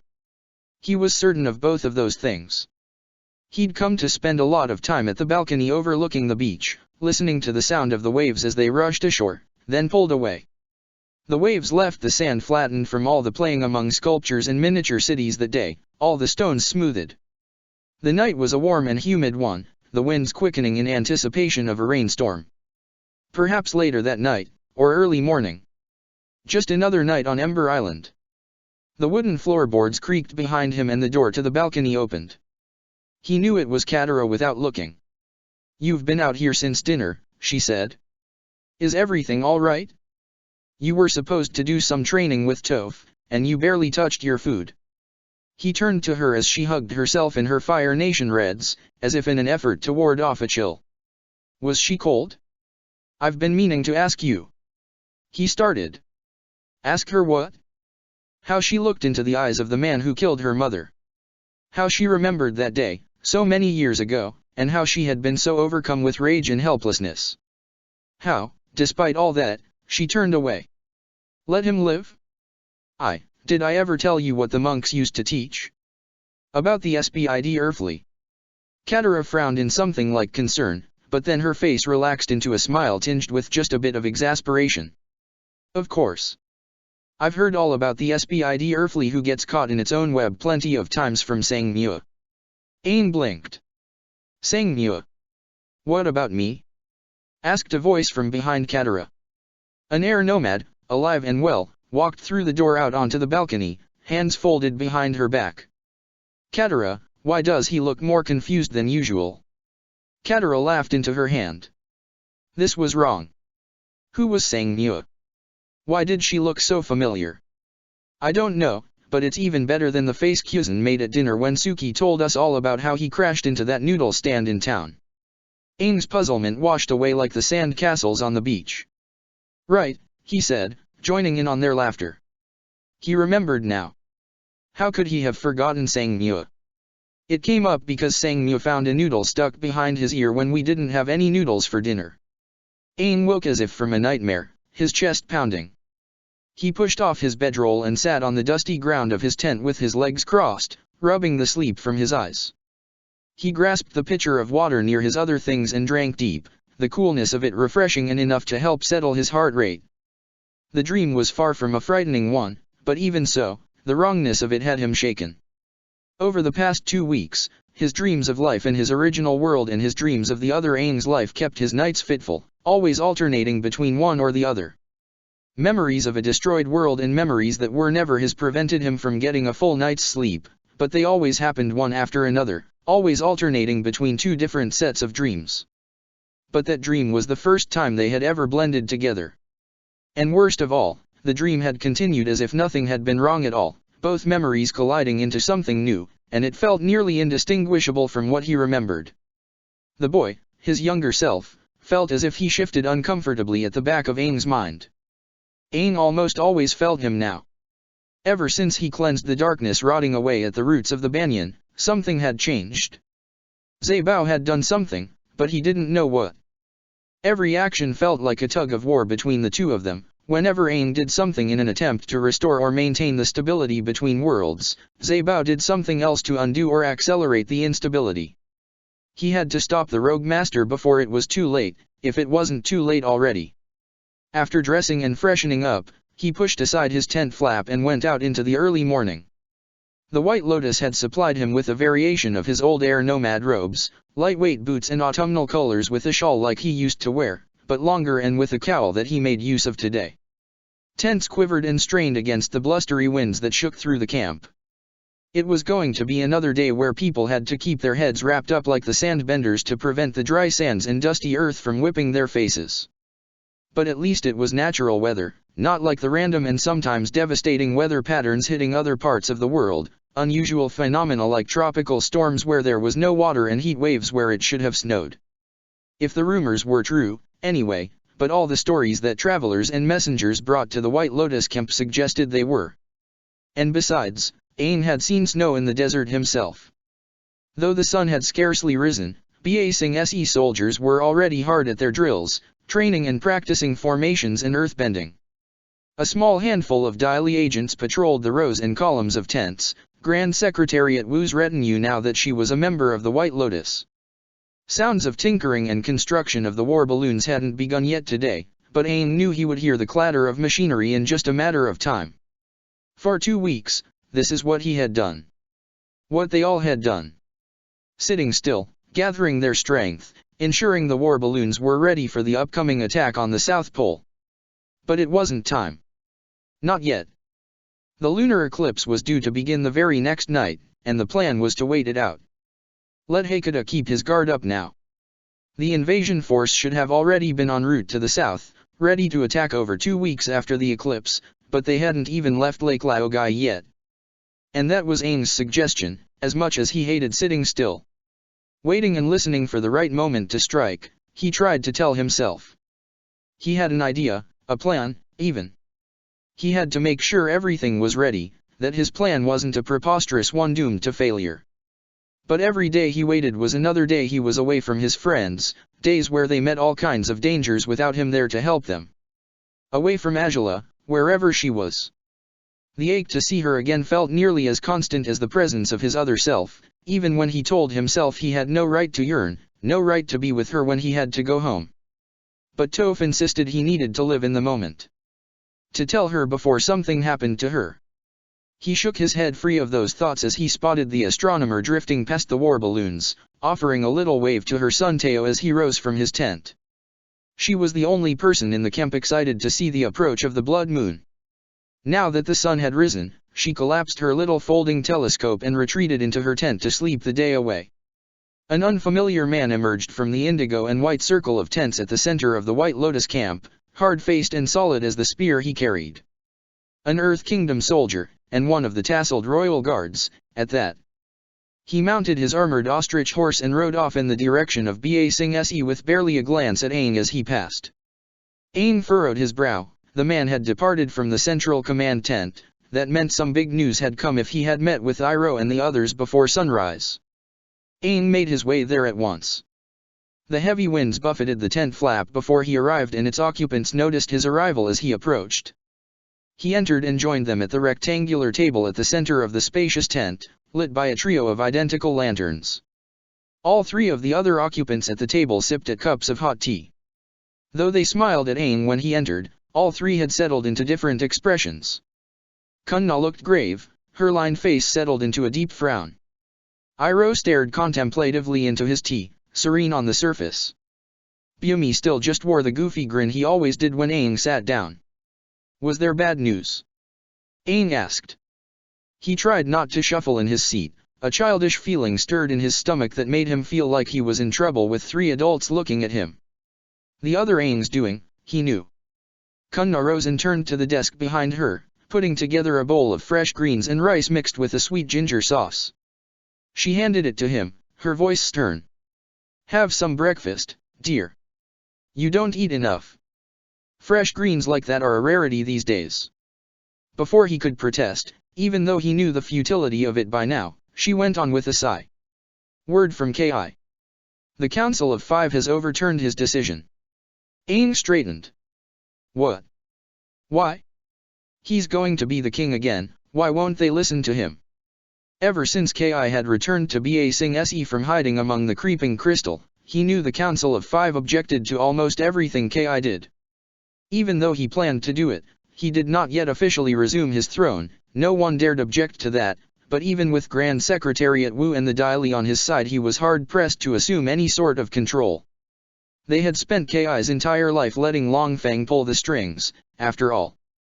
Aang didn't understand the undercurrents of it, but he did know that the Earth King's word used to be considered absolute. A king's mandate is normally considered law, said Bumi.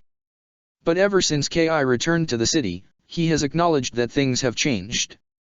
The council and Wu ruled jointly without him for 5 years. He still has a certain degree of popularity and respect from the people, but Ki believes he has no right to impose his will just because of the circumstances of his birth. Especially with so much of the Middle Ring still suffering and rebuilding from the Spirit Library appearance underneath the city. He voluntarily gave them the power to veto his proclamations if the council unanimously disagreed with him, and in this case they have. He did a lot of reading and learning from his time with me. He finished with an appreciative and approving snort. Aang tried not to grumble. He supposed it made sense, that was not so unlike the monks and nuns in the air temples with the head abbots, but in this case it worked against them. Kunna gestured to Aang's untouched chopsticks, and he made himself start eating. Okay, so now what? He asked between mouthfuls. Iroh finally spoke. The council's troops are mobilizing beyond the wall. Si Wang City sent a delegation to Ba Sing Se with the intent of having a peace summit where they can discuss the use of the Spirit Library, but they were quite angry upon learning that there have already been moves to explore the library's depths. It's about more than just the library, said Kunna, staring into her tea with a huff. It's just a pretense for both sides to come to blows. Bickering over nothing. Aang swallowed a particularly sticky clump of rice and washed it down with tea. Normally I wouldn't have time for all this, between the invasion plan and whatever Zabao is up to, he said. But since we're sitting here for the time being, I should do something. Zabao's silence has me concerned, said Kunna. It seems he is waiting for something, too. Master Zhang sought out the Sun Warriors you had met in the mountains near here to see if they could shed some light on his motivations, but based on the word he sent back he didn't learn anything of note. And I no longer think he has any correspondence with any members of the Emperor's court in Aniaktu, either. You've got to wonder, what brought a Sun Warrior to the court of Emperor Kvichak, your old hubby? Bumi asked, scratching his chin. Aang frowned. So other than the White Lotus members who ran off with him, He's working alone. Did you know that he had such a following? One of the pitfalls of our society operating secretly around the world, said Iroh, sighing.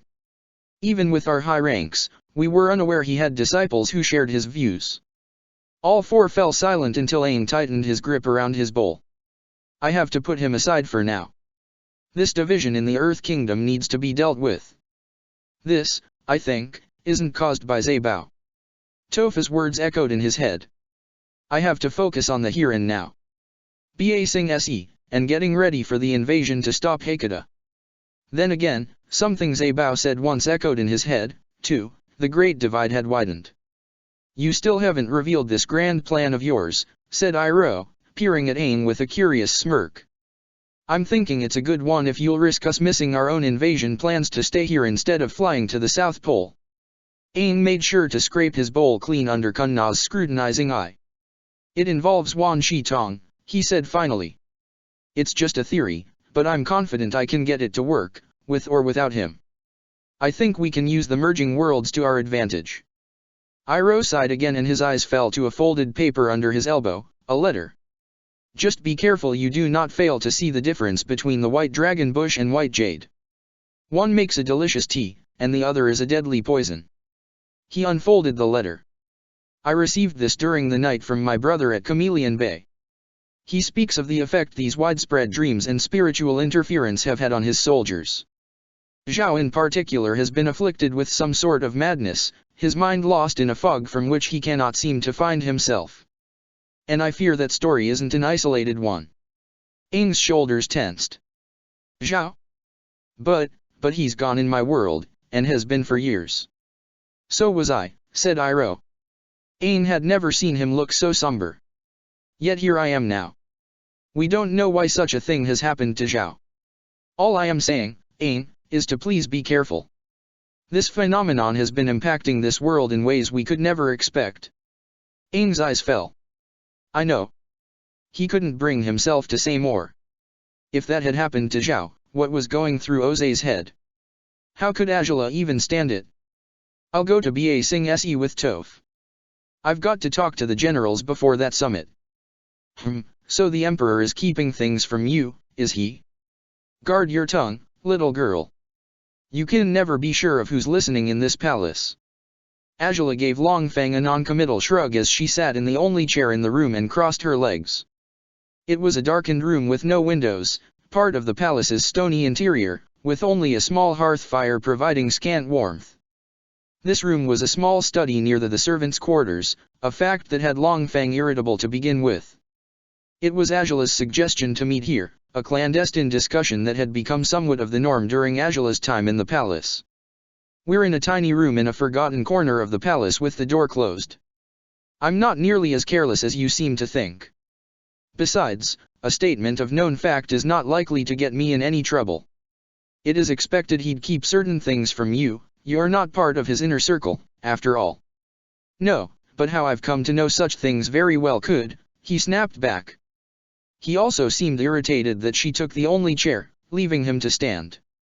Just call them your little network of spies, she said. Everyone knows what you're like. That you previously led the Dai Li. Though it's left unsaid, anyone with half a brain can assume you still have eyes and ears in both Jiduan and Basing Se.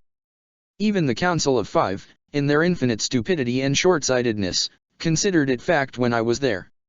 Appear competent, but not overconfident, whispered the Blue Dragon. Long Feng's fragile ego cannot handle it if you appear smarter than him. Azula's eyes caught movement on the wall near the door. She glimpsed a face in the reflective surface of an old shield hanging on an iron tack, but she ignored it. I'm letting him think I'm competent enough to be useful, but arrogant enough so that I'm not a threat. Long Feng's brow twitched. Fine. Those spies also told me that the Water Tribe forces in Chameleon Bay have withdrawn for a time in preparation for the eclipse, giving the Earth Kingdom an opportunity to regroup and regain the waters. The same is happening in the Fire Nation. Among the Dai Li, it is said that tensions are about to boil over between Basing Se and Si Wang City. It's only a matter of time until they come into conflict. Ah, so you do have spies among the Dai Li under Wu after all. She smirked when he narrowed his eyes. I never said everyone assumed the Dai Li and Ba Sing Se were still loyal to you, just that you had your own spies. But it's nice to get that confirmation. It's not that surprising, that Quack Seer had no idea what she was doing. Enough of this, he said. What can you tell me? Put those observational skills to good use. What have you witnessed in Hakata's audience chamber? In the past 2 weeks, it didn't take long for Ajala's usefulness to both Longfeng and Katara to become apparent. Hakata's first discussion with her had been a good one. After speaking with him at the first night of the Festival of the Hunt after she had arrived, he had been impressed enough by her observational skills and candor that he invited her to sit in on his audiences with foreign ministers and diplomats. Those coming to meet secretly with the water tribes had their own agendas, perhaps unknown to their lords and rulers, and Ajala was to judge their veracity. It was a good use of her people skills, if she thought so herself, and both Longfeng and Katara wanted to know everything said between her and the Emperor. That one despises his lord and seeks to undermine him. His flattery is insincere, but I am sure you can see that. This fish merchant uses the war to his advantage. If the water nation controls the sea where he does business, his trading would flourish and he knows that he needs you. His eyes kept shifting to Chief Gilak. He fears Gilak more than he fears you. I suspect some history there. As she recounted the previous day's events to Longfeng, her eyes wandered once again to the shield hanging on the wall. The woman in its reflection burned among blue flames. The hearth fire flashed blue for a moment, too, before fading back to orange. Ajala could smell the woman's flesh burning, sickly and distracting. Behind the woman, the blue dragon looked monstrous. Are you unwell? Longfeng asked after a moment. Concerned for me, are you? She asked, even though she knew the answer. His facial expression did not change from his usual lip curled in distaste. It's no matter. Don't tell me you've also been bothered ever since the sky burned red, he said. I thought you above such flights of fancy. It's all nonsense, delusions born of panic and the unknown. Just because you are not a spiritual man doesn't mean you should be blind to everything happening, she said, standing. Suddenly she felt a tightness in her chest and needed to breathe it out. Ever since the sky opened up and everyone witnessed illusory meteors falling, it seemed 1 in every 3 people reported strange feelings and even stranger dreams. Ajala, of course, knew the source of it all. Too bad Longfeng wasn't one of the ones affected, it would make him easier to outwit. Of course I see what's happening, he said, glancing toward the shield himself. But he didn't seem to see anything. But those who give in to the fear and lose their heads make it worse for all involved. I would advise you to avoid doing the same. He unfolded his hands from behind his back and stroked his long beard. But I suppose it isn't all useless, Croc. The very night those meteors fell and Patriarch Cuskok was murdered, some of the people I questioned reported seeing an evil spirit that seemed as solid as flesh and blood, unlike the spectacle in the sky. Perhaps that blue villain was an indication that the night's events were more real than it seemed at first glance. Ajala was glad she had turned away from him so he couldn't see the shift in her expression. What did you say? He sounded puzzled. I just mentioned that a spirit had been seen prowling the halls of the palace. Inconsequential, considering the increased sightings of spirits all around the city and surrounding areas lately. But within the palace itself? I expected people to be more rational. I see, she said. It took all of her willpower to keep the hearth flames from turning blue again. We will discuss more tomorrow night. I know it is unwise to meet so quickly after today, but I suspect we'll have more news for each other than usual after the eclipse finishes. His voice came out clipped as she opened the door to leave, and she knew he had been annoyed by the fact that she had been the one to end the conversation and propose their next one. But right now, she didn't care. Indeed. I'll decide on the location next time. The palace felt colder and more tense than usual, if that was even possible, as she made her way to the royal bedchambers. It didn't take long for her to make her way there uninterrupted, as many people had come to recognize her presence in the palace by this point and didn't try to stop her. Guards and warriors leapt at the slightest shadows lately, eyes ringed with sleepless nights, while others turned more to the drink than usual. Yet today the halls were alive with the thrum of bowstrings being drawn and tightened, doors being barricaded, and orders barked to fighters and messengers. Defenses for an invasion she knew would not come. Not yet. She barged into Katara's chambers without announcing herself, a brazen act that would infuriate the princess, but right now Azula didn't care. She found Katara at her bureau, twisting her hair into her customary loops. "You were seen," Azula said to her, foregoing a greeting. "The night of the meteors. You were seen. Which means Hekata knows about the blue spirit." Katara didn't look away from her mirror, but her brow furrowed.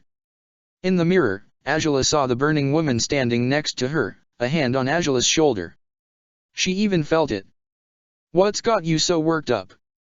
"I was wearing a mask. No one recognized me, that's the point of it." Even the blue dragon seethed.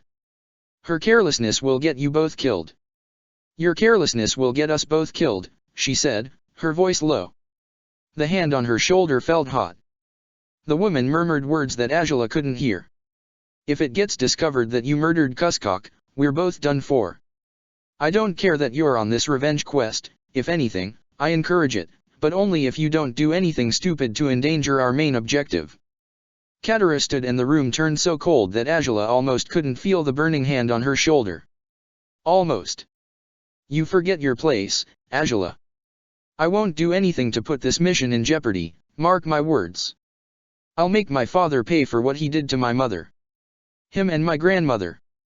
Now Azula had a clear view of the mirror, and the woman whose flesh had been warped by the flames. Azula heard words, finally. Faint, as if coming from far away. The blue dragon coiled around her, tighter and tighter until she felt her chest would burst, her breath as hot against Azula's neck as the burning woman's hand on her shoulder. The dragon's jaw opened over her throat, its fangs inches away from her skin. Fire Lord Azula hated that voice.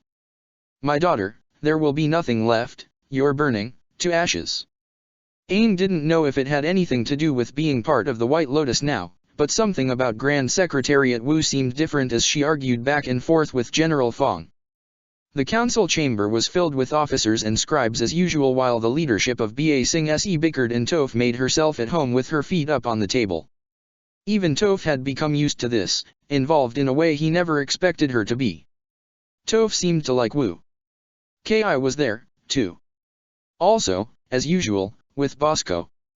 The returned but not officially crowned king already seemed exhausted by the proceedings, but he sat at the table with his warhammer on his back and looked as resolute as ever.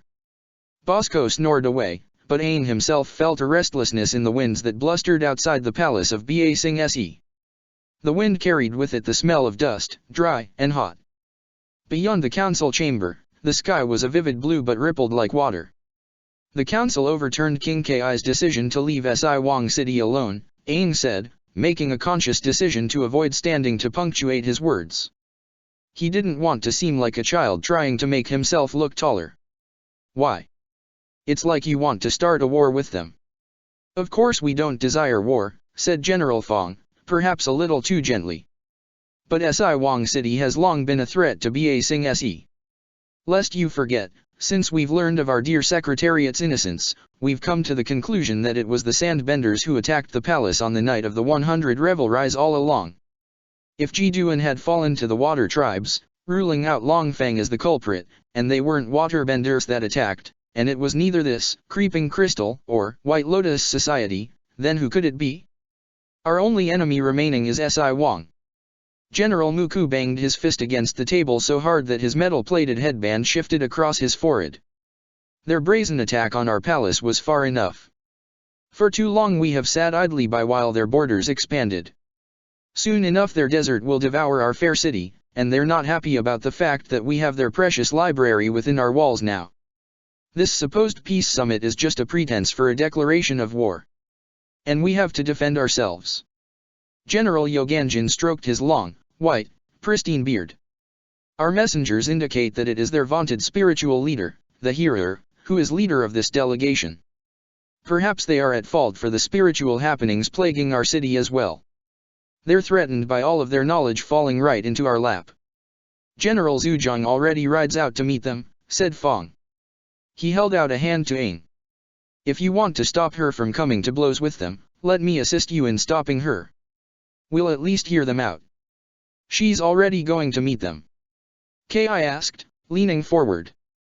Why has no one notified me of this? Avatar Aang, if it is all right, please allow Wu and myself to join you as well. Aang nodded to him, frowning. Toph pulled her feet off of the table and turned to Wu. Finally. Okay, let's go.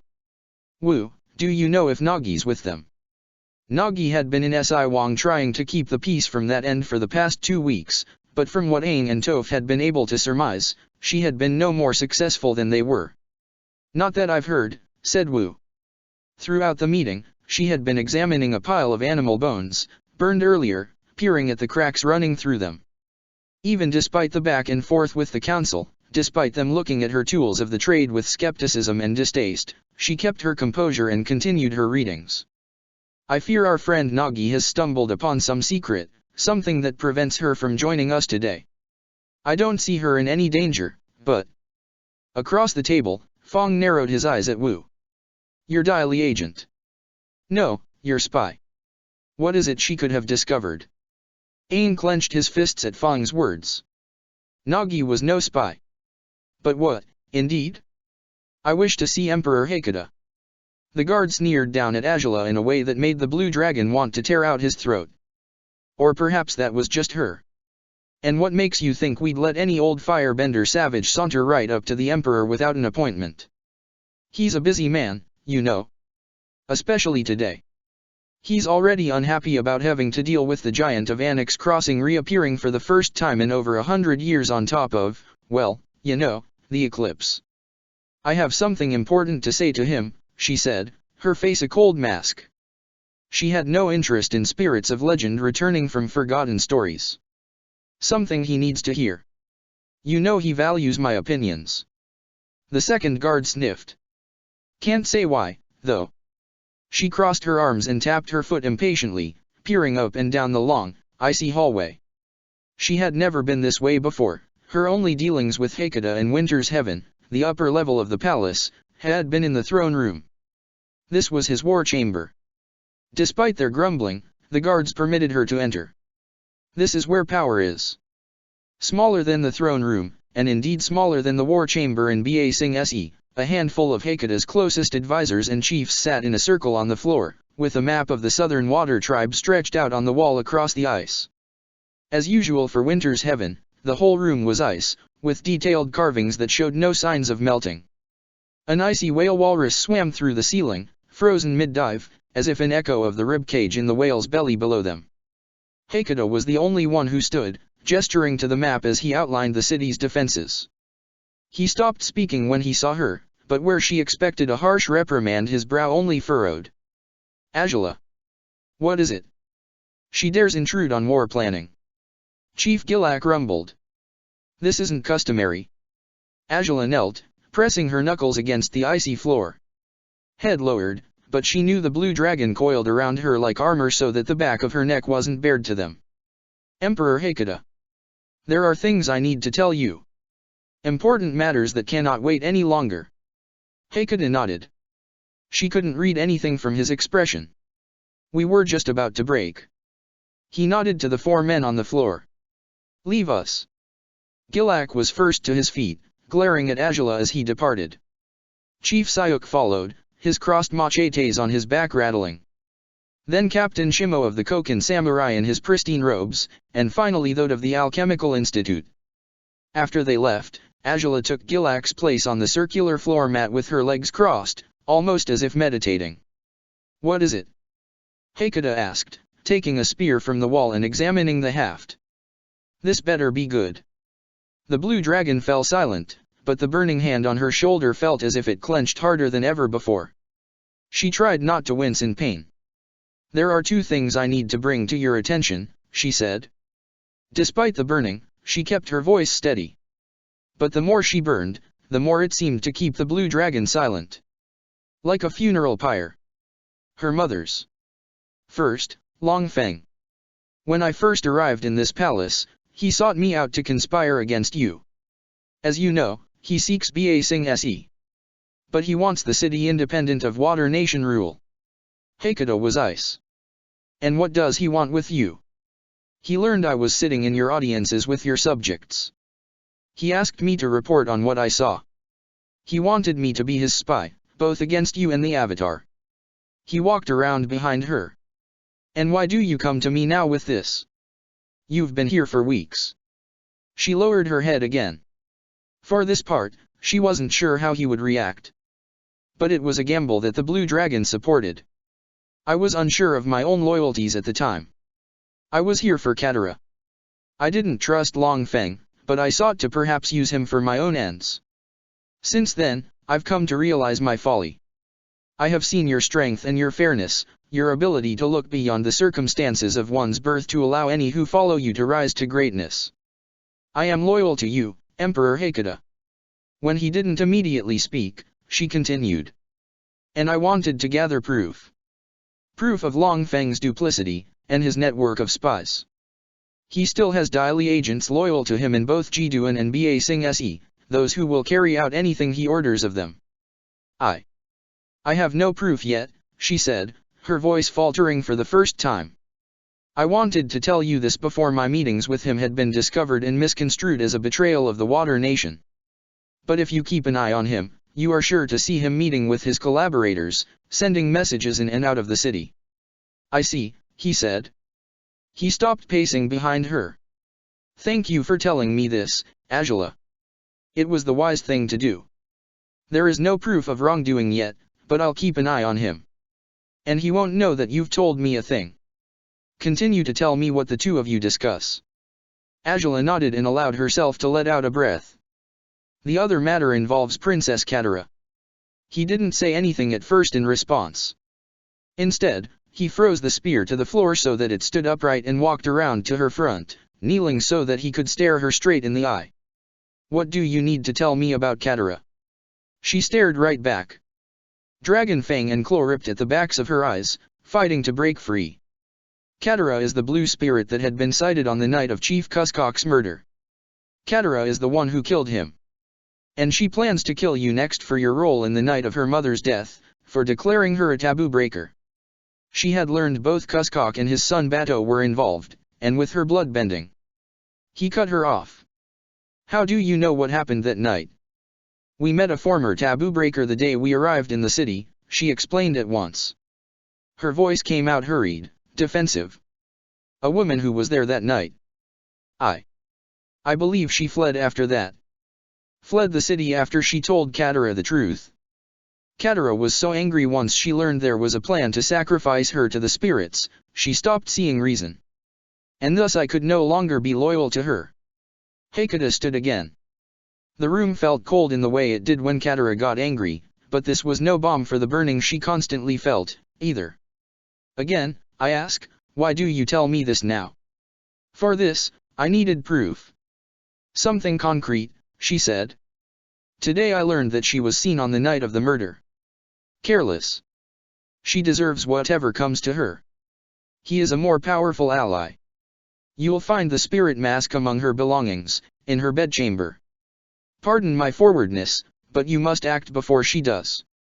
She has already set plans into motion, plans to claim power of her own. Before coming here, she murdered the chief of the poisonous Snowy Wolverine Skunk clan and the rest of them swore fealty to her. They have since departed from their mountains in the Everstorm and are invading your lands and the lands of your chiefs. Separate attacks, all spread out, in an attempt to mislead and distract you while she deals the killing blow. And this attack has already begun. I believe so, she said. When he didn't immediately respond, she lowered her eyes. You are the speaker for the tribe. Anything you command, even if you proclaim me a traitor, I will accept it. He turned away from her, finally, toward the map with a sigh. On the day of the eclipse of all times. Very well. Leave me. I'll deal with the girl. A cold dismissal. Fitting for him, she shouldn't have expected anything else. To ashes. Azula, my daughter, my monster. I love you. I do. To ashes. She should have expected the betrayal. It was a familiar feeling, a burning in her chest that she vowed she would never let herself feel again. Why was she so familiar with betrayal? People never betrayed Katara. No one was ever foolish enough for it. She was loved. She was feared. Sokka betrayed her, didn't he? And her grandmother. Kunna certainly betrayed her. So did Jet. Or did she betray him? How did it all tangle together? Mother had been betrayed, too. But betrayals also required trust. Did Mother ever trust Hakata? Katara never trusted Jet. But she had a memory of trust, vague, slipping away like a lotus down a raging river. It took everything she had to flee from the palace.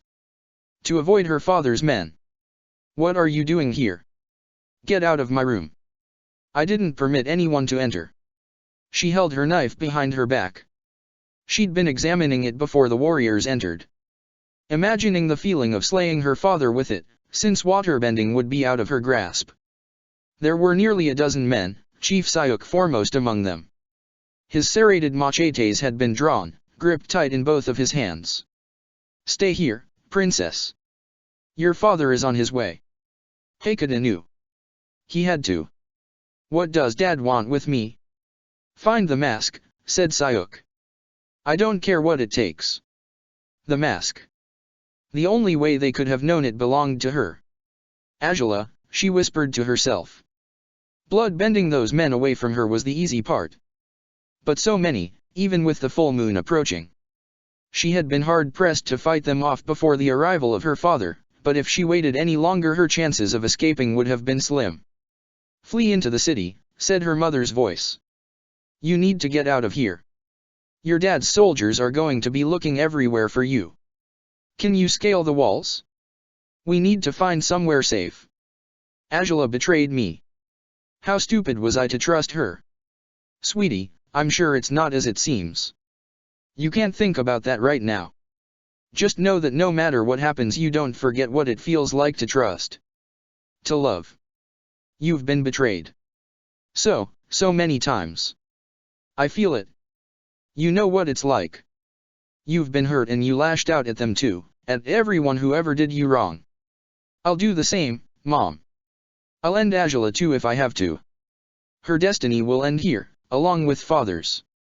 She felt so dizzy that she nearly fell after leaving the palace grounds, her hands scraping against the stone wall of the palace enclosure.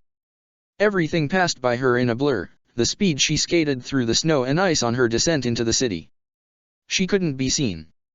It was too bright right now. She had to climb the city walls at night. But could she do it without her waterbending, when the eclipse started? She had to. She had to. She had to. Her lungs burned. Warriors, all that Hakata could spare from his defenses, surely, poured into the city after her. She disappeared among the buildings. She wished she could cut them all down, but that would leave a bloody trail. A trail she couldn't afford to leave. She had to survive. She had to. She had to. Murdering Cuskok had been so easy. The easiest of them, as old and frail as he was. His neck had felt so brittle. The rest would be a challenge, but she had to do it. She didn't see Zuko until she crashed right into him, sending them both sprawling to the ground. Katara grabbed his arms with her scuffed-up hands and pushed him forcefully against the wall, hiding in the shadow of a hot yoga sauna. No one could see them. He recovered the use of his voice first. Katara? What's happening? You're here, she said with a scowl. She noticed he didn't draw his swords. That means my brother and the Avatar are, too. No. Well, not entirely true, but I was the first person to trust you. Back in Ba Sing Se, remember? It doesn't matter, she said, shaking her head. Confusing images she didn't understand. You promised me once. To help me find the man who killed my mother. And now's your chance. She didn't expect him to look sad. No, Katara, that wasn't me. Are you okay? Katara wanted to hit him. Wanted to yell at him. Forget it, I can't trust you anyway. I can't trust anyone ever again. I've got to stop your sister, to do what we've failed to do before. She betrayed me. And it's time to get payback on everyone who ever wronged me. My dad most of all. He tried to reach out to her but she held out her palm and shoved with all her strength, slamming him against the side of the building. Zuko slumped to the ground. I can't run away. I have to go back to the palace, she said, her words rushing out in a torrent. Devastating and unstoppable. Before the waterbending goes off. I have to. I have to. Zuko ran back to their igloo at the Taboo Breakers camp as fast as his legs would allow without looking suspicious. He had been lucky, or perhaps extremely unlucky, to run into Katara on his way back from the Aniaktu Alchemical Institute. He had already lost a few precious minutes recovering from his daze after she knocked him into the wall. Was Azula near? He burst into the igloo so quickly he almost damaged the entrance. It's Katara, he let out in gasping breaths. He barely took in the scene of Sokka and Sangmu preparing that night's dinner. She's here. I think she's going to hurt Azula. She's about to do something reckless. There are warriors all over the city looking for her and she said something about payback against your father. Sokka tensed and furrowed his brow. The eclipse is starting soon. We've got little time. The sun had begun to set by the time Appa arrived at the chosen location where they had planned to meet the delegation from Si Wong City. It was just before the Serpent's Fin River that connected the Serpent's Pass and Chameleon Bay in the land known as the Barrens. Here, at the entrance to a temple carved into the side of a mountain, the hero of Si Wong waited. Concealed head to toe in a myriad of colors and fabrics and patterns, they stood out compared to the rest of their people and the muted colors of the land around them. The temple had a majesty all its own, though. It had traces of the red ochre from the nearby mountains in it, giving it a faded rusty color that burned vividly in the sunset. 4 pillars framed the open entrance with no door, making it seem more like a cave than anything.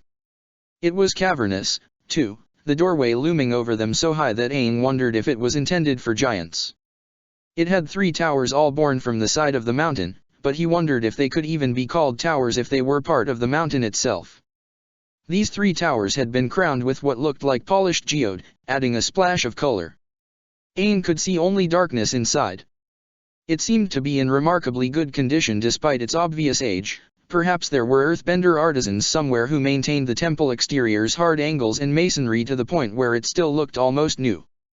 The hero came with more attendants than I would have thought they did, said Ki, his voice low and introspective as they dismounted from Appa. He looked smaller without Bosco next to him. Not just attendants, said Fong in an equally low voice. Regional chieftains and sand sailor captains, too. Doesn't look like someone who came with a peace offering, to me. Toph muttered as he walked ahead to the gathering, where General Zhu Zhang and her soldiers had already started negotiations around a newly constructed earthen table. Says the guy with a ton of soldiers who just happened to be patrolling to the north of here. There's so many that I can feel the earth shaking even this far away. General Muku jumped off of Appa into the sand with angry grumbling. He had been even more uncomfortable than Toph in the air, cursing loudly at every strong gust of wind or quick movement. He looked stiff when he walked over to the gathering of people, not looking back at Appa even once. Aang didn't want to take him along, but he insisted on coming. I wish Bumi was here, Ki said in a voice only meant for Aang. But I suspect he stayed behind so I would learn to handle these sorts of things myself. I am king, after all. I suppose I must act the part. These past 5 years you've been a scholar and a warrior, Aang said. And even a secret resistance leader. It's okay that you haven't had your kingly practice yet. But I think you will be able to handle this just fine. Ki smiled. I appreciate the encouragement, Avatar Aang. And though Bumi couldn't be here, I am glad that you are present to act as a mediator. As they approached, something about the world seemed to spin in Aang's head, almost like the temple opening threatened to swallow him. The opening was taller rather than wide so it looked less like a mouth, that was more comforting, in a way, to tell himself it wasn't something that could devour him. Even so, if he listened hard enough to the wind he thought he heard the distant peal of a gong, and even faint chanting. Yet another side effect of the world's merging, he thought. Aang, Toph, Ki, and Wu approached the makeshift stone table.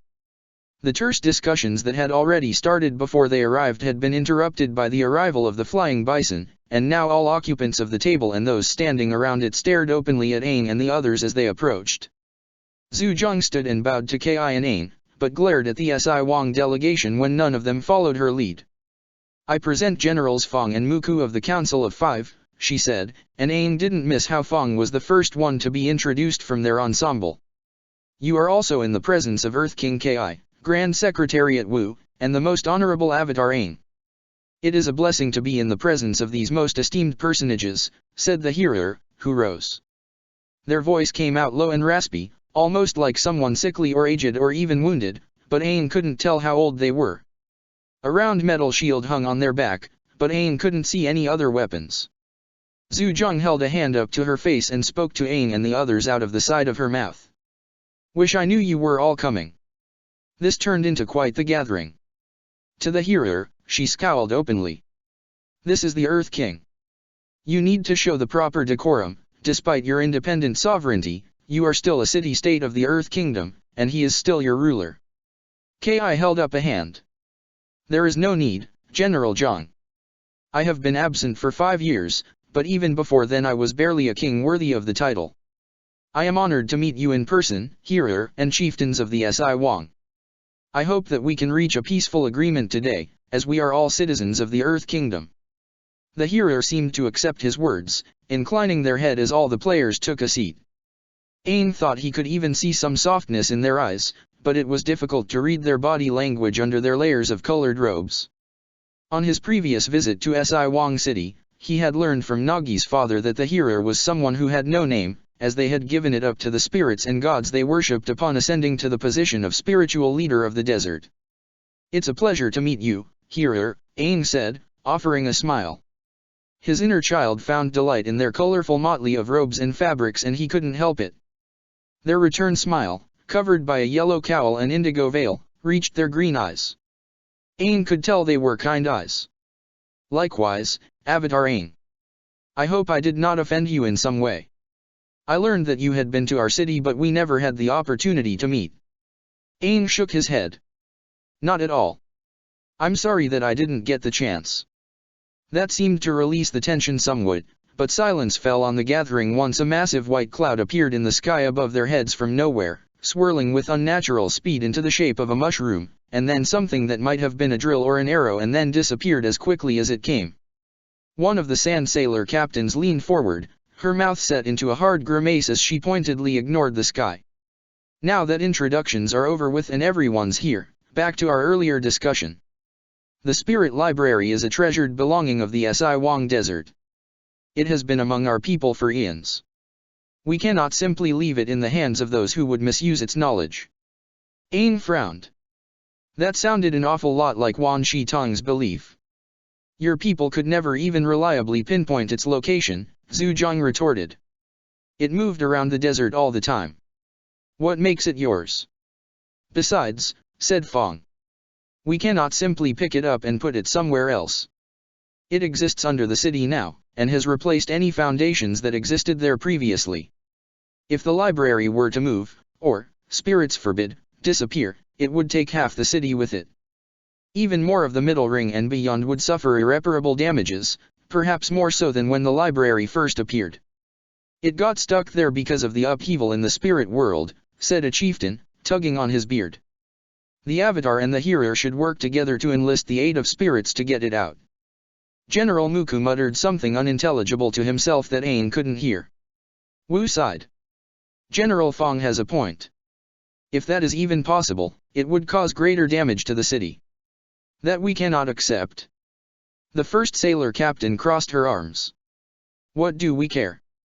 We sent an aid group with supplies once we heard about all the people who lost their homes or lives, but they trudged back here only days later. You turned away our help when it was freely offered. Ki and Wu exchanged confused glances and then Ki turned to Fong. That is the first I am hearing of this. General Fong, do you happen to know why we refused their help? I don't know either, said Fong, frowning.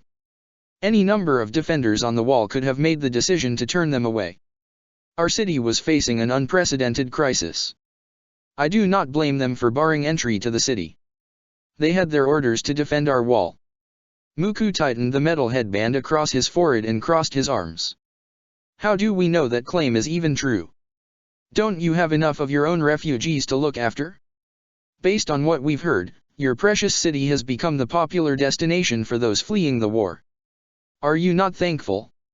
Said another chieftain. He wore a beetle helmet. Your city is already overcrowded. We have the room and the resources to support what you cannot. Muku stroked his thin beard. He seemed fidgety, unable to sit still in his seat. After stroking his beard he crossed his arms again. For what reason could so many refugees flee to a desert? It is an inhospitable wasteland. Your only defenses are the environment. Any army you have is weak. What is it that makes your city seem so safe, so appealing? The hearer was still. What are you trying to say, General? What does it matter where the refugees go so long as they are safe from the ravages of war? Aang clenched his fist but said nothing. He wanted to, but his gaze fell on the temple behind the hearer. One of the geodes crowning the top of a tower sparkled in the fading sunlight. The sky rippled. We shouldn't have brought him along, Toph said to Aang under her breath. Something's wrong. Muku's heart is pounding. He's been worked up for a while, but now it's even worse. I'm saying you must have cut a deal with the water tribes.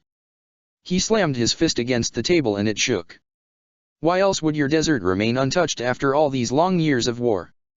You're colluding with them to take down our city from the inside. Ki stood. Muku, you are out of line. It's true. Muku roared, speaking over the din that erupted at his words. Everyone shot out of their seats except Aang.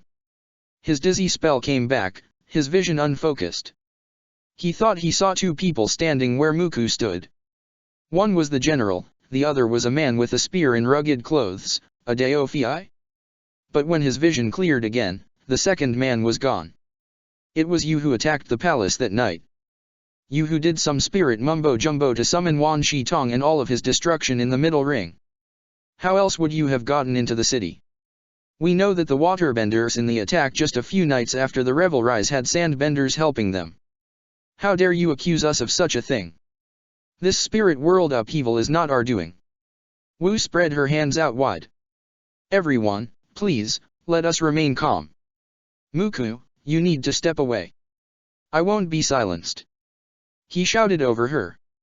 Fong tried to grasp his arm and pull him back, but he shook off the bigger man. I remember. You desert bandits stole my ostrich horse and left me for dead. But I made it out. I'm here. I lived. He's gone mad. He's one of the spirit touched. People like him are the reason my goat pigs are dying. He is of two minds, said the hearer, and Aang felt he was the only one who heard them clearly. Aang finally stood. He had to step in before it came to blows. He let it get this far, but he didn't want anyone to get hurt. This conflict had played out long enough. If he hadn't shown up yet. Aang held a fist into the air and unleashed a spurt of flame to get everyone's attention. Muku's words aren't the belief of everyone here, he said, trying his best to project his voice. It worked. Aside from Muku's struggling to get Zhujiang off him, everyone present turned to Aang. That's hard to believe, said another chieftain, a hand on her hip. Especially when Ba Sing Se left one of their spies in our city.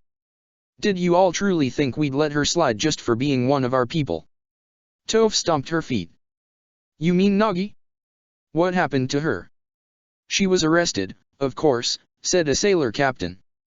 She was snooping where she didn't belong.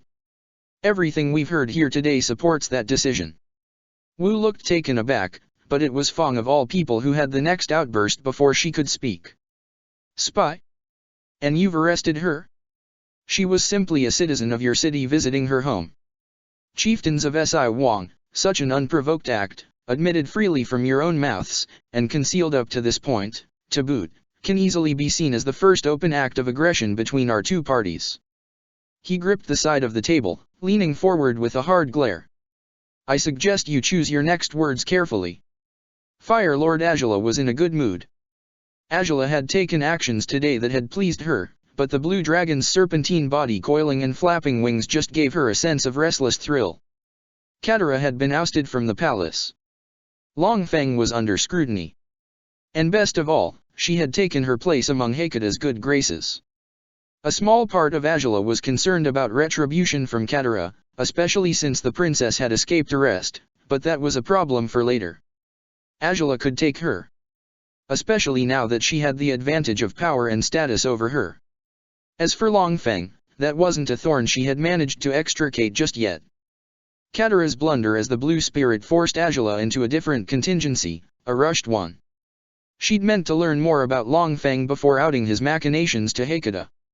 Her place within Hakata's fold had been presented to her, but not secured or solidified yet. Which was why she now found herself within Long Feng's study. She didn't care anymore if she had been seen, if Long Feng had eyes lingering here while he was away. But she knew he had gone to a place deeper within the palace to wait out the eclipse, safe and secure in a heavily fortified corner of the palace along with other visitors and dignitaries. Now was her best chance to find evidence. The eclipse was supposed to start in a matter of hours. His quarters were better than those of most other foreigners in the palace, all things considered. He had two rather spacious rooms, both fully stone, with no windows due to being in a more central part of the palace.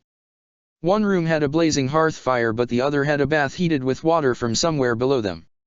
She could smell floral perfumes lingering in the air. Rather than the decorations of the water tribes, he had a woven rug from the Earth Kingdom covering the floor of the study, a desk with stacks of paper left out and ink still drying that she knew to be too obvious and out in the open to be anything important, and a bookshelf. She supposed even a deposed king could retain some perks. She scanned the bookshelf, noting with faint surprise the amount of poetry she found. Among the tomes she also found scrolls with copies of treatises between all four nations, an Earth Sage's letter wherein he discussed with Long Feng the economic benefits of tea leaves from a plant she'd never heard of, and a badger mole statuette that looked to be little more than a paperweight. It was a clumsily constructed thing, with a barely perceptible crack that told her it had been broken once and put back together with earth bending. No proper artisan had repaired this. When she picked it up, it even felt lighter than she expected it to be. Hollow. Good eyes.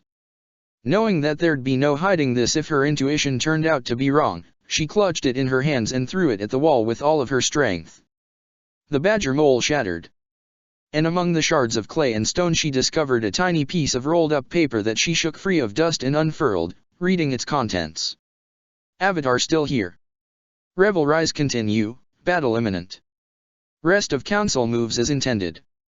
Fortune teller and historian still playing pie show. One fixed on the future, the other fixed on the past. Only we see the here and now. Azula nearly burned the message in a rage but the importance of it kept her in check. She could only assume the message still existed because Long Feng hadn't read it yet, it had likely been left in the statuette by a collaborator for him to receive later. She could decipher enough from the vagueness of the message to know that it had come from Ba Sing Se. Aang was there. Somehow, for some reason, he had gone back to the Earth Kingdom. And Long Feng had kept that from her. He knew, and he withheld something so important.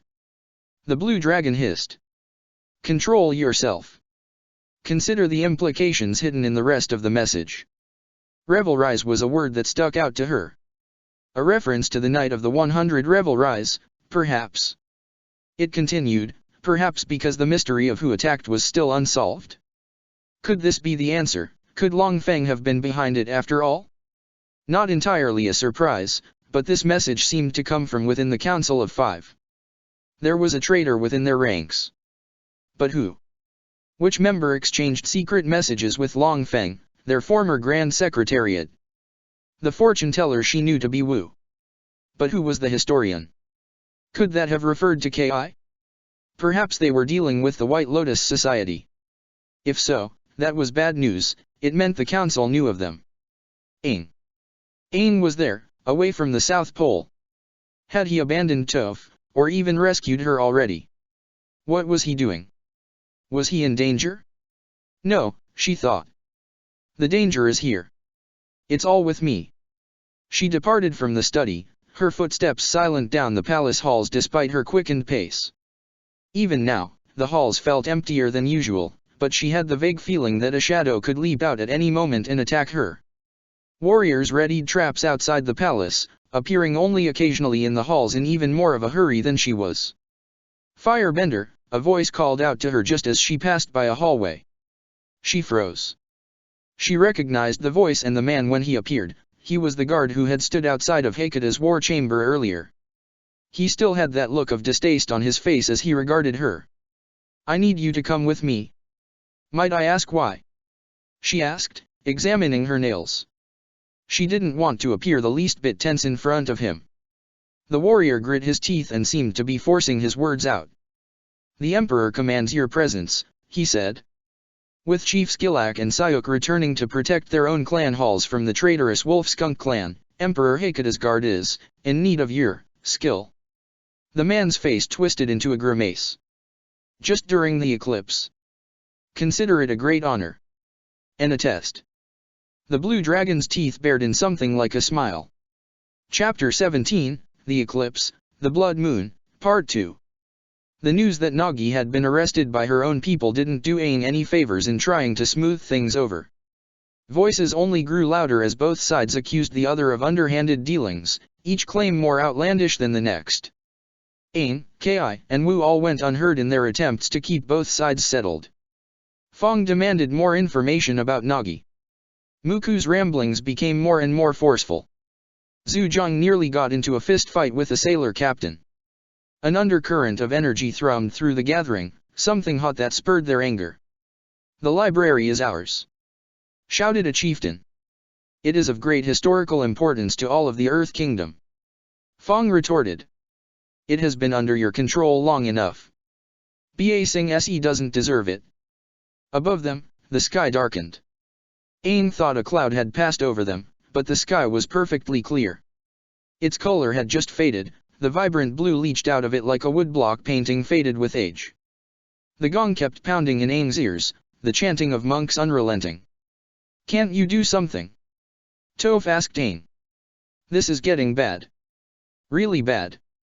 "Not yet," he said, but the more this went on the more it became an enormous risk. His head spun and he saw the shadows stretching across the ground. Perhaps he was the only one who could. "He's close. I know it." Aang almost didn't notice the hearer approach him until they were right at his side. They gripped his shoulder. "What did you say?" they asked in their low rasp, and Aang was shocked that his voice was heard over the din. "Who approaches? Did you stoke the fires of this conflict?" Aang's eyes widened. That wasn't what he intended at all. "No. But if you want your precious library so badly, come and get it," Muku challenged. He had already slammed his fists against the stone so many times that it had crumbled to pieces near where he stood. "Enough of this. Under my authority as general in Ba Sing Se's Council of Five, I declare." Aang had been distracted by the hearer. He didn't want any of the generals to go as far as to officially declare war, and didn't want anyone here to get hurt. He shouted out to interrupt Muku, but as soon as he opened his mouth an ear-splitting screech echoed, reverberating from the temple walls. Aang and many others covered their ears just as another shadow passed overhead, blocking the setting sun. This time, it didn't move. Wan Shi Tong had finally arrived. He was enormous, with wings folded across his body like a mantle that seemed so long that it blended into the shadows around him. If anything, he seemed as if he wore a cloak of shadow, looming over the gathering with his face white as a specter's. His wings unfurled and they drowned out all the rest of the sunlight, an abrupt shift from twilight to night. The earth shook and something pounded the ground, and Aang realized it was a monster approaching from the mountain pass, a rippling mass of muscle in nothing but a loincloth with a great hairy face and a massive wooden club. "Once again, humans display all of their failings," said Wan Shi Tong. "Even as the world falls apart all around you, you engage in petty conflicts. How could I ever have considered your knowledge sacred?" A massive spider appeared next, bigger than a canyon crawler, and Aang thought at first that a human man rode on top of it before he realized it had the top half of a man with 6 black eyes sticking out where the spider's head and eyes were. It walked with steps so light that he could barely feel them with his seismic sense. "Wan Shi Tong," Aang called. The 2 spirits that accompanied him seemed to be dark spirits, which meant Wan Shi Tong himself was on the verge of falling himself. Dark spirits drawn to conflict. "Please, hear me out. I need your help. We all do. If we fail to address the imbalance between our 2 worlds, all of them will fall apart." "No," he said, and he seemed to spread his wings even wider. "By our reckoning, humans are the cause of this. And the time of humans walking upon this earth needs to come to an end." He flapped his wings, and the ground shook, sand loosening and flowing almost like water. "Henceforth, you shall crawl. Crawl back into the mud you all came from. Aang, Toph, and several other earthbenders tried to brace themselves against the shifting sand, but it moved too fast and all struggled to secure a foothold. Aang tried to free himself of it altogether, shouting for Toph, but decided against it at the last second. He wasn't going to let all of these people get hurt because of his own hubris and attempt to draw Wan Shi Tong here. The hearer's accusation echoed in his ears, and he wasn't going to let them believe that he let this happen on purpose. If Wan Shi Tong was going to pull everyone into the spirit world, Aang would go with them. And take them back out again. He fell, darkness swarming his vision. He struggled to breathe for only a moment. He expected to feel the sensation of passing between worlds, but instead he only felt sand, coarse and rushing through around him. And then he hit the ground. Aang coughed on his hands and knees, opening his eyes to total darkness. He heard others next to him doing the same, and once he recognized who they were from his seismic sense he lit a flame in his hand. Ki and Wu shielded their eyes from the sudden light. Avatar, what happened? Wu asked, taking in their surroundings. Did Wan Shi Tong drag us into the spirit world? Good heavens! I didn't expect him to appear. And what were those other monsters? Aang lifted his flame up higher, finding that they had been dropped into a squared hallway of dark stone. A faded fresco of an ancient warrior brandished his spear at them. Above, where they had come from, a thin trickle of sand emerged from a gap in the stone. Aang could have attempted to earthbend it, but he was afraid that if he did the sand would flood into the hallway. I might be able to get back up, he said. But we need to find everyone first. Just stay close to me, we're not in the spirit world, so we should be able to find the exit. Wan Shi Tong just dragged us down here. We're inside the sunken temple of Akmumua, said Ki, looking around. The mausoleum of King Mumuapur IV from Omashu. Coincidentally, one of Bumi's ancestors. The part we saw above ground was just the entrance. How fascinating. It is said that its depths are unmapped and nearly as labyrinthine as the catacombs beneath Ba Sing Se. Since it is quite far from any major cities, it is a frequent target for grave robbers and treasure seekers. Oh, lovely, said Wu, rubbing her forehead. Aang stomped his foot, closing his eyes to get a feel for the temple's layout.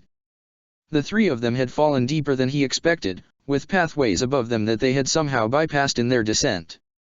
Some had been completely caved in with sand, while other hallways opened up into expansive chambers.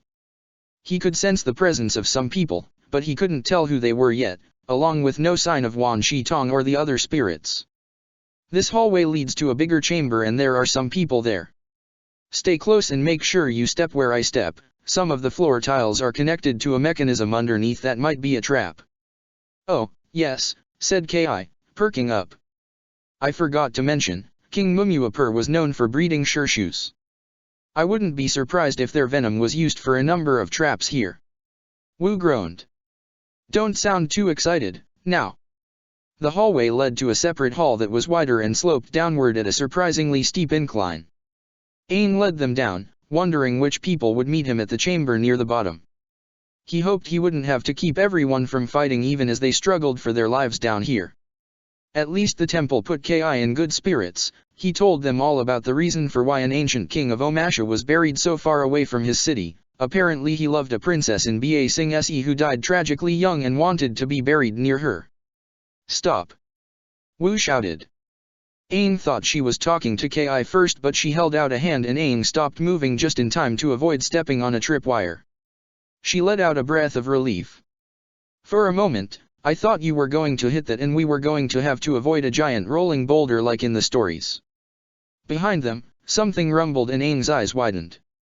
Stone ground against stone and sure enough, a shape appeared at the top of the incline. Aang looked back down at the tripwire. But I didn't touch it. Ki leapt over it and ran ahead. Run! He exclaimed. All three of them ran down the slope as an enormous boulder did indeed start rolling after them. Aang knew he could outrun it, but he wasn't so sure about Wu or Ki. Avatar Aang, said Wu, gasping for breath. Aren't you an earthbender? Aang stopped short. Oh, right. He'd stopped tons of boulders like this in his training with Toph, even while blindfolded, but he wasn't about to tell them that. As it rolled toward them, he drew back for a punch and shattered the boulder to dust. "Sorry," he said sheepishly. "I just got caught up in the moment." Wu simply waved a dismissive hand covered in rings as she doubled over, heaving for breath. Ki scratched his chin. "I never thought I would actually run into a trap like that in real-life ruins," he said. "I suppose the ones who designed this temple weren't that creative." Footsteps resounded from further up the incline, coming closer to them. Aang grinned when he recognized who they belonged to. "Toph. So glad to see you." "Sorry about that," she said, scratching the back of her head once she stopped in front of them.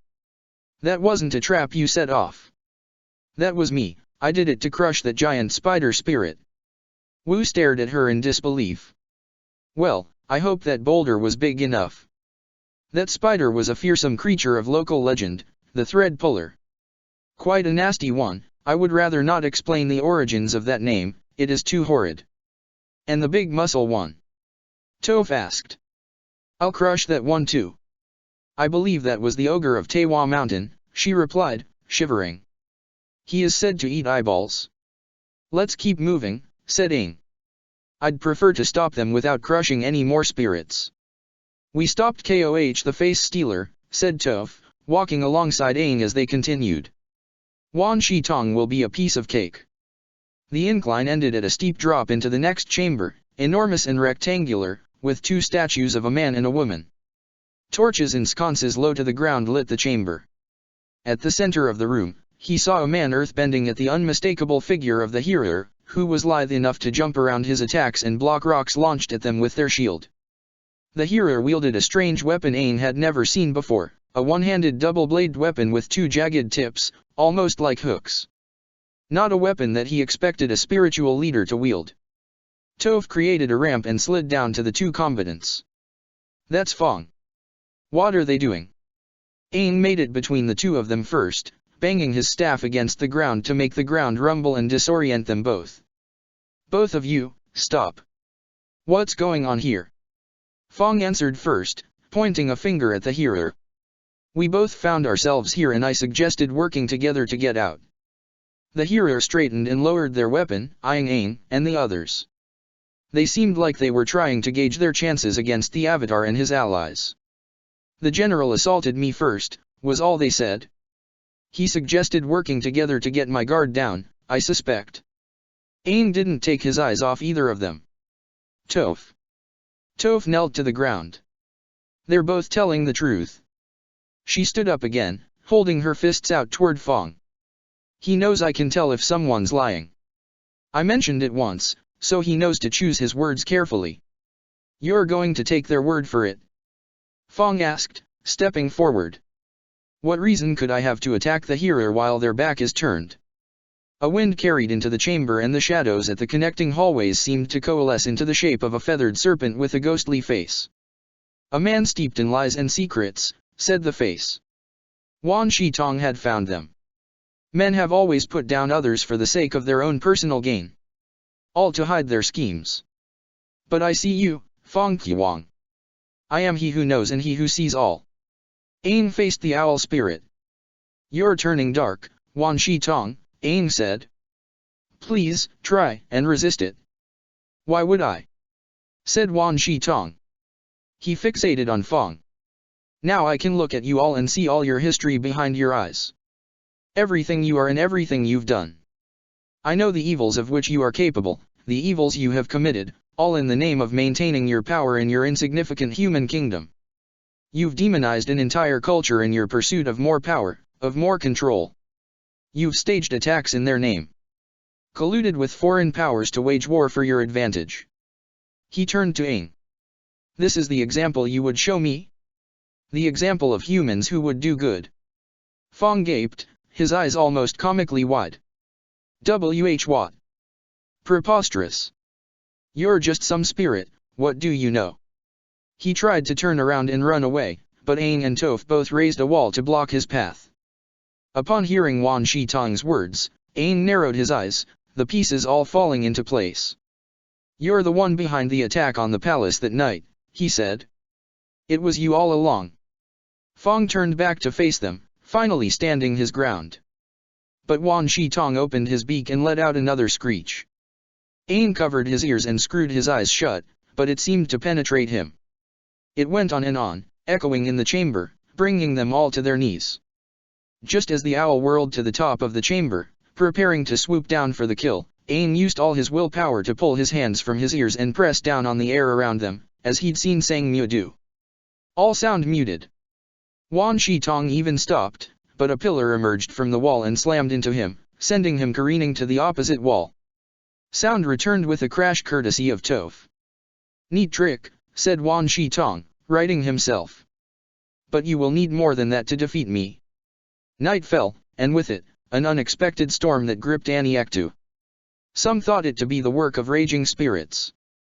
Up in winter's heaven, in the throne room, Azula felt as if they sat at the top of a crow's nest. A precarious perch for a ship at sea with choppy waters. She even thought she felt the high point of the palace swaying in the storm. The frozen waterfalls that fed into the throne room were slick with rainwater from outside, an occasional splash that made puddles in the gutters at the sides of the room. Thunder, so unusual in the South Pole outside of the Everstorm, rumbled the palace even further. Through it all, even with the palace and the city on lockdown in preparation for a potential invasion and a search for Katara ongoing, Hekata threw the occupants of the throne room a feast. A hint of normalcy in the chaos of the unknown. It was a quieter feast, smaller and less rowdy than the first one she had attended, but a feast nonetheless. Azula sat at a single long table in the center of the throne room with a dozen of Hekata's other guards, warriors she didn't know, and only a trio of elder advisors. 3 waterbenders performed in a triangle around the table, tossing orbs and streams of water between each other in a languid and mesmerizing dance. The only other woman present was Malina, the woman at last selected as Hekata's bride-to-be from the north. A lifetime ago, she never would have thought she would be here in the presence of the Water Emperor, his guest, and his bodyguard. The blue dragon's breath was warm against the back of her neck. A lifetime ago, you didn't have me. She had even been allowed to wear armor. Not a full suit of it like her father's soldiers normally wore, they couldn't find anything in her size, but someone had procured iron bracers for her forearms, a breastplate with spikes around her shoulders, and boots. All from the Fire Nation, all black. It didn't match with her Water Tribe clothes and white pelt around her hips, but she found it to be striking nonetheless. "The Blood Moon will be here in moments," said Hekata, at the head of the table. He stood and retreated to his throne at the top of the dais, a massive chair draped in furs. "Leave us." The waterbender performers fed their streams into the waterfall gutters and bowed to Hekata, heading toward the massive double doors. Even Malina stood and departed, silent and steady with an impassive face.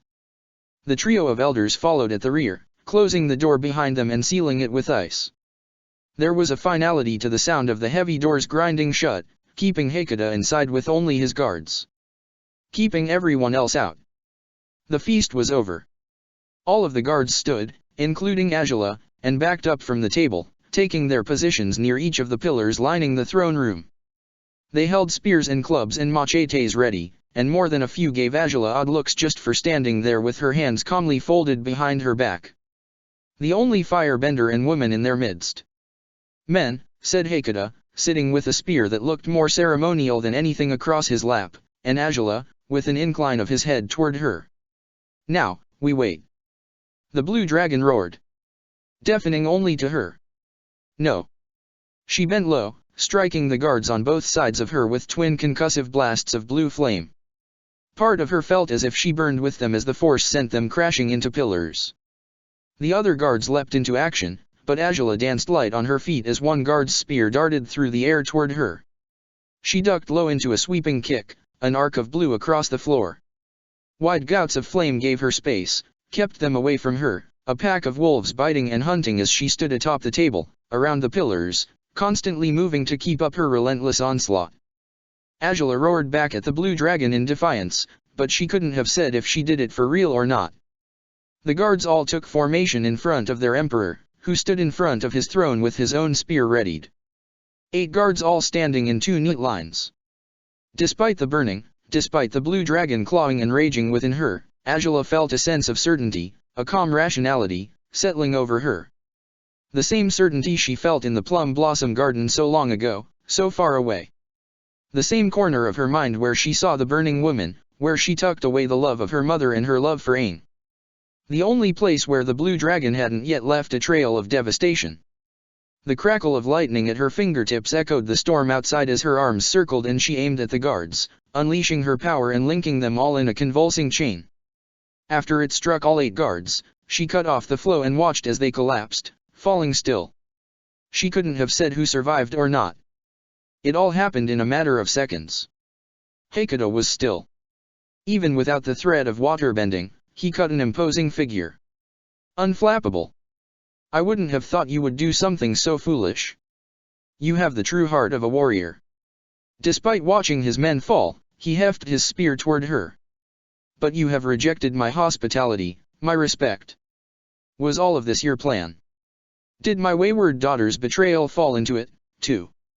She didn't back down, didn't know how to react to his faint praise. But she didn't care. None of that matters. I'm here to kill you. He spread his arms wide. What are you waiting for? I suspect under that power, I'd fall as easily as my men did. But I have to say, I expected the Avatar to be the one to do this. Not one of his lackeys. He was trying to talk, to distract her while he came up with a plan. The longer he delayed the more time he had to regain his footing. The blue dragon thrashed with wild abandon, screaming and burning with the fury of a volcano. She had never experienced the Fire Lord's wrath like this. The plum blossom tree went up in flames. Aang has been through so much pain, she said through grit teeth. If I could spare him from more, I would do anything in my power. My hands are already dirty. One more stain would mean nothing to me. Despite the pain and the ashes in her vision, she circled her hands again, summoning forth more lightning with all of her willpower. Before it crackled to life in her hands, a flash of motion to her right caused her to defend herself with her bracers through pure reflex. A clang of metal on metal rang out through the throne room. Katara had entered without Azula noticing, her short blade grinding against Azula's bracers. She had an even shorter knife in her offhand, which slashed toward Azula and she only barely managed to step back far enough to avoid it. How sweet, said Katara, drenched in rainwater. Even without her mask, with her blade in one hand and knife held in a reverse grip in the other, she looked like a spirit of vengeance. But I'm not going to let you steal my kill from me. Aang leapt out of the way of Wan Shi Tong's spear-like beak, and then again to avoid the beating of his wings. The owl's sheer bulk seemed to fill the majority of the chamber, but he was swift as shadow and nearly as intangible. He snuffed out flames with his wings, burst through grasping earth attacks, and weathered the wind. His elongated neck snapped toward Aang, but he broke off a piece of the male statue to defend himself. What ancient relic did you just destroy? Wan Shi Tong asked. So thoughtlessly, just like all of your people. Time and again, you use knowledge as a weapon. Toph cut off Fang's second attempt at escape and simultaneously attacked the owl herself. Wow, I didn't think you meant all that in a literal sense. He has a point. Ki protested, joining them on the main floor of the chamber. You just broke a priceless artifact. Toph raised a fist at him. Whose side are you on? Aang tried to ignore his friends. Isn't it different when we have to defend ourselves? When we're forced into a situation where we need to use the resources available to us or die. My people have always taught the pacifistic solution, and I will always treasure that, but running away isn't always an option. Wan Shi Tong swirled into the air, his wings wrapping around him, before he came back down on Aang from above. Yet humans always choose violence. All this I have learned from you. So now I visit violence upon you in turn, to protect what is dear to me. Venerable spirit, said Fang, at last choosing to stand his ground once he realized he couldn't easily escape. Doesn't that make you no better than us? Everything I have done to protect my people. The owl's wings spread wide again, conjuring a torrent of wind with one wave that threw everyone into the far walls except for Aang and Toph. Aang spared a glance for Wu, still ducking low up above, safe from immediate harm. The hearer had taken a place at her side, standing in front of her protectively. Ki and Fang both regained their footing and helped to surround Wan Shi Tong. I can't believe we have to spell out the difference for you. Toph shouted across to Fang. You did all that for your own gain, just like Wan Shi Tong said. This was wrong. Even though the four humans worked together, they were at odds with Fong. No matter what they said, that fact alone would keep anything from getting through to Wan Shi Tong. All we're doing is proving Wan Shi Tong's point, Aang said, lowering his staff and sword. He faced the Great Spirit in the center of the room. Even as we fight together, we just keep fighting with each other. Fong's mindset is not one I can condone, but neither is yours. You humans with your differing ideas and ideals, said Wan Shi Tong. He sounded almost mournful. No matter what, those differing mindsets will continue to lead to conflict. That is why I must do everything in my power to end it all. The shadows lengthened. Aang didn't know what he planned to do, but he knew it couldn't be good. He's going dark. I need some water, I need to use spirit bending. Here, Avatar! Shouted the hearer, tossing him a water skin from above. We desert folk don't go anywhere without a source of water. Aang had to leap over another beak strike from Wan Shi Tong, but he caught the water skin in midair. Toph, hold him in place. You believe all your problems with the spirits can be solved with spirit bending? Wan Shi Tong asked, his voice echoing in the chamber. You have so much to learn. This time when he unfurled his wings, the torch flames sputtered out, casting the chamber in darkness. That wasn't a problem for Aang and Toph, but when he heard Ki's shout of alarm he unleashed a beacon of white fire, illuminating Wan Shi Tong's ghostly face just in time for Ki to slam him head-on with his hammer. The temple rumbled and sand shifted somewhere above them, and Aang had a weight in his gut that told him Wan Shi Tong was going to sink everything further into the sand like he once did with the library. While Ki and Toph had him occupied, Aang focused on creating balls of white fire that floated throughout the chamber unsupported, his breath slow and calming. He suspended them with all his willpower, casting light throughout the chamber. I know fighting and spirit bending can't solve all my problems, Aang said. But, it seems you're talking like you want us to convince you humans can be trusted again. Can't you give us another chance?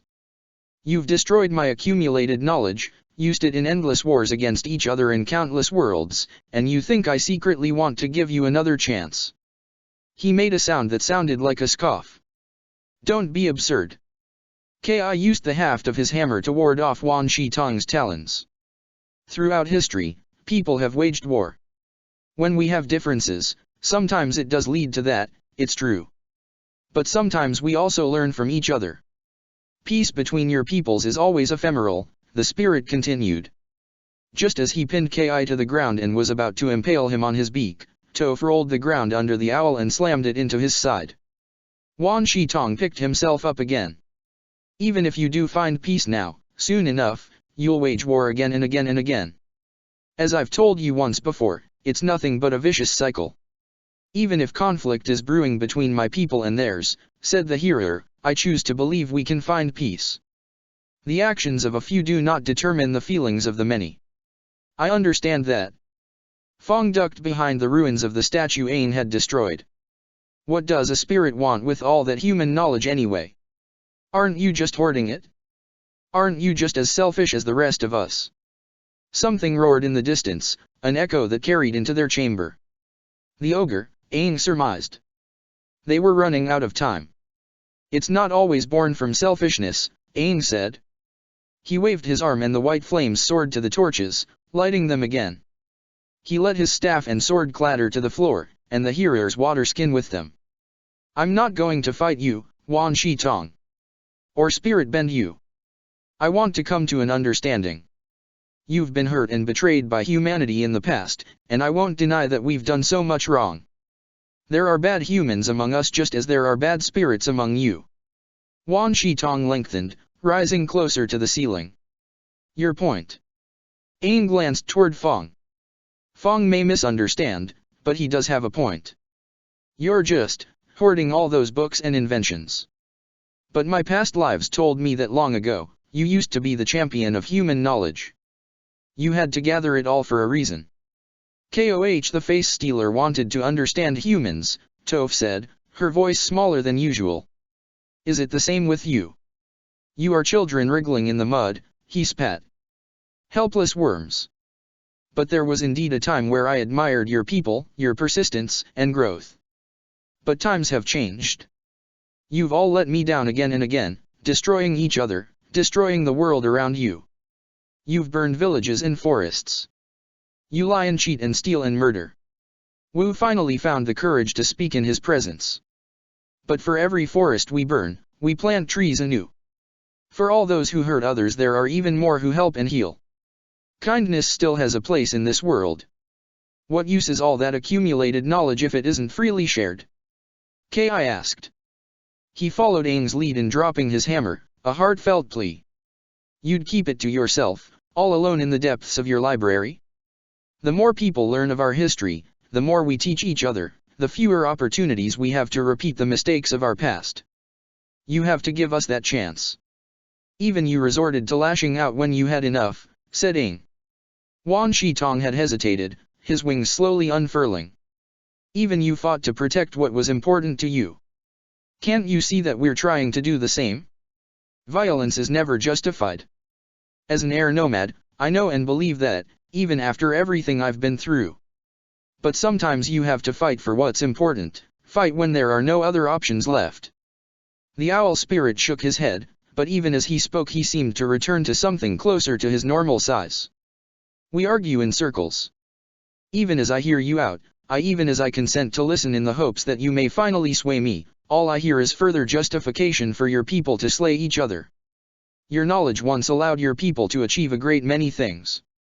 From your people, I learned all sorts of wonders. The beauty of art and song. Works of literature. Great strides in healing and the sciences.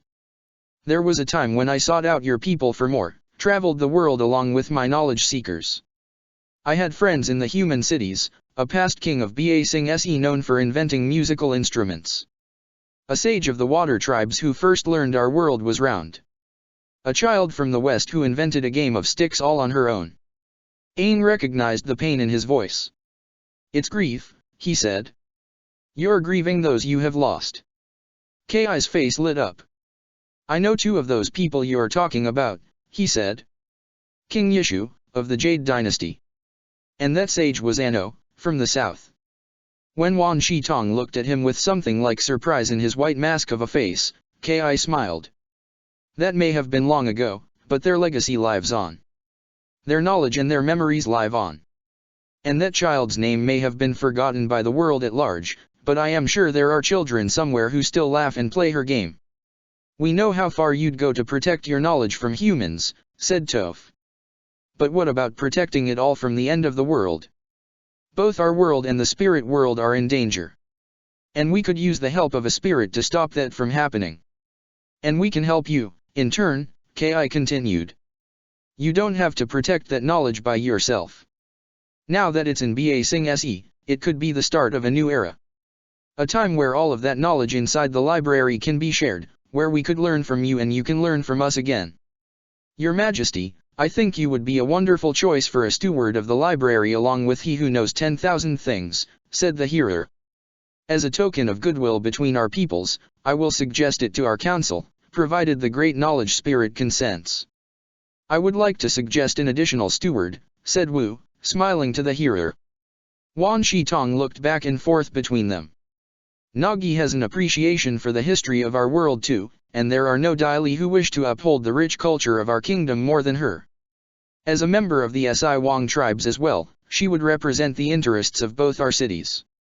The library has never been under the stewardship of any humans, said Wan Shitong. The shadows edged away from the corners of the chamber. But, perhaps you are right. Perhaps it is time for that knowledge to be freely shared. One last chance for humanity to prove me wrong. One last chance to break the cycle. And we are at war, it's true, said Aang, stepping forward. But we're trying to end it. To save both worlds, we have to end this war. I won't ask you to fight with us, but please, help us in your own way. Only by working together will we be able to accomplish this. Wan Shitong stretched his wings again, and for a moment Aang thought he meant to strike. You push your luck, Avatar. But I do understand this world and the spirit world face an unprecedented crisis. For now, we will see how this goes. He glanced at Ki again, his voice softening. And her name was Yizhe. The child. Ki smiled. Out of the corner of his eye, Ain caught Fong trying to tiptoe away. Before Ain could move to stop him, Toph twisted her foot and made him sink into the floor up to his waist. Fong looked up to them with a pleading look in his eyes. Oh, come on. Didn't we just all give impassioned speeches about peace and cooperation? Ain crossed his arms. Not you. You still have to pay for your crimes. Katara didn't give her any space. Her attacks came swift and strong, forcing Azula on the back foot even though Azula was the only one with bending. Bangs of blue flame sputtered against the ice floors, Katara's footing firm as she dodged and kept up with Azula's own non-stop movements. Azula thought hitting her was like trying to scoop water with a net. Why'd you do it, Azula? She snarled, diving out of the way of a sweeping blast of flame. Her blade and knife came out in two quick bites, one that Azula dodged and the other that she had to block with her bracer. She nearly tripped on one of the fallen guards. Azula fought to keep the Fire Lord's rage from bubbling over, knowing she would be consumed if she let it out. You endangered the mission, she said, flowing into a double spinning kick. Flames followed the heel of her boot, two arcs of blue rushing out at Katara. She swept her fingertips from hip to shoulder, hoping the rush of flame would give her enough space to finish this. All the while, she kept an eye on Hekata, who seemed content to watch this scene play out. I wasn't going to let you get in my way. You would have ruined everything. Katara readjusted her grip on her knife, her eyes narrowed. She lost the advantage of surprise and now Azula forced her to keep her space.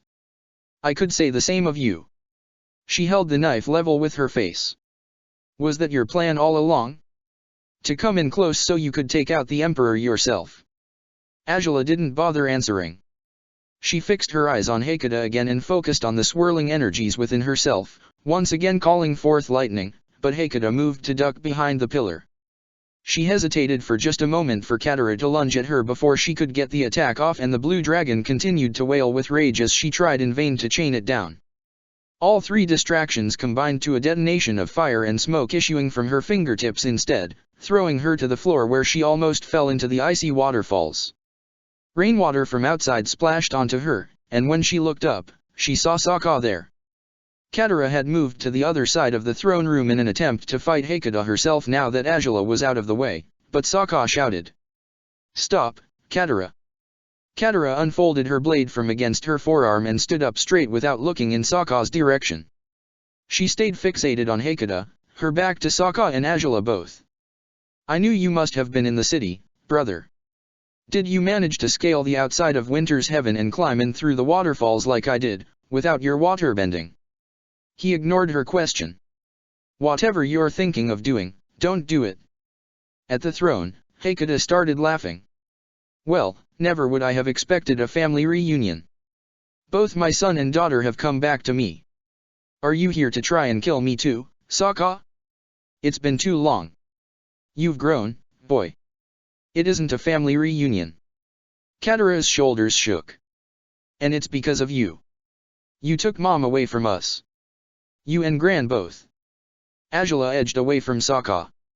Her momentary lapse of control frightened her. She only saw blue. Sokka stepped toward the center of the throne room. Katara, Mom's alive, he said. He held his hand over his heart. I found her. After all this time, we can be with her. He glared at Hekata. He doesn't matter. From the beginning we've just been tools to him, ready to throw aside the moment we're no longer useful. Katara froze. Azula couldn't see the expression on her face, but Hekata looked between her and Sokka. Now that's a surprise, Hekata said. He loosened his grip on his spear. Well, would you look at that? Her time as a taboo breaker is over. Now we can all. Don't you dare say it, said Katara, and her voice came out strained. Low and dangerous and with the force of holding back tears. Don't you dare say we can be together again. Sokka betrayed me once, too. I can't trust him. Even if Sokka's right, even if she is still alive. You took her away from us for all those years. You were going to let me be sacrificed to the spirits without a second thought. You still deserve to pay. Any lingering mirth on Hekata's face vanished. You think you know everything that happened that night? Well, then. If you're so dead set against it, try and kill me. He aimed the point of his spear at her. Even though you're a coward who tried to take me out when I didn't have bending, you'll find that you'd be hard-pressed to finish it. You too, Sokka. I'd like to see you both try. Sokka shook his head. No, he said. Defeating you is the Avatar's destiny. Not any of ours. The blue dragon opened her maw and unleashed a deluge of blue fire on the garden in Ba Sing Se. Even thoughts of Aang and her mother failed to keep her away. The Fire Lord was punishing her, making her pay for her insolence. Any power she could have had was thrown away. Azula herself let it all go up in flames. Katara inclined her head only a fraction to look at Sokka out of the corner of her eye. Azula saw the half-moon burn under that eye as clear as a cloudless night. What do you know, Sokka? You think your new friends will be able to end this war with Dad's clean defeat? You're hopelessly naive. When he dies, another chief will climb over all the others to take his place. That's why I need to be on top. It doesn't have to end that way. Sokka took another step forward. It can end with peace for all of our nations. With love and kindness. You've both lost sight of what's truly important. We're not warmongers like you both seem to think. The Water Nation is full of innovators and healers. Family and community are at the core of what our values always used to be. He glanced at the pillars around the room, traced a fish along the nearest one with his fingertip as if they were the same pillars that held up the society he spoke of. Then he looked back to Hakata. To us, you've never been family. You may have trained me a bit, tried your hardest to toughen me up, but I can't believe I ever called you Dad. Hakata scoffed with derision. Who was it that got to you? The Avatar or your grandmother? Sokka gave him a defiant grin. I'd say a bit of both. The door to the throne room quaked. Through the screaming of flames, Azula thought she heard shouts behind the door. She saw her mother on the ice, writhing in pain. Burning, burning. Looks like your precious time is running out, said Hakata, in the full mantle of the warrior again. Even if you do manage to beat me before the eclipse ends, will you get out of this palace alive? If either of you are going to take your chances, do it now. Or else you won't live to regret it. Katara snapped both of her weapons in front of her. Shut up. Sokka held out a hand as the doors behind him banged. He's trying to goad you. He exchanged a glance with Azula as if remembering she was there for the first time. Katara, we have to go. Come with us. The throne room doors flew open. They had a battering ram. Warriors flooded in, but to Azula they were a blur of blue. Emperor Hakata. We heard crashes. We thought the dark spirits had gotten inside. The warrior almost dropped his club when he saw Sokka, Katara, Azula, and all of the fallen guards. What? Sokka took advantage of the man's shock and went on the attack, knocking him out with his boomerang while his black sword flashed. Azula, I'll try to clear a path out of here. Zuko and Sang Mu are outside causing a stir, don't leave without my sister. It was all noise. Sokka disappeared into the halls outside, but Katara continued to face the Emperor. She wasn't about to leave her target alive, even if she had to kill him out of desperation, but neither could Azula. Azula felt her arms moving, carving a wound into the air just as Katara burst into motion. Azula aimed her finger at Hakata, letting the power free to aim it directly at him as he focused entirely on the approach of his daughter, spear readied. She saw the blue dragon's eyes. The Fire Lord had different prey in mind. Azula heard a single chime somewhere. Something dissonant, echoing. Despite the blazing heat, it made her feel cold. Azula didn't realize she moved her fingers, didn't fathom the depths of the blue dragon's hatred until it was too late. The lightning arced from her fingertips before she could stop it. It struck Katara in the center of her back, blinding and radiant and black and sudden. She fell into a crumpled heap, motionless on the floor. The lightning sparked once more through her body before fading away. The silence was so heavy she almost didn't realize the burning had stopped, the Fire Lord's rage spent. With a sense of clarity and regret she hadn't felt in a long time, she locked eyes once with Hakata, who stared back at her with something like pity in his gaze, and then she turned around to flee. Hakata didn't follow, not immediately. Escaping was easy.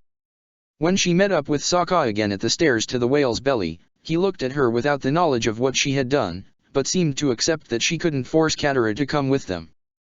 Azula felt as if she had been numbed by the lightning herself, and when they made it outside into the dark spirit storm and more lightning seared the sky, she almost wished it would strike her down too.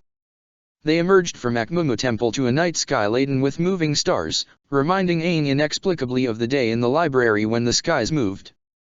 When they used the planetarium to find the day of the eclipse. This was far more dizzying. Far more beautiful. They met General Zhujiang near the entrance, an unconscious General Muku over her shoulder. She had the delegation from Si Wang City with her, who rejoiced upon seeing the hero unharmed. Everyone cowered when Wan Shi Tong emerged from the shadow of the temple with them, but when they saw Aang and the others stand at his side, they backed down. General Fong. Zhujiang looked at the makeshift metal handcuffs Toph had fixed around the other general's wrists. What's going on? He's under arrest, said Wu, glaring at him with her hands on her hips. For crimes against the Earth Kingdom. He will stand trial for what he has done. Zhujiang blinked, but when the Avatar and Earth King didn't dispute her words, she frowned and seemed to accept them. What happened to that big ogre spirit? Toph asked, looking around. We heard it roaring in there. We didn't think our problems would be over yet. Zhujiang patted her biceps and grinned. Oh, it wasn't so big a problem that some good old wrestling couldn't solve it. Muku's old wounds acted up, but I handled it. Toph grinned as well and spoke to Aang. You know, I think she's okay. Aang was so distracted by the thought of her facing down the giant ogre spirit in a wrestling match that he didn't notice Bumi and Nagi of all people sitting calmly at the remains of the earthen table from the discussion earlier, drinking tea together. Bumi. Nagi. What are you two doing here? Oh, there you are. Said Nagi, standing up and waving at them. Her eyes widened when she saw Wan Shi Tong. Bumi giggled. Hi Aang. I thought there were some things that didn't add up, so I went to Si Wang City to investigate on my own. And it led to me busting her out of there. There are some perks to being a renegade king. Nagi pulled at her long, thick ponytail braid with a frown but then tucked it back into her cowl. There was no busting me out, I assure you. He did it the proper way, following the law with paperwork and magistrates. They didn't have much ground to stand on when they arrested me. Ah, phooey. Everyone likes to spoil my fun. Nagi pursed her lips at him and continued. I may have been snooping a little, but only because I'd discovered evidence of certain ex-Dai agents planted in Si Wang sending letters back and forth to someone in Ba Sing Se, she said, glancing at Fong. I'd say this warrants further investigation, but it looks like you have a suspect already. Wan Shi Tong observed all of this happening with what Aang could only assume was apathy. She is the other human suggested to watch over my library? Well. I hope she likes foxes. Aang turned to him. Wan Shi Tong, he said. I know how you can help us. And how is that, Avatar? Aang cast his eyes back out over the dunes to the south, and thought of his friends even further away. Tell me how you moved your library around the desert. The throne room had been left open and untouched by the time she arrived. No one stood here, all had abandoned it for the conflict outside with spirits. She saw bodies, but no blood. Some even stirred, feeble and fleeting, but she searched for one in particular. She knelt down on the ice next to the person she sought. A horrific burn scorched her back, ugly and pungent enough to make her wrinkle her nose. But she saw the girl take breaths, shallow and rapid. Princess Katara still lived. The ice in the floor melted with a wave of her hand. Hama held a glove of water over the wound, a glow and gentle chime ringing throughout the throne room. Don't worry, Princess Katara, she said. I'm here now. Check the description for the links to the author.